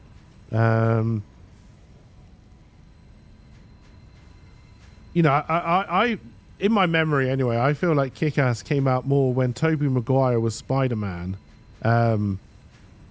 You probably had Robert Downey Jr. as Iron Man. So, you know, very soft core comic book movies. And then you had this hardcore Kick-Ass come out. which I think kind of opened the door. And of course, it felt more like the original Blade with Wesley Snipes, which was fucking violent as shit. Blade, I feel, still the best comic book movie ever made. I don't think it's been topped yet.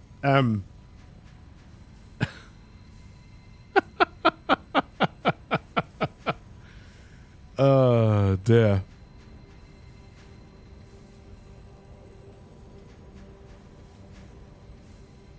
The first Blade isn't terrible for CGI. There are a couple of moments, when they do the Blood Temple and it looks like a PS1 graphic from Tomb Raider, is definitely up there. Blade 2 isn't even terrible. The one with Ryan Reynolds, where he plays Ryan Reynolds, again, Ryan Reynolds is very much one of those Sean Connery actors, right? He's ended up in a lot of good films. He's always Ryan Reynolds.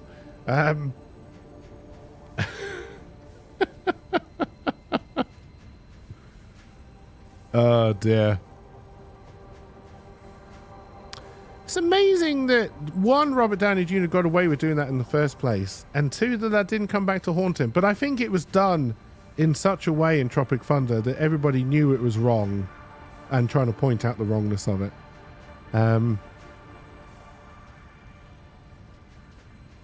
Never seen Ryan Reynolds play someone other than himself. Hey, he's earned good money from it, right? If you can get the work, why the fuck not? There are movies you've seen and not realised that's him until the credits. Yes, but that's because Gary Oldman is an actor, right? This was the same to me when we were talking about Kerry Yules from Princess Bride, right? He seems different in almost every film he's in, so you don't necessarily realise it's the same guy. Gary Oldman is one of those as well, who just embodies the characters. John Mann did the same. He's the same in every damn movie, but he made money. I had no idea. I'm not a John Wayne fan. I'm not a John Wayne Western fan either. I much preferred Westerns when they went the more Clint Eastwood. I've forgotten the name of the guy who did the spaghetti Westerns.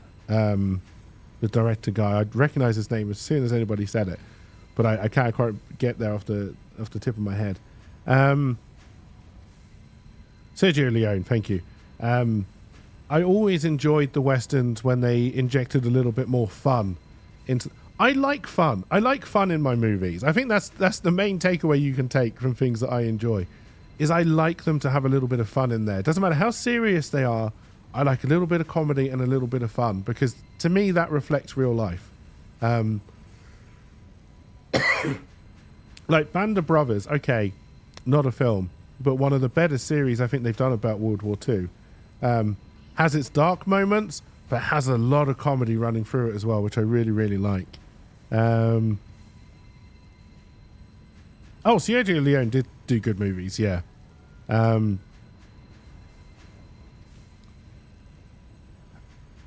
John Wayne, I liked I think it's called The Searchers, the one where they're taking a little girl home or something like that. You just realized he was Sirius Black. Never dawned on you.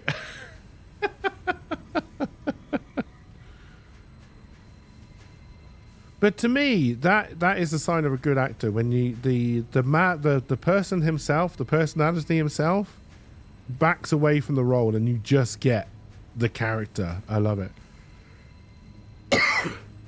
Wait, yeah, like I said, Sean Connery is always Sean Connery. Ryan Reynolds is always Ryan Reynolds. Hugh Jackman is fairly good at changing the role. Okay, it's very hard not to see him as Wolverine, I will admit, but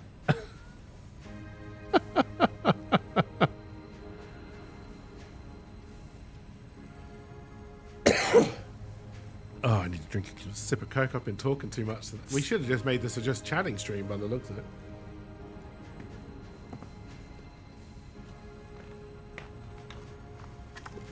Ah, dear. You probably refer to him like, you know, Sirius Black and another time as the bad guy in Fifth Element. He said in an interview being able to do his natural accent in that movie was a blessing. And again, I'm not saying it's a bad thing.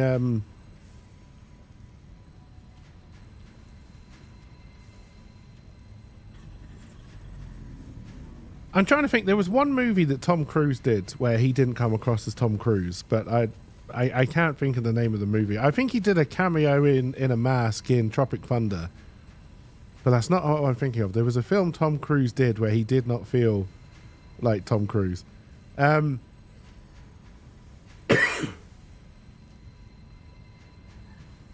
But again, if you can get paid just for being you, why the fuck not, right?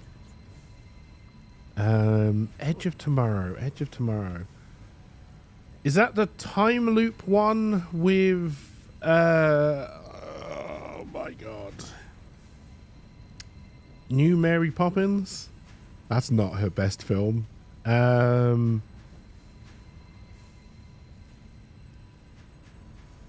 Emily Blunt?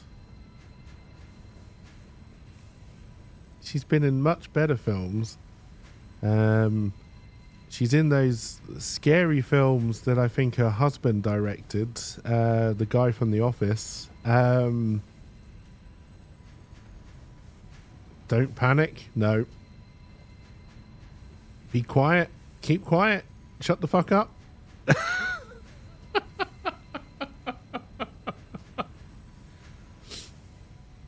Ah, dear. Oh yeah, talking about Austin Powers, Mike Myers is one of those people, even though he does different characters, he's always Mike Myers, right? Austin Powers is Shrek, is Wayne. Oh dear.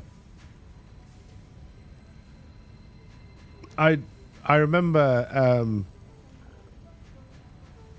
because obviously I'd watched Austin Powers, and then I remember watching Shrek for the first time and realizing that they were both fat bastards was funny to me.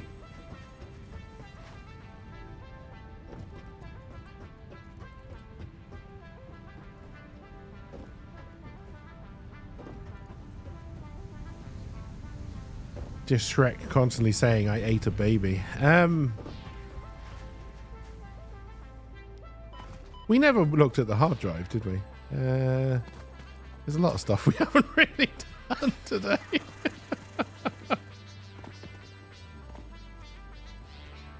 No, my inventory is full.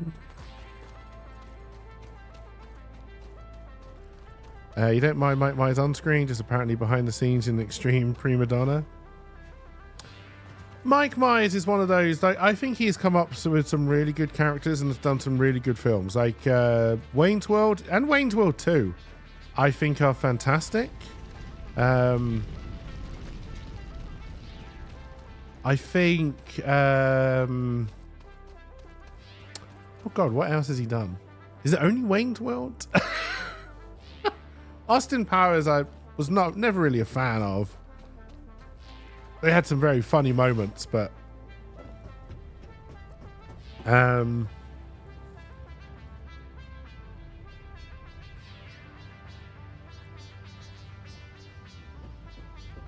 I can't really think of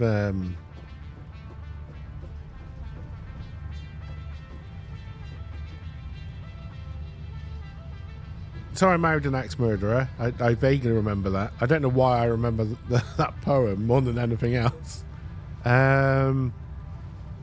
Oh, The Love Guru. Yes, that was terrible. That was absolutely awful. Oh,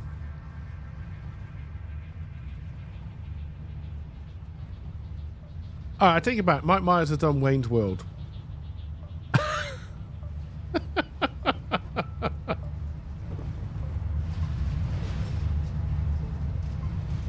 Which I enjoyed. We're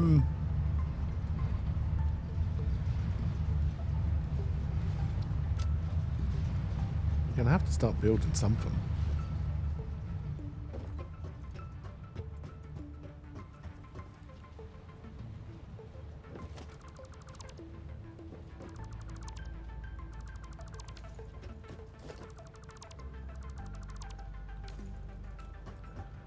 They're making a Law and Order Toronto Criminal Intent. Uh-oh. Oh, dear.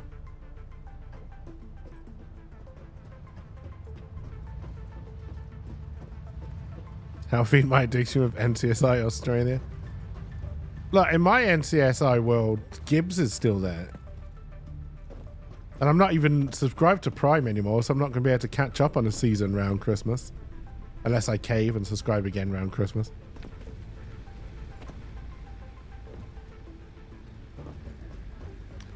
Why did I come down this way? Ah, yes. Let's give ourselves a target. Let's try and do something. Oh, my God. All right, I've talked way too long today. Sorry, chat. Oh, we can probably just knock this out the park, honestly.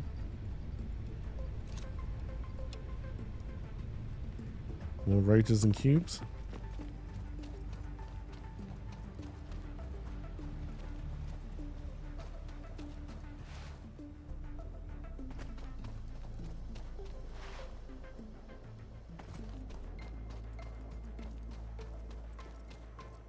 Oh, dear.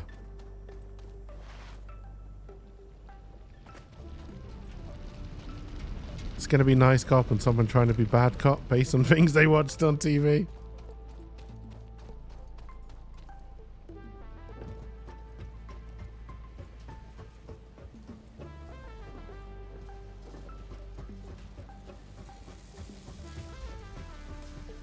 I'd love to do, at some point in my life, I would love to do a cop show based on Guernsey. It would be the shortest time to solving crimes ever. I wonder who did this. Oh, it was Jenkins. He was talking about it in the pub last night. Oh. All right.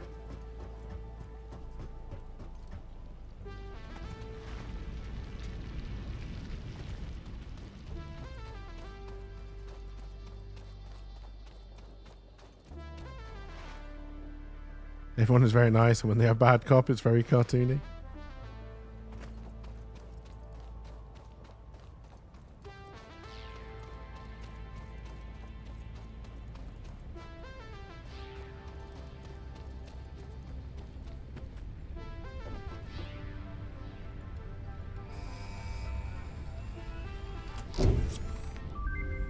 Milestone reached. Long-range transportation, as well as the construction of outposts, is now We can do encouraged. that when it gets back. Vehicle All right. stations have built-in functionality to refuel and restock or collect parts. See, we weren't just chatting. We were waiting for the components to create themselves.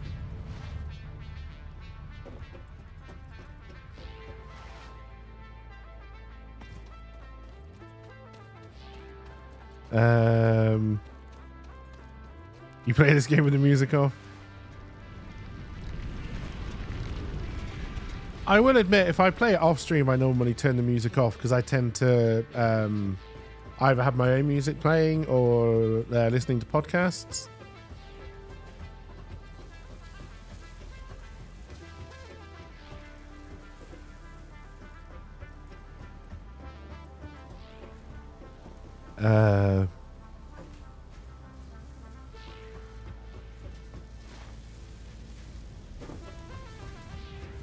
Depends on the game for me, honestly. Like some games I find the music really adds to the experience. Are you out of screws yet? Nope. All right, good.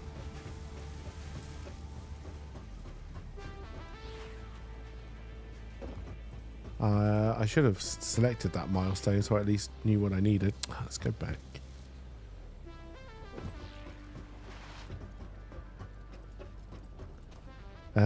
Older PC games that use the beep. Oh god, yeah.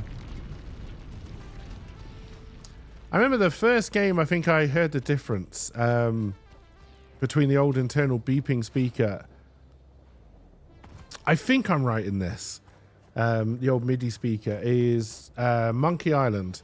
I remember playing Monkey Island with MIDI sounds, and then they released it on, I think it was CD. With proper music.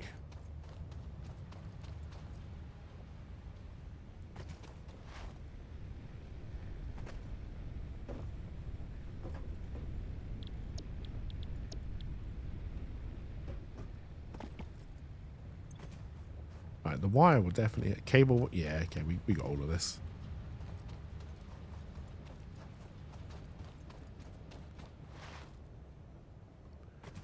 But I think it depends on the game, right? So a game like this, where I'm going to be in it for a while and the music's just going to repeat itself, or like when I used to play World of Warcraft a lot as a single player and you're just kind of grinding stuff out, yeah, I tend to turn the music off and just listen to my own shit, right?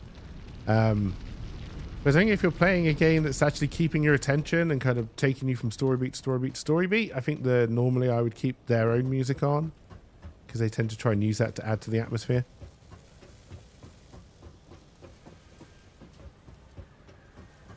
Oh, Monkey Island was just fantastic. It was just...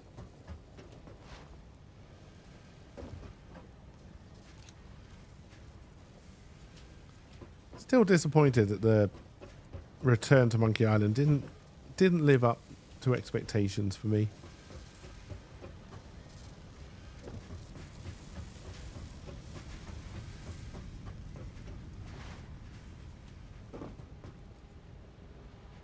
I think the order of my Monkey Island games is roughly the same as it ever was. LeChuck's Revenge, Secret. Return might edge out Curse. Escape's definitely down the bottom.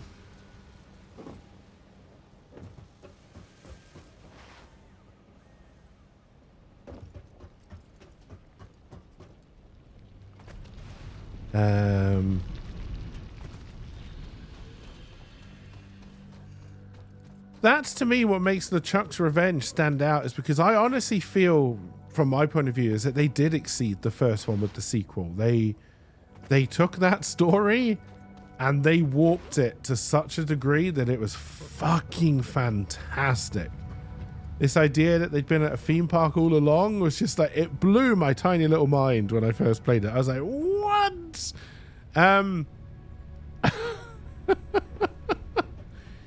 Can't do that. And yeah, I loved it. I thought it was brilliant.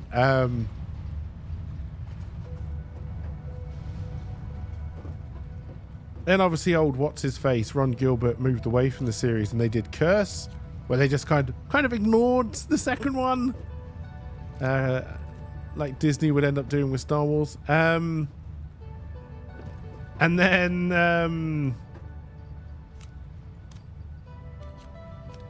yeah, like they tried to pick up the story from the Chuck's Revenge in return. But yeah, it just didn't work for me. It felt a little bit flat.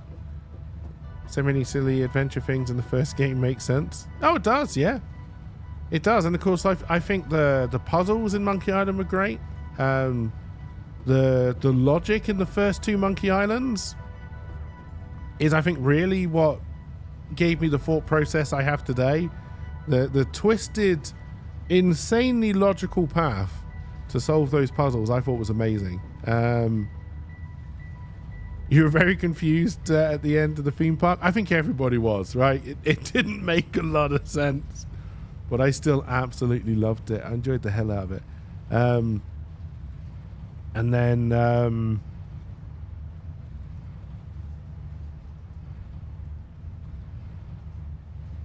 yeah, the second one I thought was just a great continuation, really, out of the first one. Introduce some more great side characters, like you get Wally with his monocle. The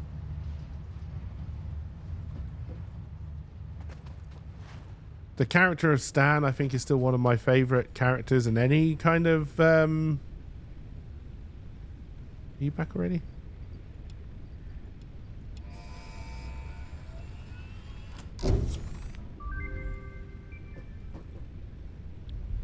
Milestone reached. R&D inflated your pocket. Well, that is tier 3 done, and I think now really we have to get to steel, which we're not ready to do.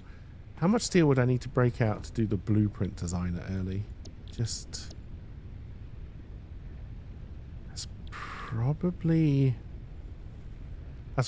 what we'll try and do next, honestly, because then we can just build blueprint factories, and I think that will make life easier. I don't like... so Full Throttle is a game my dad wouldn't allow me to play because it was about bikers. So I couldn't play it when it first came out. So I played it first time on stream, actually, probably 3-4 years ago now. What Wasn't a fan. Wasn't a fan at all. I don't know if it's just because, you know, build up in my mind because I had to wait to play it for so long or what. But yeah, wasn't a huge fan of Full Throttle. My dad was not a fan of bikers, and I never really knew why until I was much older. And it's because my mum, while they were going out, before they were married, almost ran off with a Hell's Angel. So I think there was a personal side to his dislike of bikers there.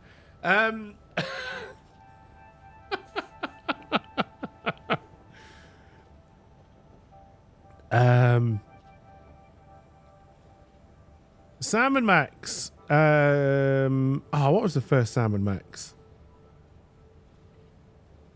I can't remember. Hit the Road? Was it just called Hit the Road? Loved Sam and Max. Absolutely loved it. Ended up getting all of the comics as well. Somebody Purcell? Steve Purcell? Simon Purcell maybe? Did. Loved it. That was a game that had such tortured logic. I remember bungee jumping out of a president's nose, and having to catch a big fish by, like, you had to hide in a metal fish and do something. I can't remember what now.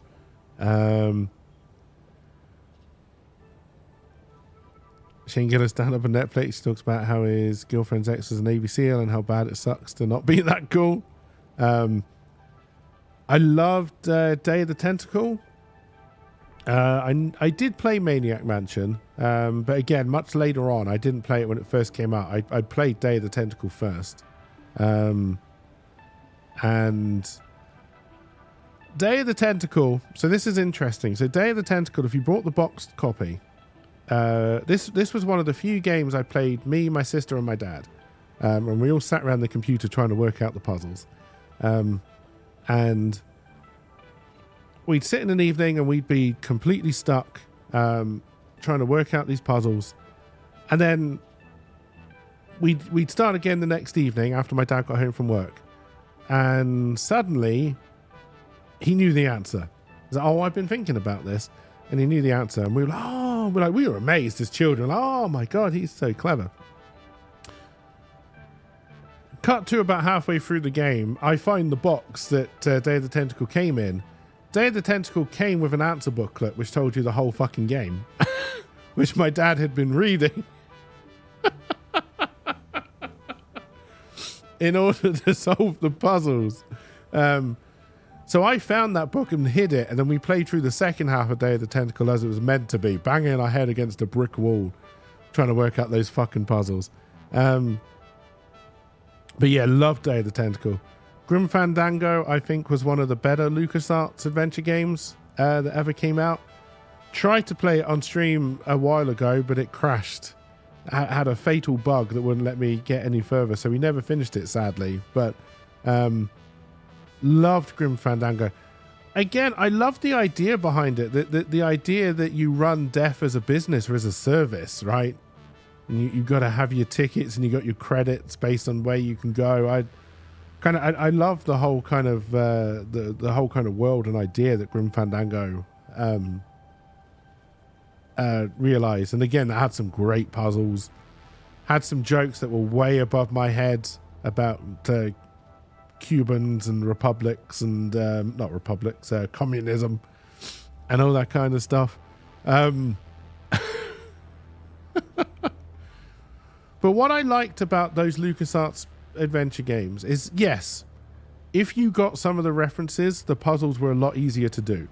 But if you didn't, the solution was still within the game if you thought about it long and hard enough, even if you didn't know the reference they were making. And I always enjoyed that. Whereas a lot of the Sierra and later adventure games, they expect you to bring external knowledge into the game. What was that one we played? I think it was called Welcome to Truberbrook. And there was a puzzle in a cave. And you could not solve that puzzle purely by playing the game. You had to have external knowledge. And I don't like that. If the answer to a puzzle is you have to Google it if you don't know it, then the adventure game has failed, in my opinion. I didn't get so into the Sierra games. One, I did not like the fact that you could die in space quests. I did not I didn't find that added anything to the adventure game quality of life. Yes, we had to Google the answer to that problem because it was something you had to know, and it was nowhere in the game. The answer. Like I said, I don't mind the answer being real world knowledge, but give me that knowledge in the game as well. I enjoyed the later space quests. I played a couple of the early police quests, not too many, but a couple of them. I think I only ever played one King's Quest. Enjoyed it, but didn't play anymore. And then I think the Colonel's Bequest and the Dagger of Amon Ra were also Sierra games. Love those. The main reason I love the Colonel's Bequest, this is a very sad reason to like a game. So the Colonel's Bequest, I think, was one of the first games that had anti-piracy measures built into it. And it was a magnifying glass with a red film. And then I think in the instruction manual were different fingerprints which had different numbers on them if you looked at the fingerprint with the magnifying glass to give you the answer. I love that. Is that a reason to like a video game? Not really, but I love that.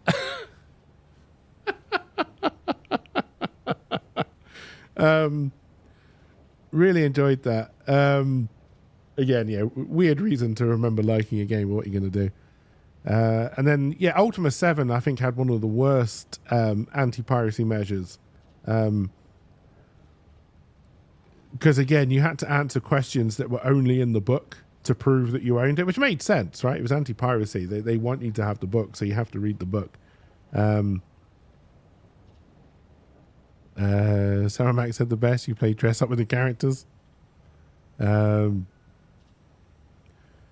then one of the Indiana Jones games, I think it must have been The Fate of Atlantis, had this weird wheel you had to spin to get the answer to the piracy questions.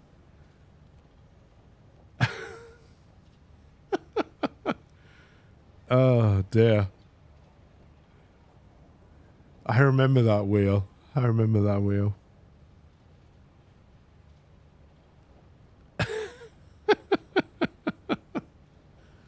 God, my throat is dry. I've done way too much talking today, chat. But to be fair, these are the kind of streams I enjoy the most. So,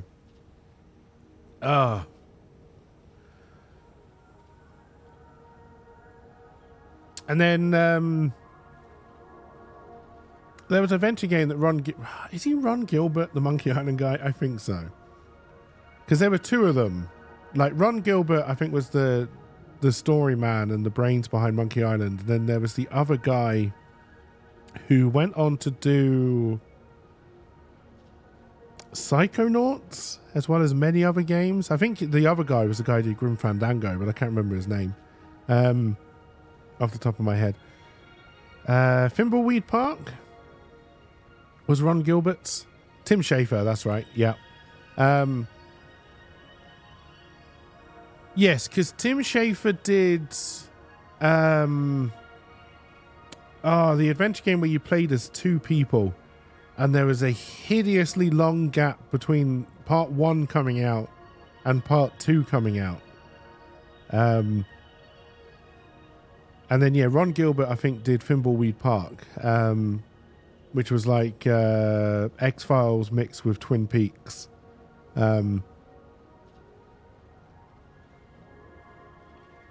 What was that game called?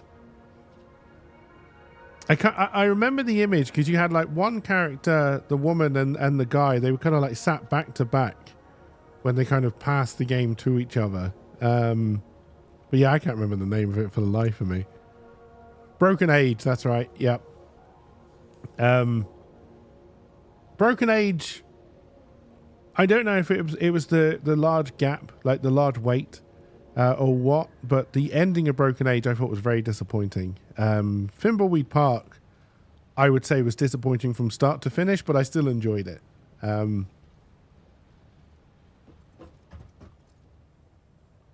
think I played both of those on stream at one. Definitely went through Thimbleweed Park on stream.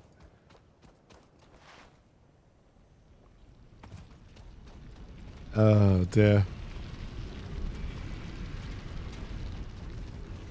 A game I never played on stream, and in fact I haven't played the second lot yet, even though I think I do own it. Dark Side Detective. Maybe I should play those on stream at some point. I didn't at the time. I remember why I didn't at the time, because the time I was going to play through them, Flick was playing them as well.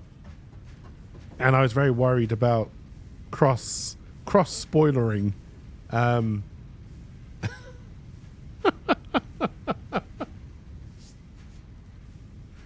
Which is why I didn't play it. Virginia, yes, Virginia, BAFTA winning adventure game, which was about the disappearance of a small child and ended up with a Steven Spielberg-esque ending of, oh wait, it's aliens? Weird fucking game. Great game to take the piss out of though. Last Stop was just shit. Again, aliens.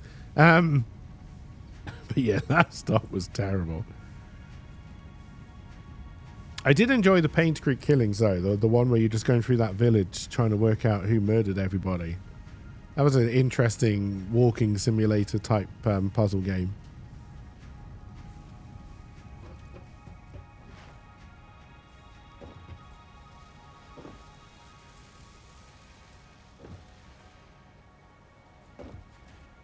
All right, so really, we're pretty much at the end of stream.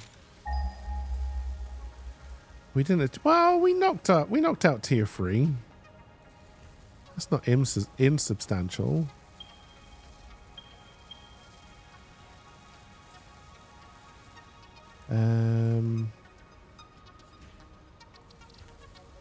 We're going to head over here, see what this coal is, see what it's behind, if it's easy to get to. Because we're going to need to grab that for steel. I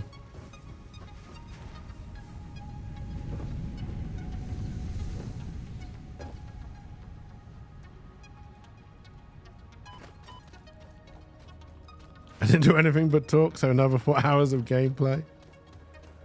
We didn't get a lot of factory building done, that is true.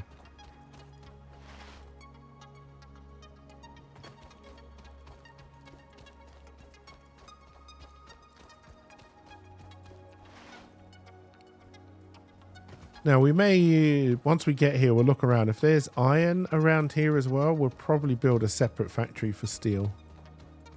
I think that might be iron right there.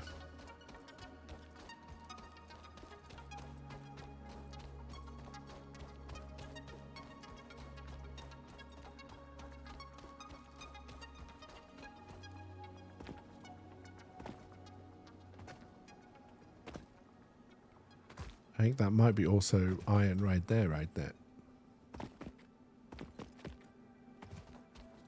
It is.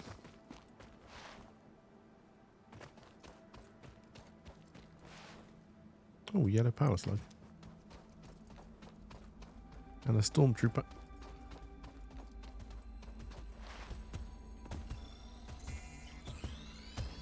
Also, is that radioactive material I see?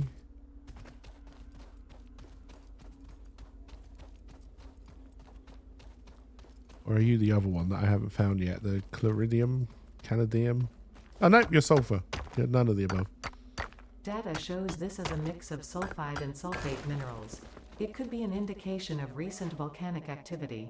A new research tree exploring volatile self-defense applications can now be accessed in the MAM.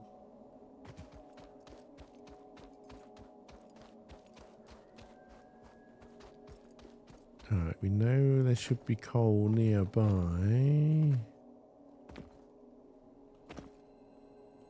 It's clearly a power slug or a MacGuffin nearby. That's where the iron is. Alright, we'll do another.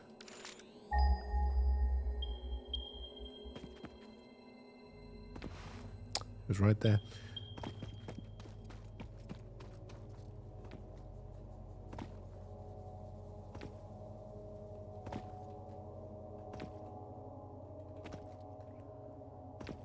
Alright, you are normal. So that'll give me 60 a minute.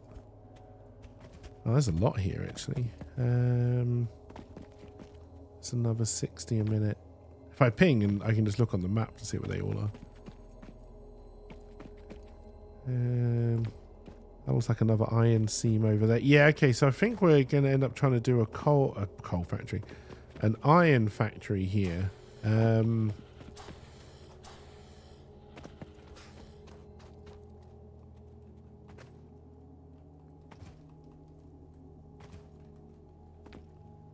you normal as well?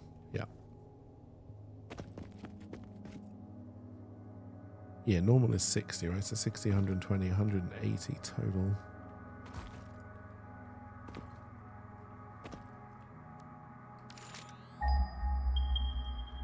I'm going to do a quick ping. Is it just the 3 of them? Okay, then we've got some more down there. Alright, we're going to do the coal factory, the steel factory here. Fucking hell. But what I wouldn't mind doing is seeing if there's a place where we can build a bigger power station. Just chatting and no gameplay has been helpful. You're just lying here listening to everything. Oh dear. You taking like any meds like paracetamol or something?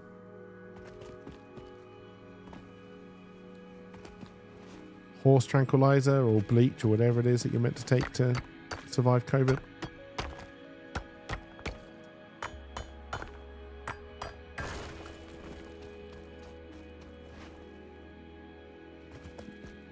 Oh, talking of Nicolas Cage films, the recent one where he played a vampire. I can't quite remember the name of it. Worth watching.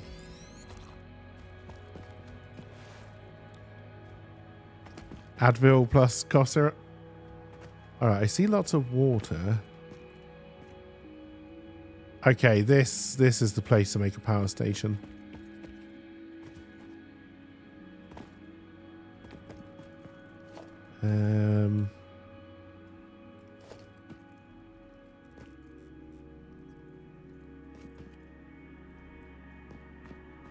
Yeah, I know where I am. I don't really give a shit.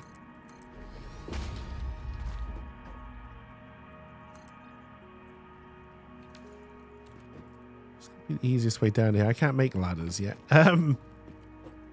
Without getting in the way of the coal. Yeah, we can worry about that later. But yeah, this close to water. We'll set power up. Feed it into the grid. And then we'll do a steel power plant. All right, well, we've got a plan for tomorrow at least. Ah, dear. President of your company sent out to the whole company the gargle with bleach PS when COVID first came out, saying we can do that when we get home. Oh, dear.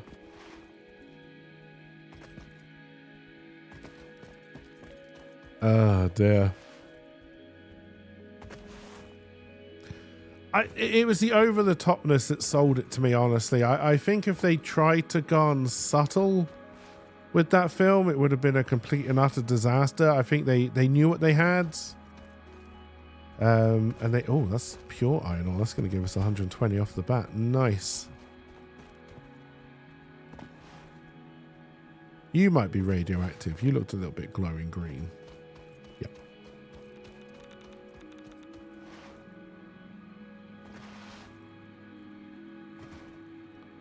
Well, that's pure copper as well. I thought you were iron. That's pure copper. We might end up building a fairly big factory out here. And then we'll probably end up joining the two eventually with trains.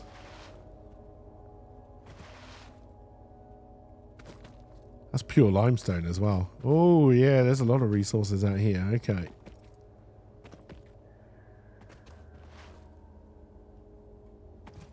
This would have been the better place to start.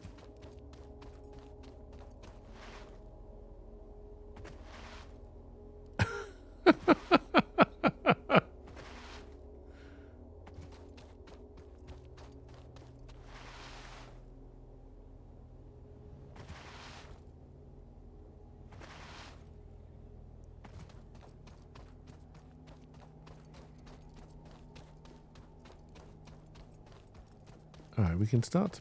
We're probably going to want to do power first. And then steel second. There must be a... Oh, it's the hard drive up there.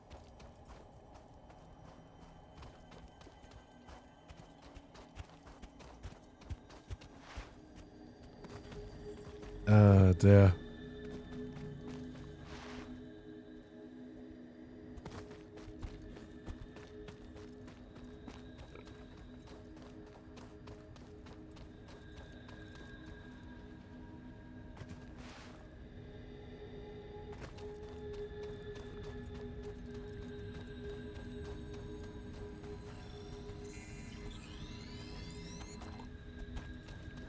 Oh, what was I watching the other day? And I was amazed at how far movie, even TV screen violence had come. Oh, it was an episode of Sharp, an old British show where Sean Bean got his start. He played Sharp. I love the shooting in that, you know. So they shoot a musket or a rifle at somebody. Little bit of blood, and then just somebody doing great Star Trek level acting, you know, just. Those were the days.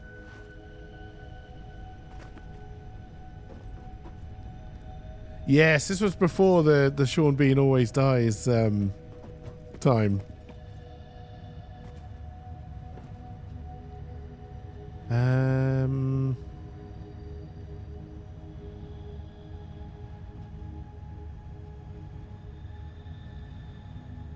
I don't know what the original recipe is to know if that's better right now.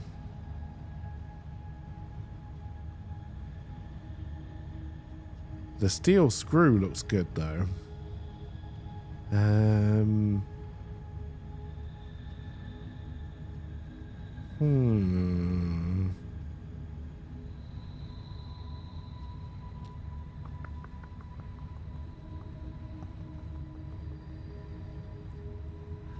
I think I'd rather not have smelters at the new factory, so I think we'll probably put the ore in with the coal into the foundry, which I think is how that works.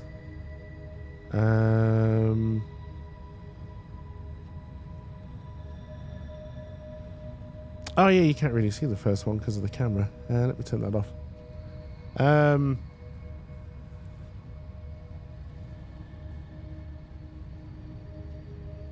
I think steel screw is the way to go here, right?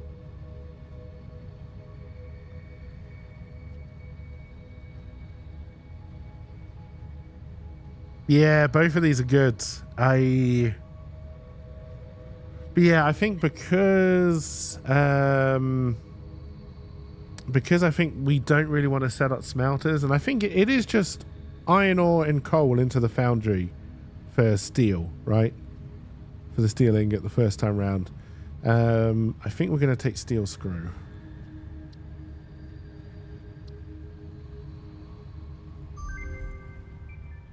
Oh dear. I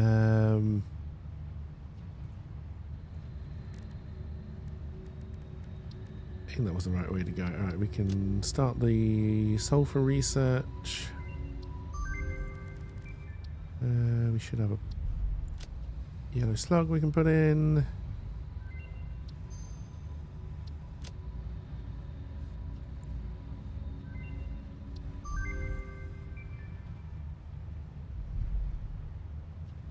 Alright, we're not quite ready for that yet. Still not doing steel, and then I haven't really killed a lot of aliens yet. Alright, good progress.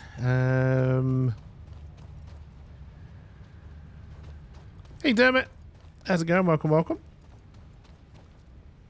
And hey, thank you for the raid. I really got to put a bloody sound effect on the raids. Hey Roshi, welcome, welcome, and thank you very much for the raid. I hope you are doing well.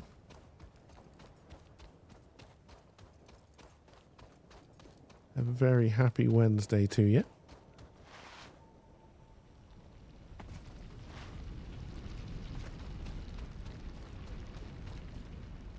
What would be a good raid alert sound? So I also need to do a new one for subscriber as well, because I think it does play, but you just can't really hear it. No worries. Cheers for the raid and have a good rest of your day. It is appreciated. The raid commercial? I don't think I know that one. There might be an Americanism. Police siren. Police siren could work.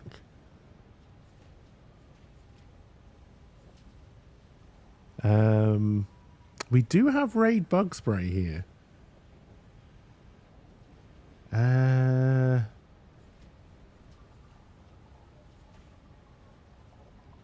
don't know.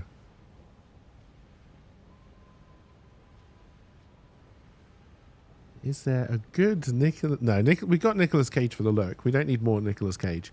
Can I think of anything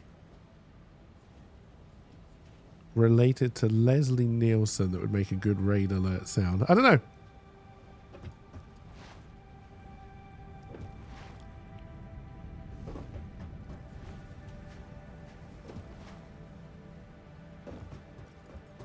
Did Cobra Commander ever say raid in any episode of G.I. Joe?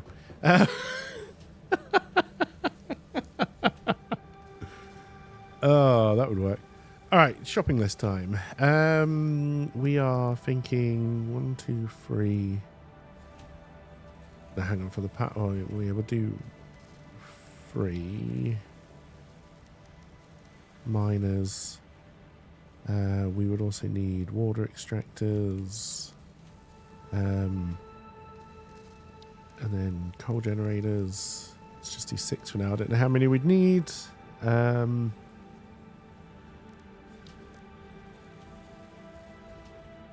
obviously we would need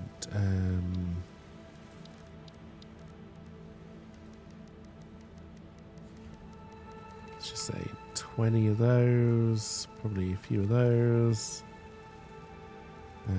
maybe a pump, but hopefully not. We'd probably need to take a biomass burner to kick everything off.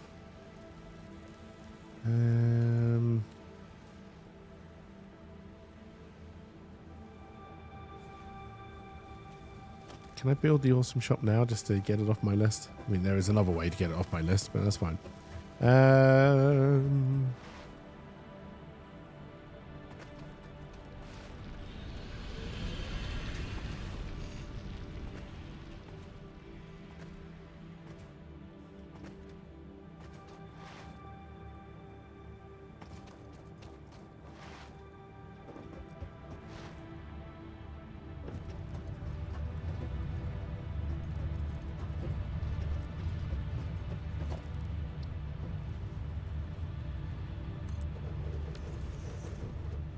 Alright, so we need rotors. They're up there. God damn it. Cable is down here somewhere. Get some more for power. Portable miners we can make down there. Alright, so back for rotors.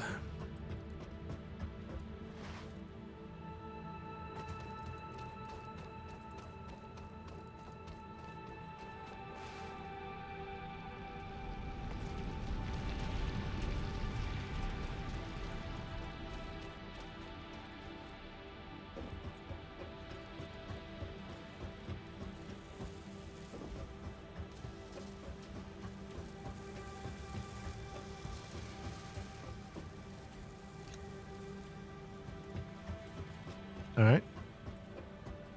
Alright, I'll have a look at that LP. Alright, let's go make 2 more portable miners. Oh, then we want to make sure we got enough steel plate and concrete. So we can build our foundations. Steel plate will be over here.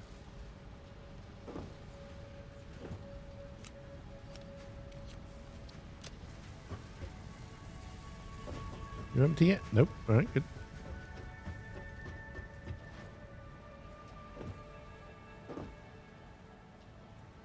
Also, Discord keeps on trying to sell me on the idea of, what's their subscription called? Nitro? With all the different things you can do. Like have a different icon for Discord on your desktop. Guess what? I can do that already just by changing a certain file.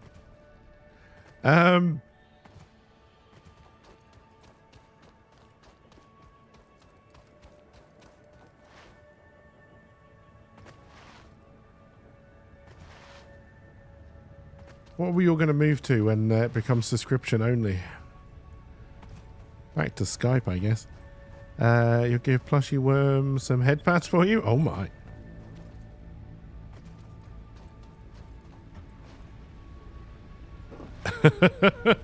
Cups and strings.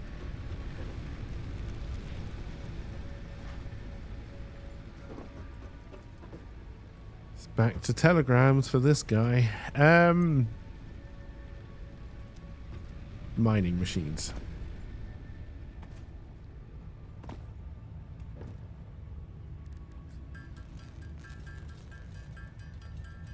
Mining machines last longer with Calgon.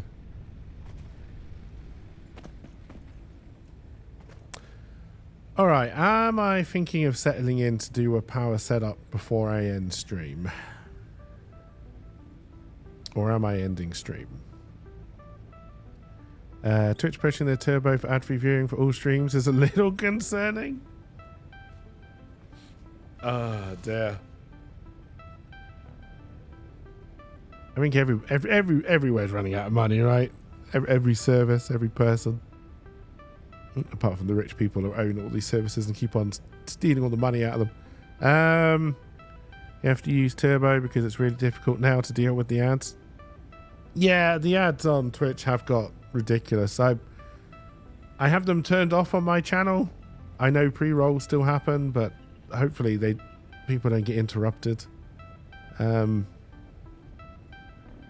What are you going to do? All right, we'll do the coal power station. I'm going to go and fill up my coffee cup though. But yes, we will carry on for a little bit. So give me one moment.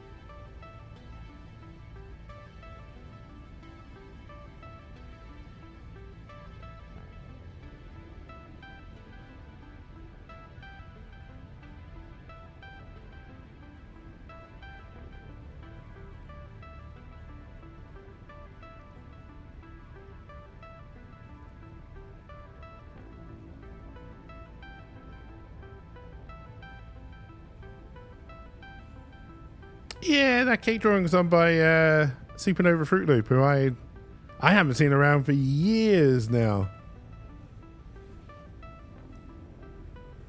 But I'm going to keep on using it. Before we head off, I want to head to the shop. I want to see if we have the coupons to... We're not going to have the inventory space. Alright, we're going to put some more of you in there. Oh, we can get rid of some things before we go, actually. Yeah, I hope everything is right with her and her mum as well. The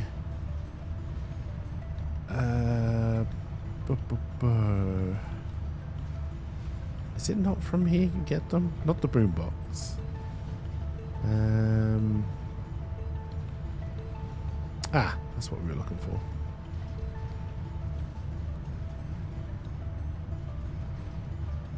Alright, we've spent 4. Is there anything else I can afford that I desperately want? Yeah, we're going to pick these up as well. We're going to have 1 left over.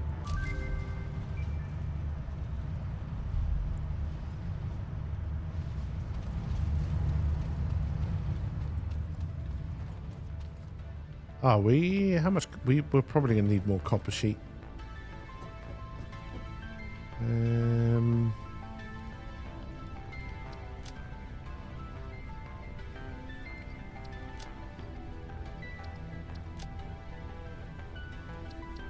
Don't need the broken device. How much copper sheet we got? 300? We can top that up to 4.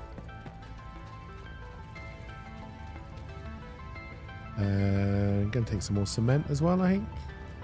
Slash concrete, whichever one it is.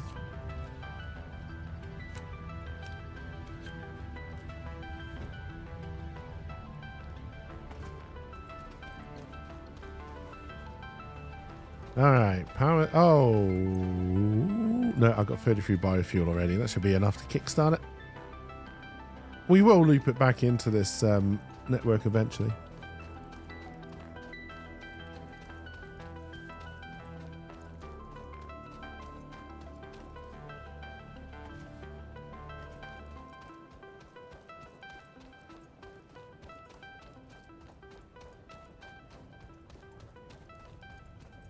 Let's get another coal generator place going. Is that a cave I can slide into?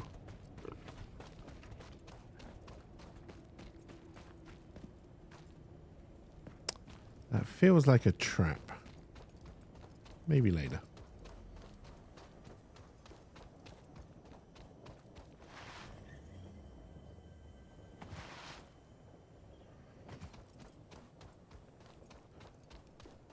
Get some work done today, I guess. All right. Oh, speaking of work, either later this evening or tomorrow, another part of working project title Steve, or whatever the fuck I called that thing in the end, will be going up on Cakeverse. I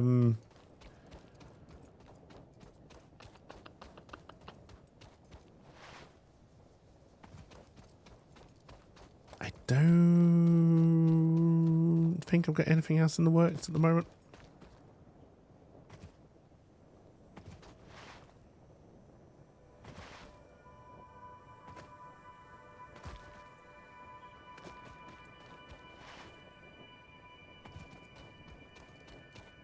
It's a lot further away than I remembered it being.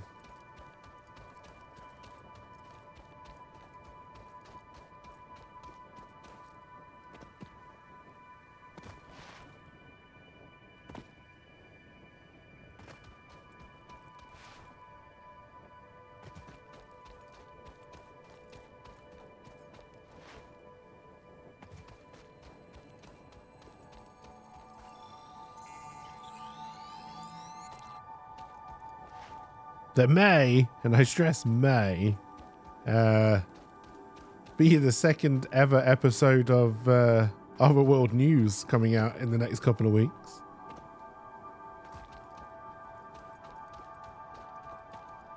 Will mean I need to find my sports coat / blazer, depending on where you're from.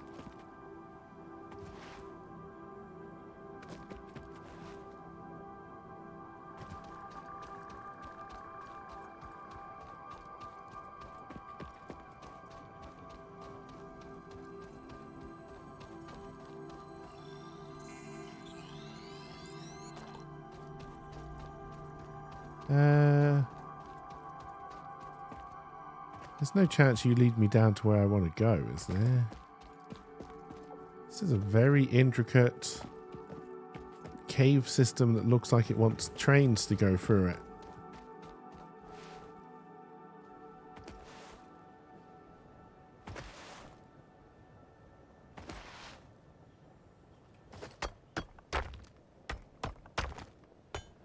I wish I'd seen New this the first technologies time will be round. Developed based on this new superconductive That would have been gold-like good to put through the element, MAM. primarily Alright, in so power and electronics.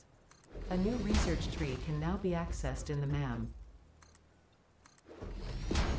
we are going to have to fight our way through bees.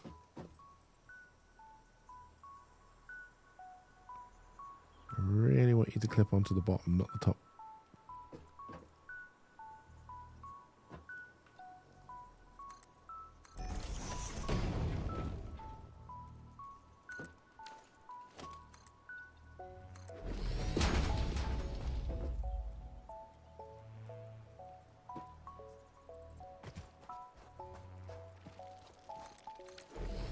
Bees!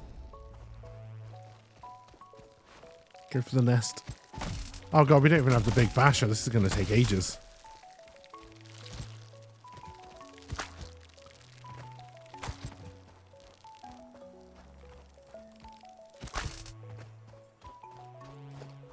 That is another different type of animal. Oh, we're going to need a ramp up here.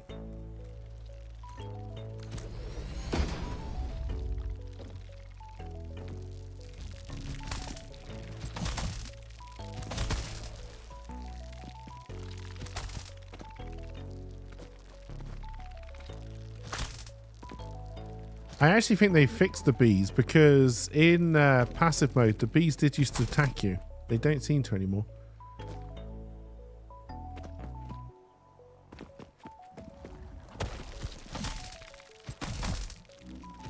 Yes, I think this is the Xeno Zapper, right? And then you get the Xeno Basher as the second one.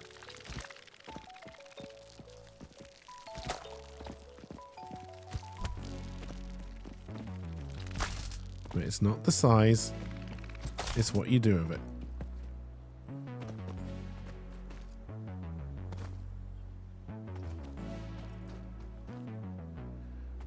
The Xeno Basher to me is the best weapon in the game. I'm not a fan of the gun. I do like the explosives, but yeah, I'm not a fan of the nail gun.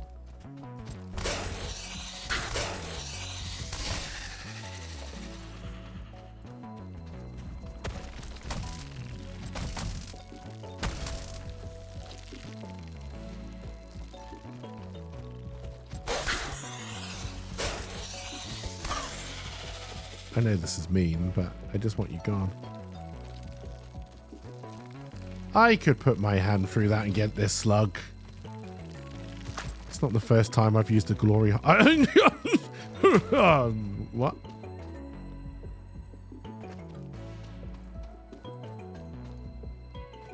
The rebar gun is worthless.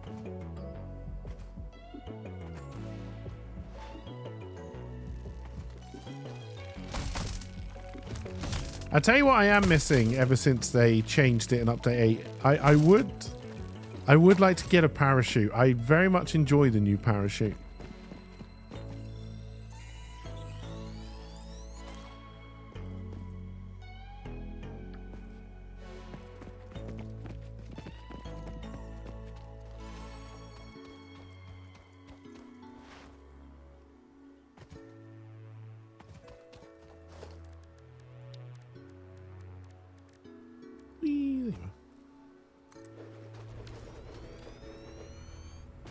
Oh, if I have to do Mark II belt, which I am going to have to do from you.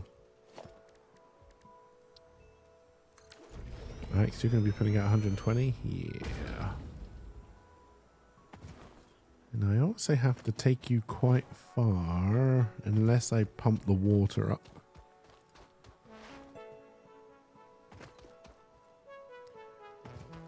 I think regardless, I'm going to have to put unless I build it out to sea, we would need to do a pump. I think that's too much of an incline to get all the way up. I could build it out to sea. How far have I got before you're going to kill me?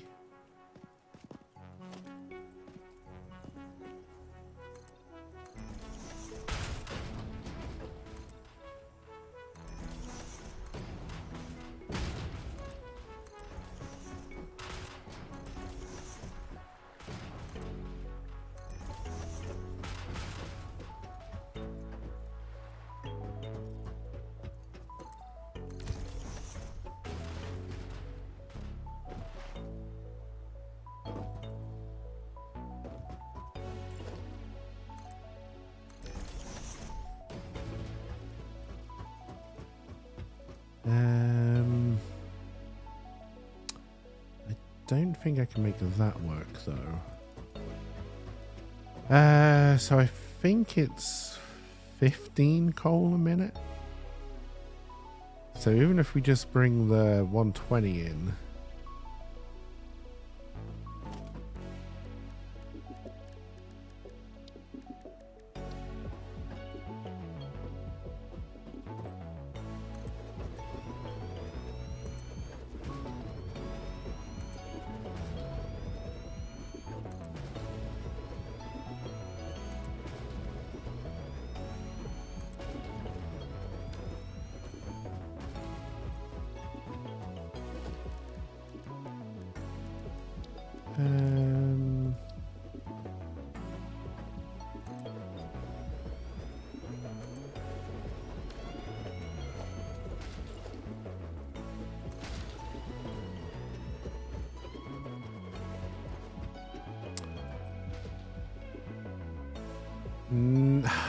See, ideally, we would put the pipe underneath, but I don't think I can make that work. Also, I may be stuck.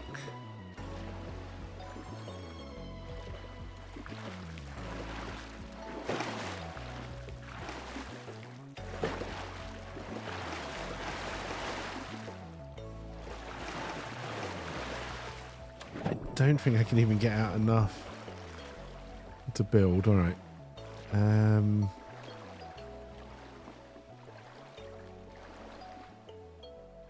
Get stuck there, so I can't get out there.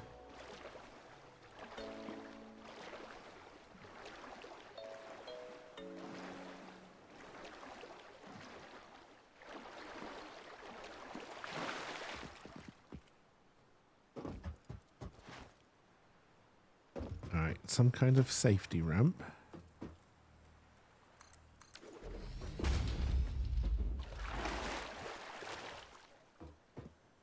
Alright, we'll just have to bring the coal up then. I was going to try and put the pipe underneath and then bring it in, but we'll just have to take the coal with lifts up.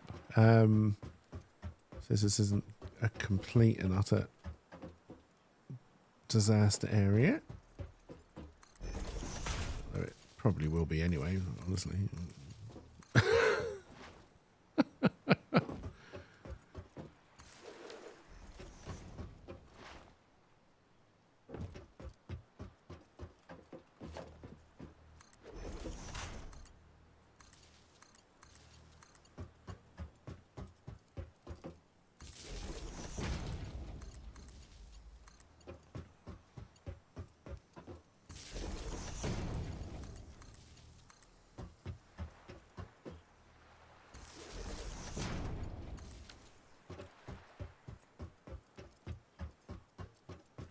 Then I believe you need 45 each, and you will do, I believe it's 120 from each one, with a total of 300 for a pipe at the moment. I should have put in more safety ramps.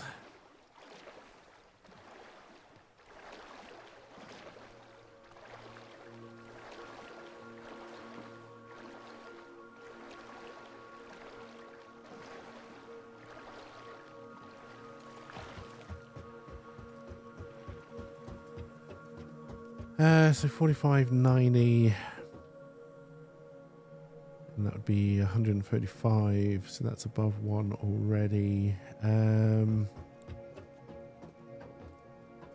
that's 180, that's 270, that would be 240, so all three of these together would be 300. All right, let's work on that basis. I don't think I have a water one yet, do I? Nope.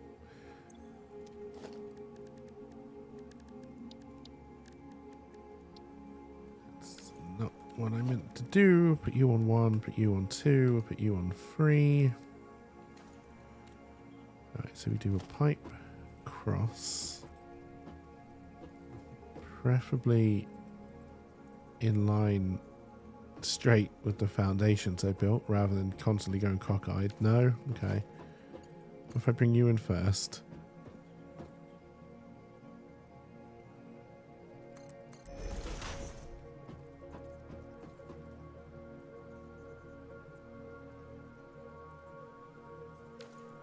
would work if I brought you in longer.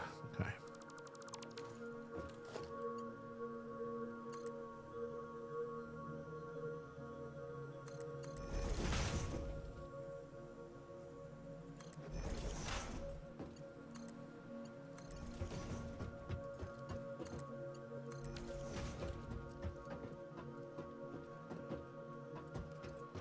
Alright, and that brings you in, and then we would need to do...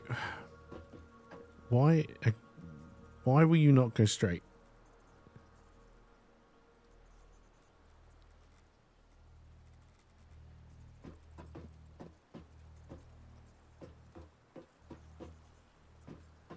I don't know. I don't want to lock the hologram. You also won't help.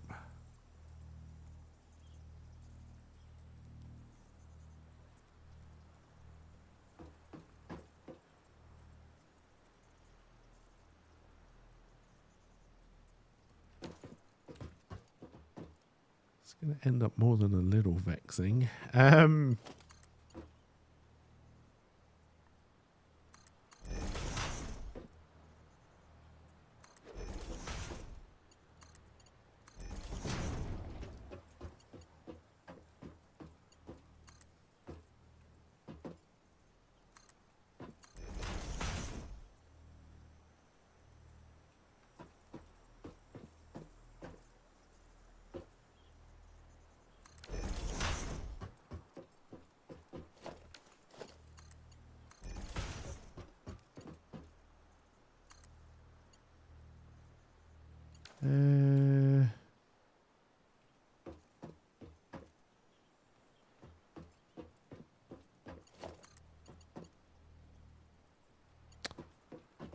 What am I trying to achieve here?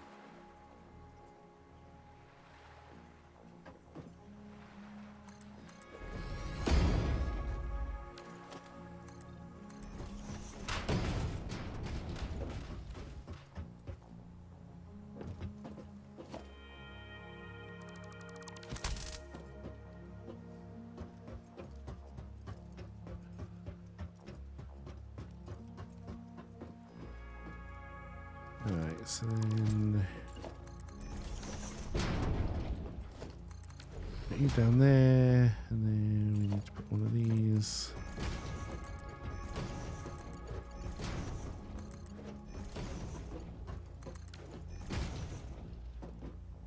Like that, and then we will need to do splitters.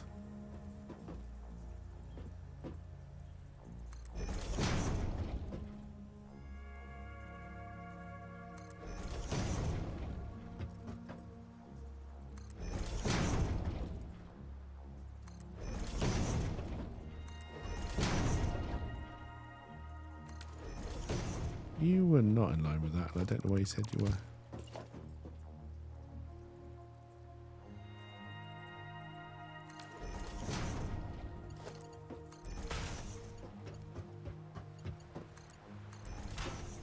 I don't have my jumpy boots. I don't think I can make it up here. Okay, I can.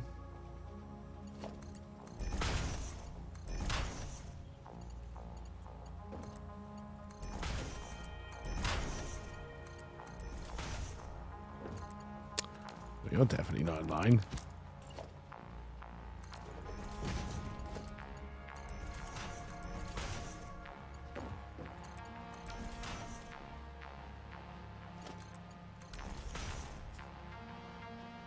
Alright, now all we have to do is get the coal down here. And then see how bad my maths was.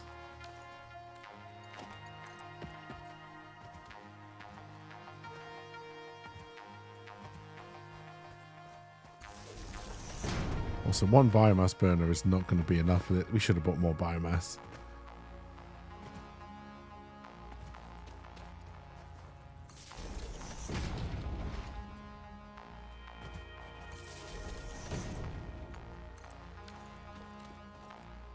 Alright.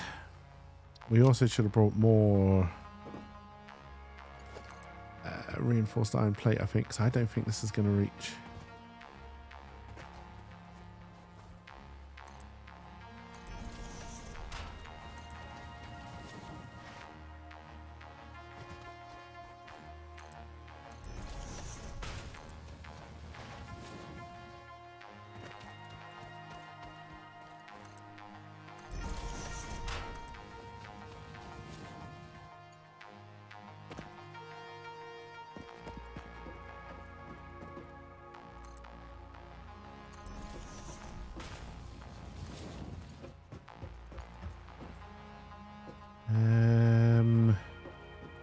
Alright, and then just add a little bit more complication. We're going to put another lift in.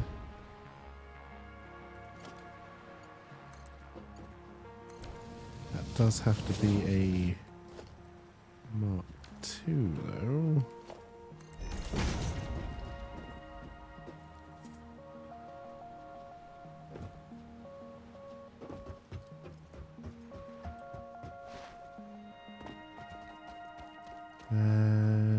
Oh, you are connected just through there. Alright, so now we just got to try and get enough biomass burners going to power this. We'll start with one, but it won't be enough.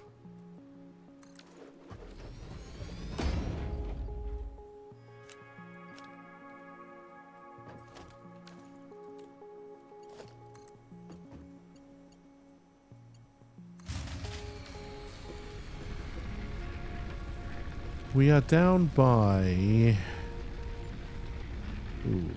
quite a few.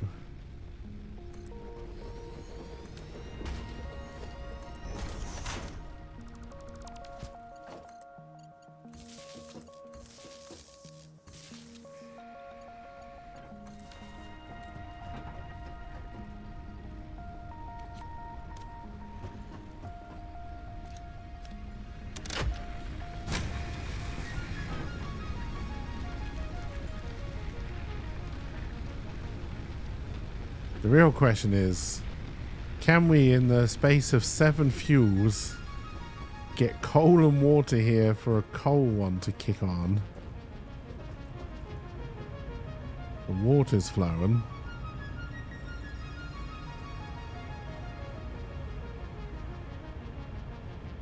It's a race against time.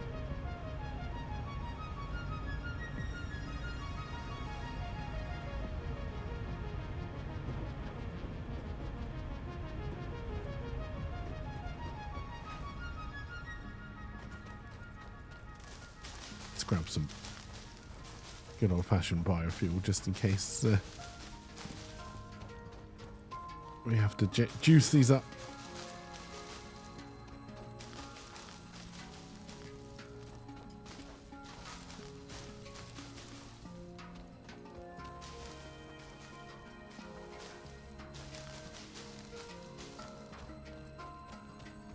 I see coal. You're a Mark II belt, aren't you? I can never tell the difference between Mark II and Mark I just by looking at them.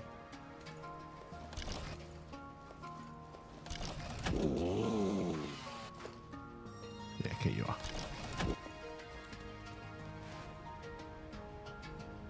Come on. Alright, well, we can see if our water system is working. Maybe not.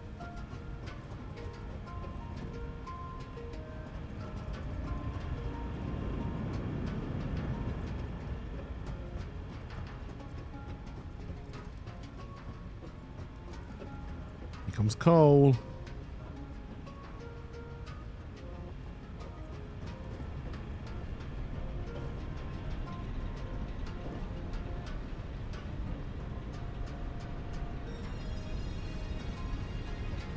Do you have enough coal and water to stay on forever? By Jove, I think you might.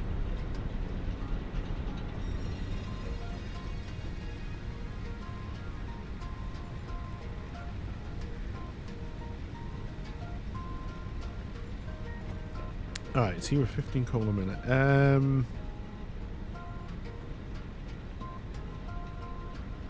really doesn't help me, but it means I can do 12.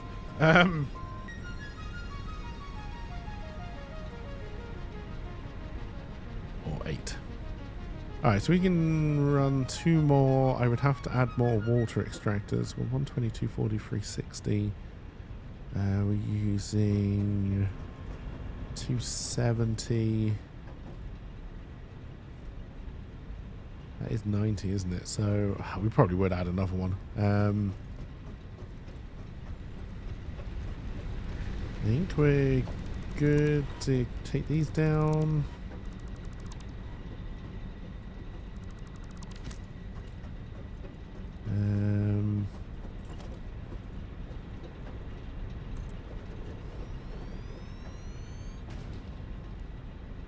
Don't have enough for that one. Damn.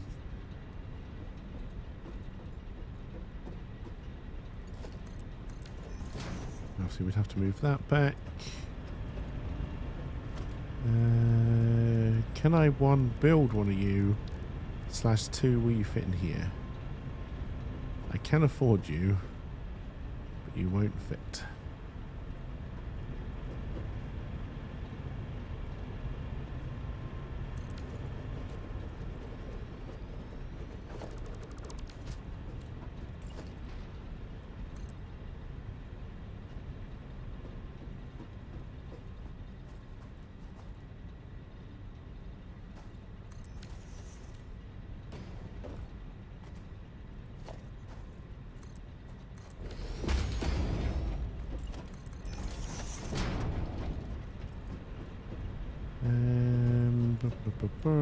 So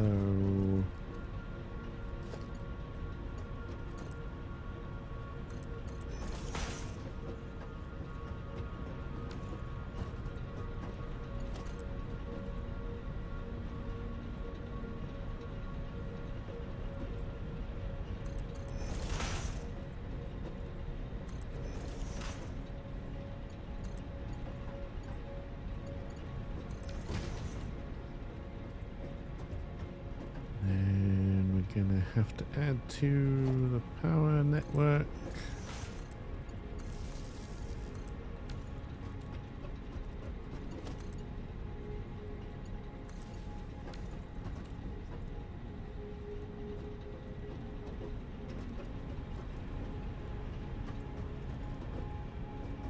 And then how about 28 days later? I'm assuming you're not talking about the Sandra Bullock She's in Rehab film. You're talking about the Zombies in the UK film?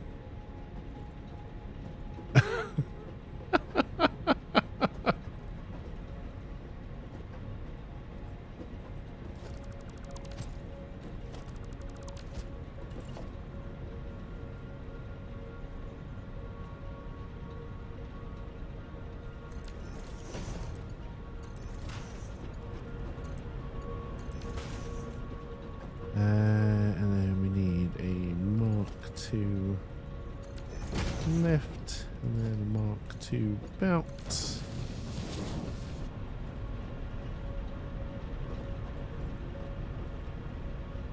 Oh, that one did go out as soon as we stopped feeding it, eh? Oh no, that's the new one. This will take a while to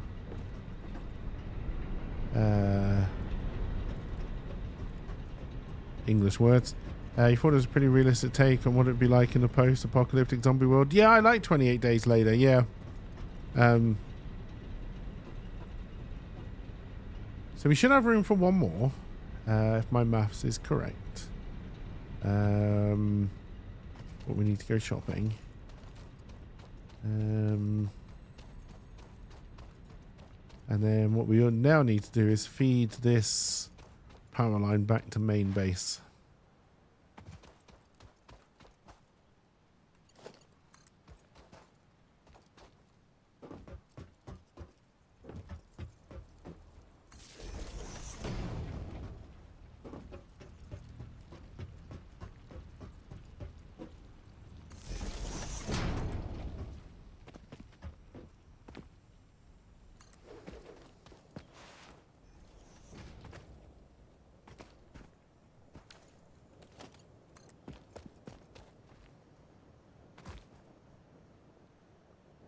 Also, I can hear the wind outside just picking up. Oh, God. Days like this, I wish I could just order in. All right.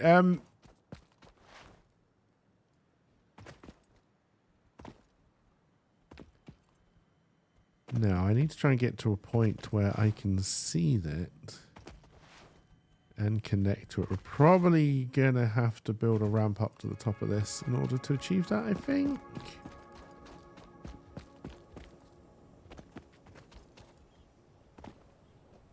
Yeah.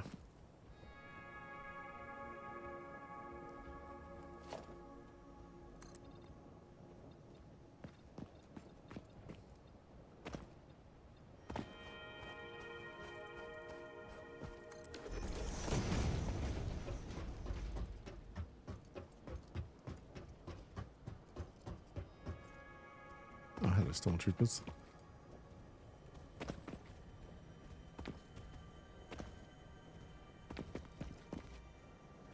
It's quite interesting starting down the desert because, yeah, I don't think I've ever really explored this area that much. We're no longer on the power one. There we go. Alright, we'll try and bring that to the edge of this if we can. And throw it over onto...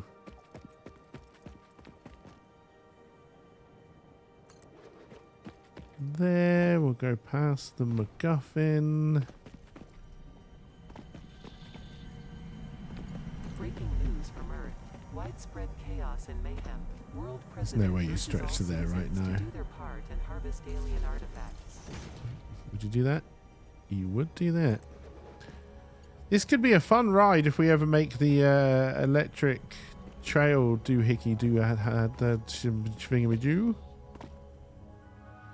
Some of that was even English.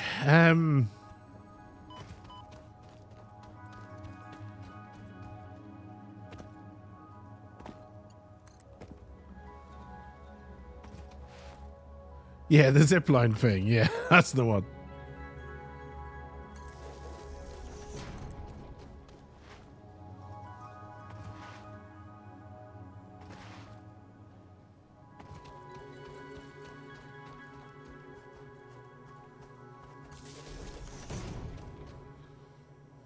Oh, dear.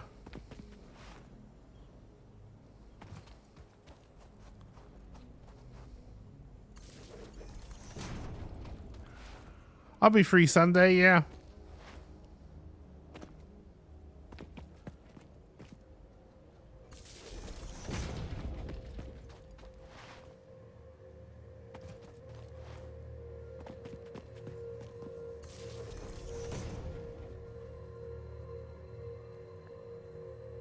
I do not believe the floor is too steep.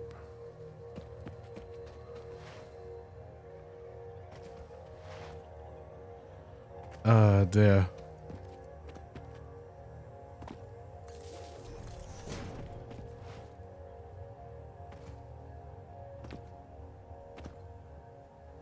Are you going camping? Nice.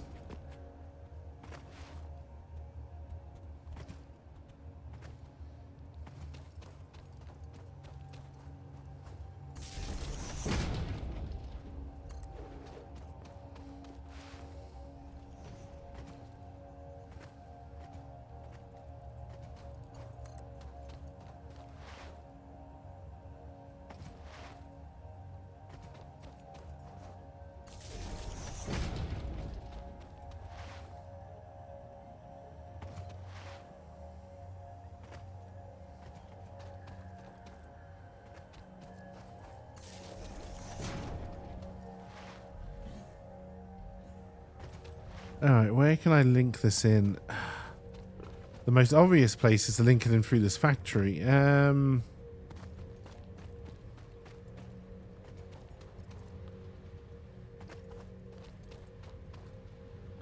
Your weekend disappears till the end of November? Oh, hopefully for fun things.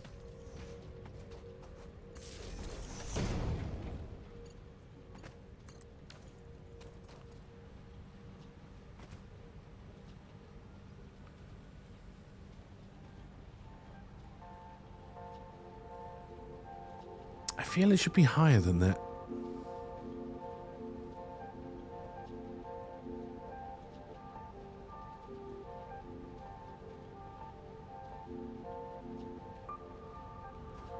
Oh dear. They are now. The English, an English muffin isn't something that really exists or didn't exist in England. But yes, you can now buy an English muffin, which is what you would expect it to be. Mostly yes, well that's good.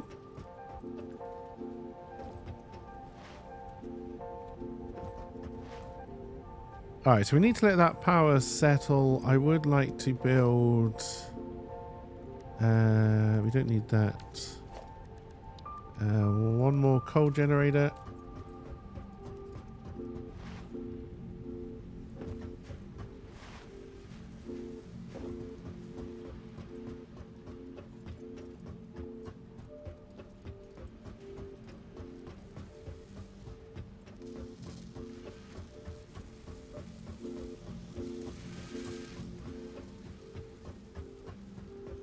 Did the English muffin exist prior to recent and they just renamed it, or is it now a new food?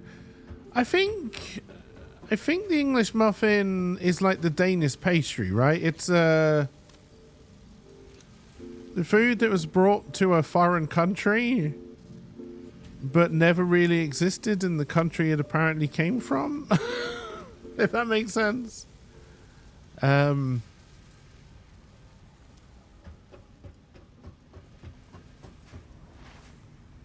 We are going to have to make the long walk back. Yeah, the zip line would be great right now.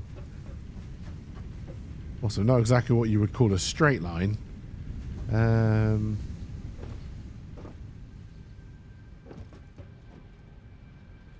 Out of interest, if I wanted to build, say, a tractor...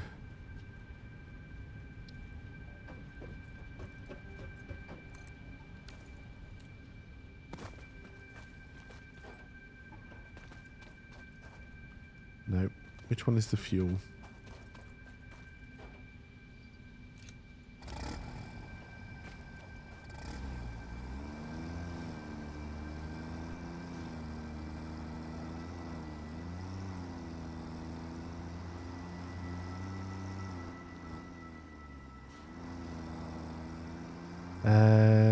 The brand Thomas called it an English muffin around 1894. So people think that it was when the term English muffin was used. Samuel Beth Thomas coined the term because he made an English muffin, but at first he called it a toaster crumpet. He probably changed it to what we know it as now after a few years of having the biscuit named toaster crumpet. Why is that red? That's a problem. First of all, we're going to go pick up some biofuel. I'll go get the biofuel on foot. Don't worry about it. Trademark 926. It states the name was first used in 1894. So that's when Thomas's English muffins were officially born. There are many recipes out there for making English muffins at home, but Thomas's recipe is a closely guarded secret. Salt.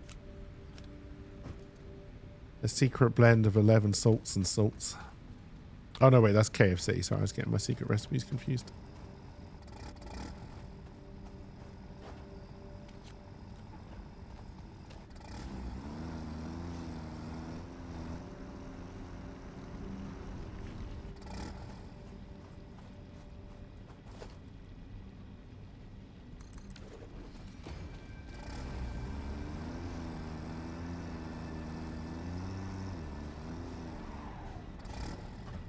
You no longer seem to be red. Are we having a feeding problem? Because we shouldn't be.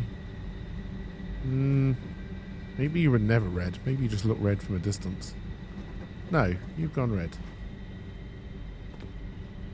You've got no water.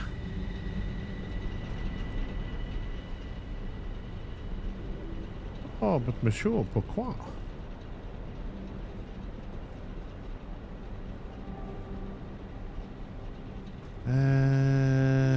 You are at the end of the line. We are wasting a lot of it out here.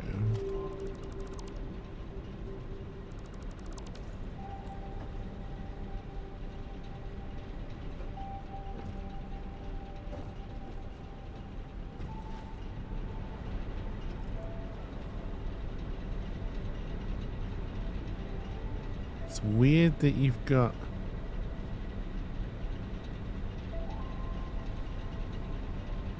no water pressure whatsoever.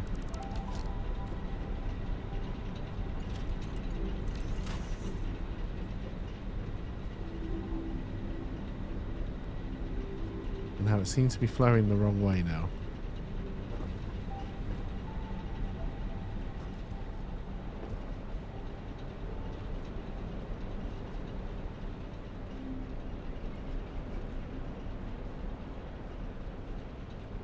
I know, flow rate always goes that way. It doesn't mean direction. I made that mistake last time.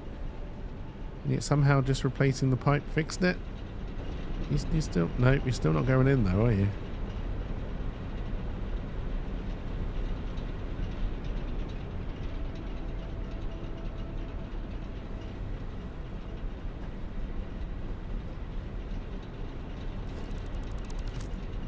There's no reason why you shouldn't be going in. Just decided you don't want to?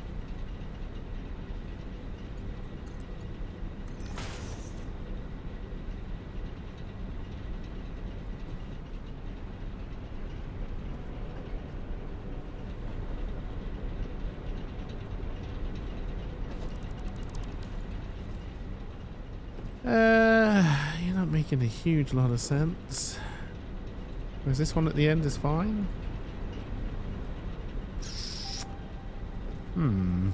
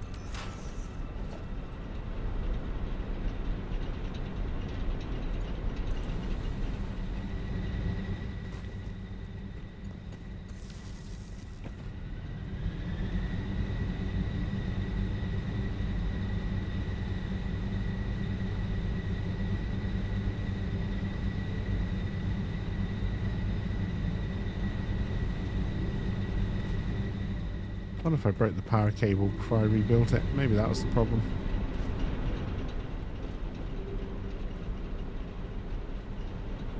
Whatever the case, it's working now. All right.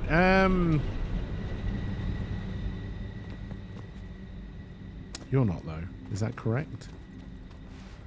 Probably not. All right, let's get back on the tractor. One of these has got a ramp. There we go.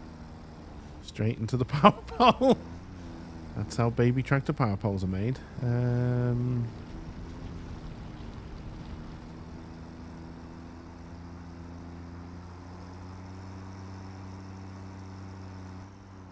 I don't have a belt coming from you, so I guess I'm not using you at the moment. All right, let's...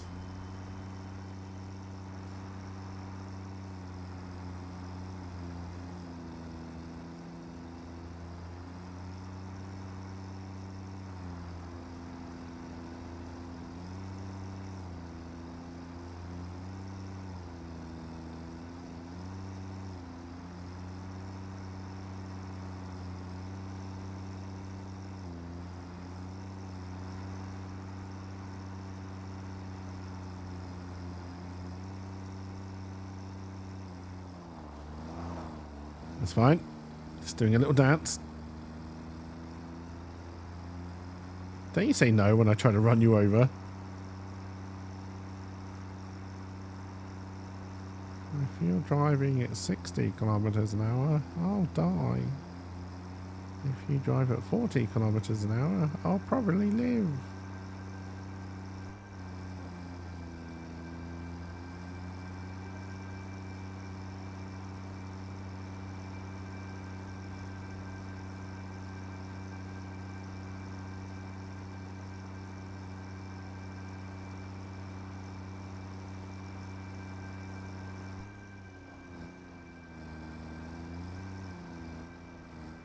Do not take this down the ramp to the power station because I don't think it will make the climb back up. Now, obviously, I want to... Oh, hello, people. Can I get up to you without a ramp?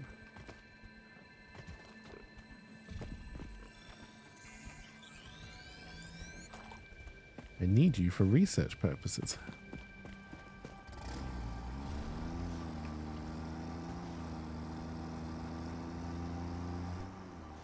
Oh god, is it down there I have my ramp? It all looks the bloody same.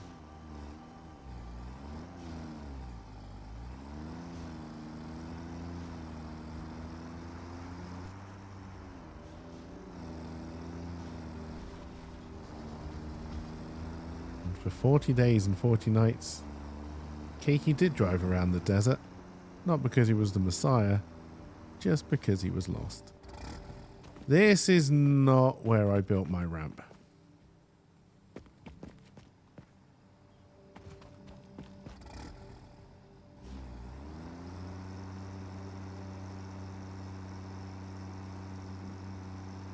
It does seem faster. I wonder if I never built one in Update 8. Oh no, I probably... I don't know if I did. Oh, can we get under this bridge?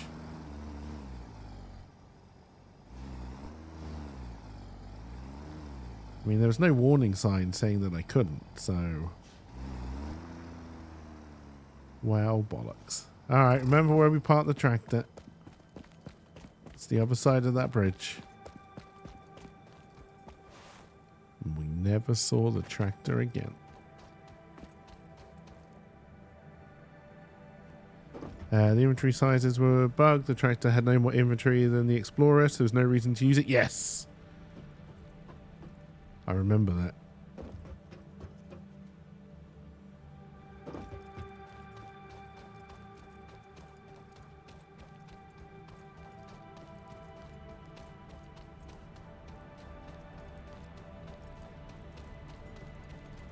Alright, have you... I think you've all stabilized, which is good. You have not stabilized at all, which is bad. It's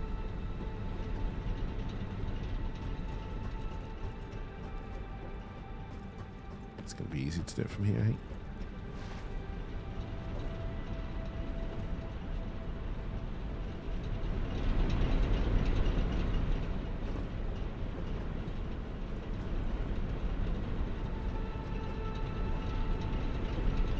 Alright, they should all start to...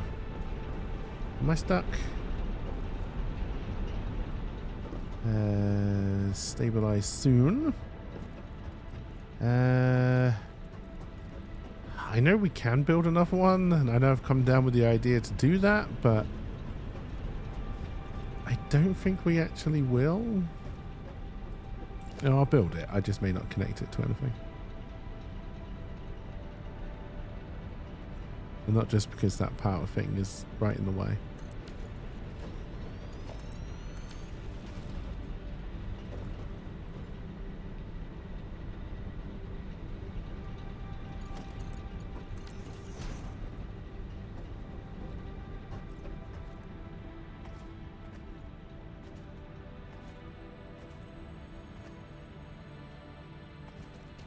Alright, but that should give us a lot of power for expansion. And we've got more coal here that we can add more power stations if we need to.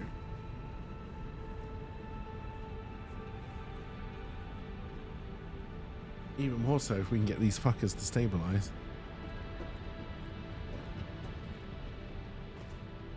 So then that means our next big project is steel production.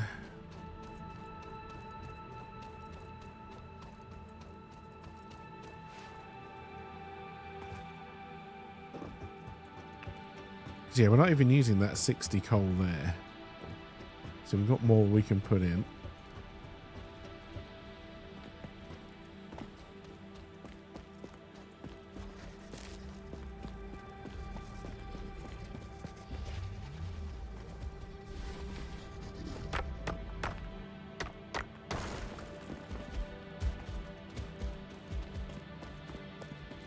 Oh, I left my lights on.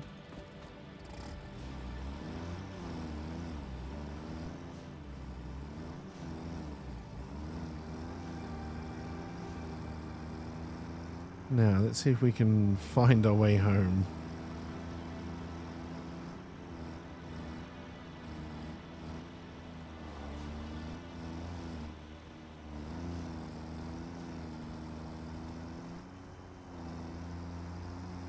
Oh, this whole canyon network is just begging for a complicated train network to go through it.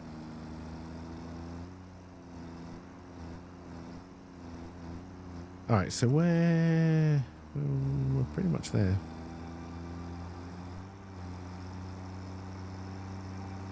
So yes, I think tomorrow then, chat, we will start by trying to build out the steel factory, which is roughly around here. I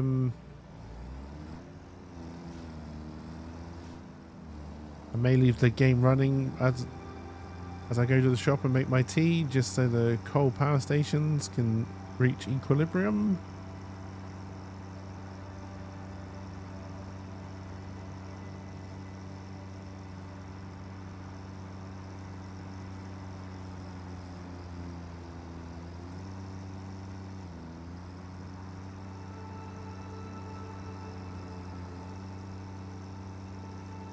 I do enjoy jumping off sand dunes.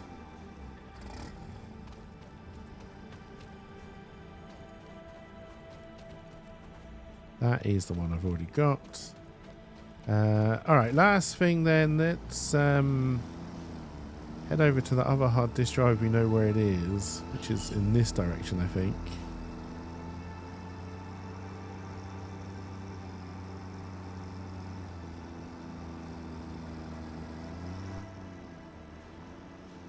Yeah, there's the ramp I built up to it.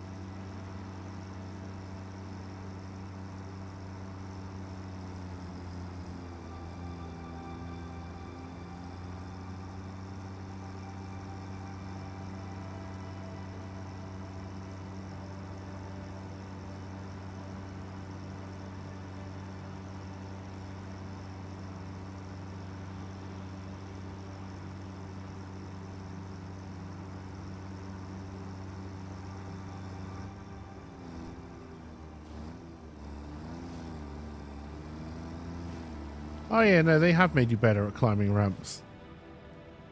There was a time when the tractor wouldn't have made it up there. Now, you needed power. I didn't actually... I thought there was a power connector closer to than this.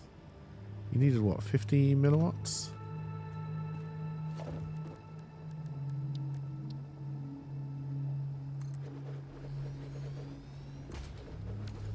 Alright, Clever Deck, how are you going to fill those with biomass?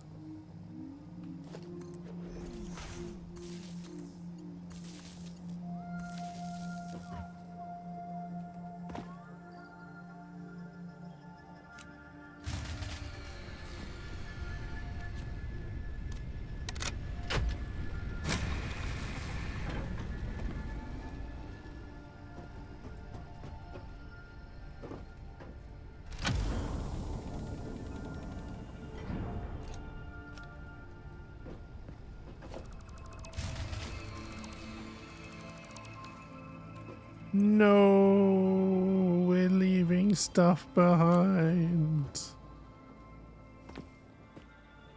I need that free wire for things. I'll leave the flowers.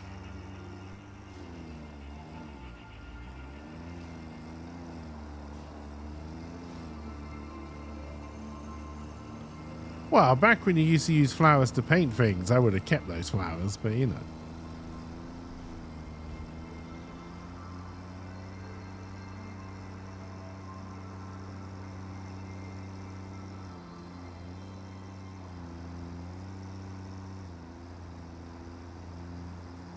I'm glad I built the tractor. I'm enjoying the tractor on these sand dunes. Whee!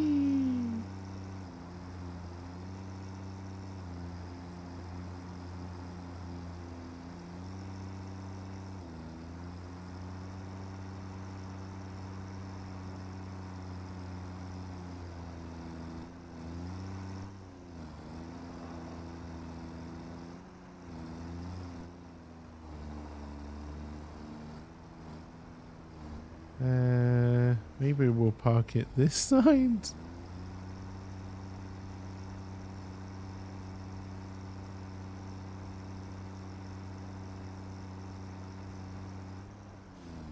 There. Nice little parking platform for it. Perfect. They also made it more Smoky Joe than it used to be.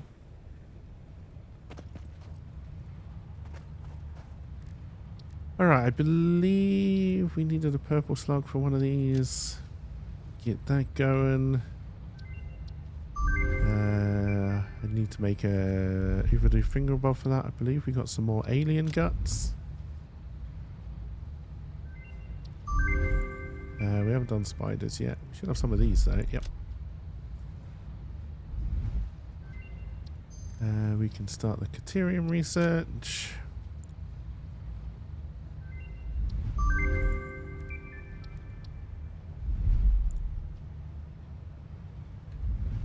Alright, little bit of progress. Is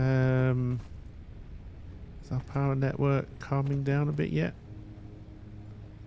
Not really.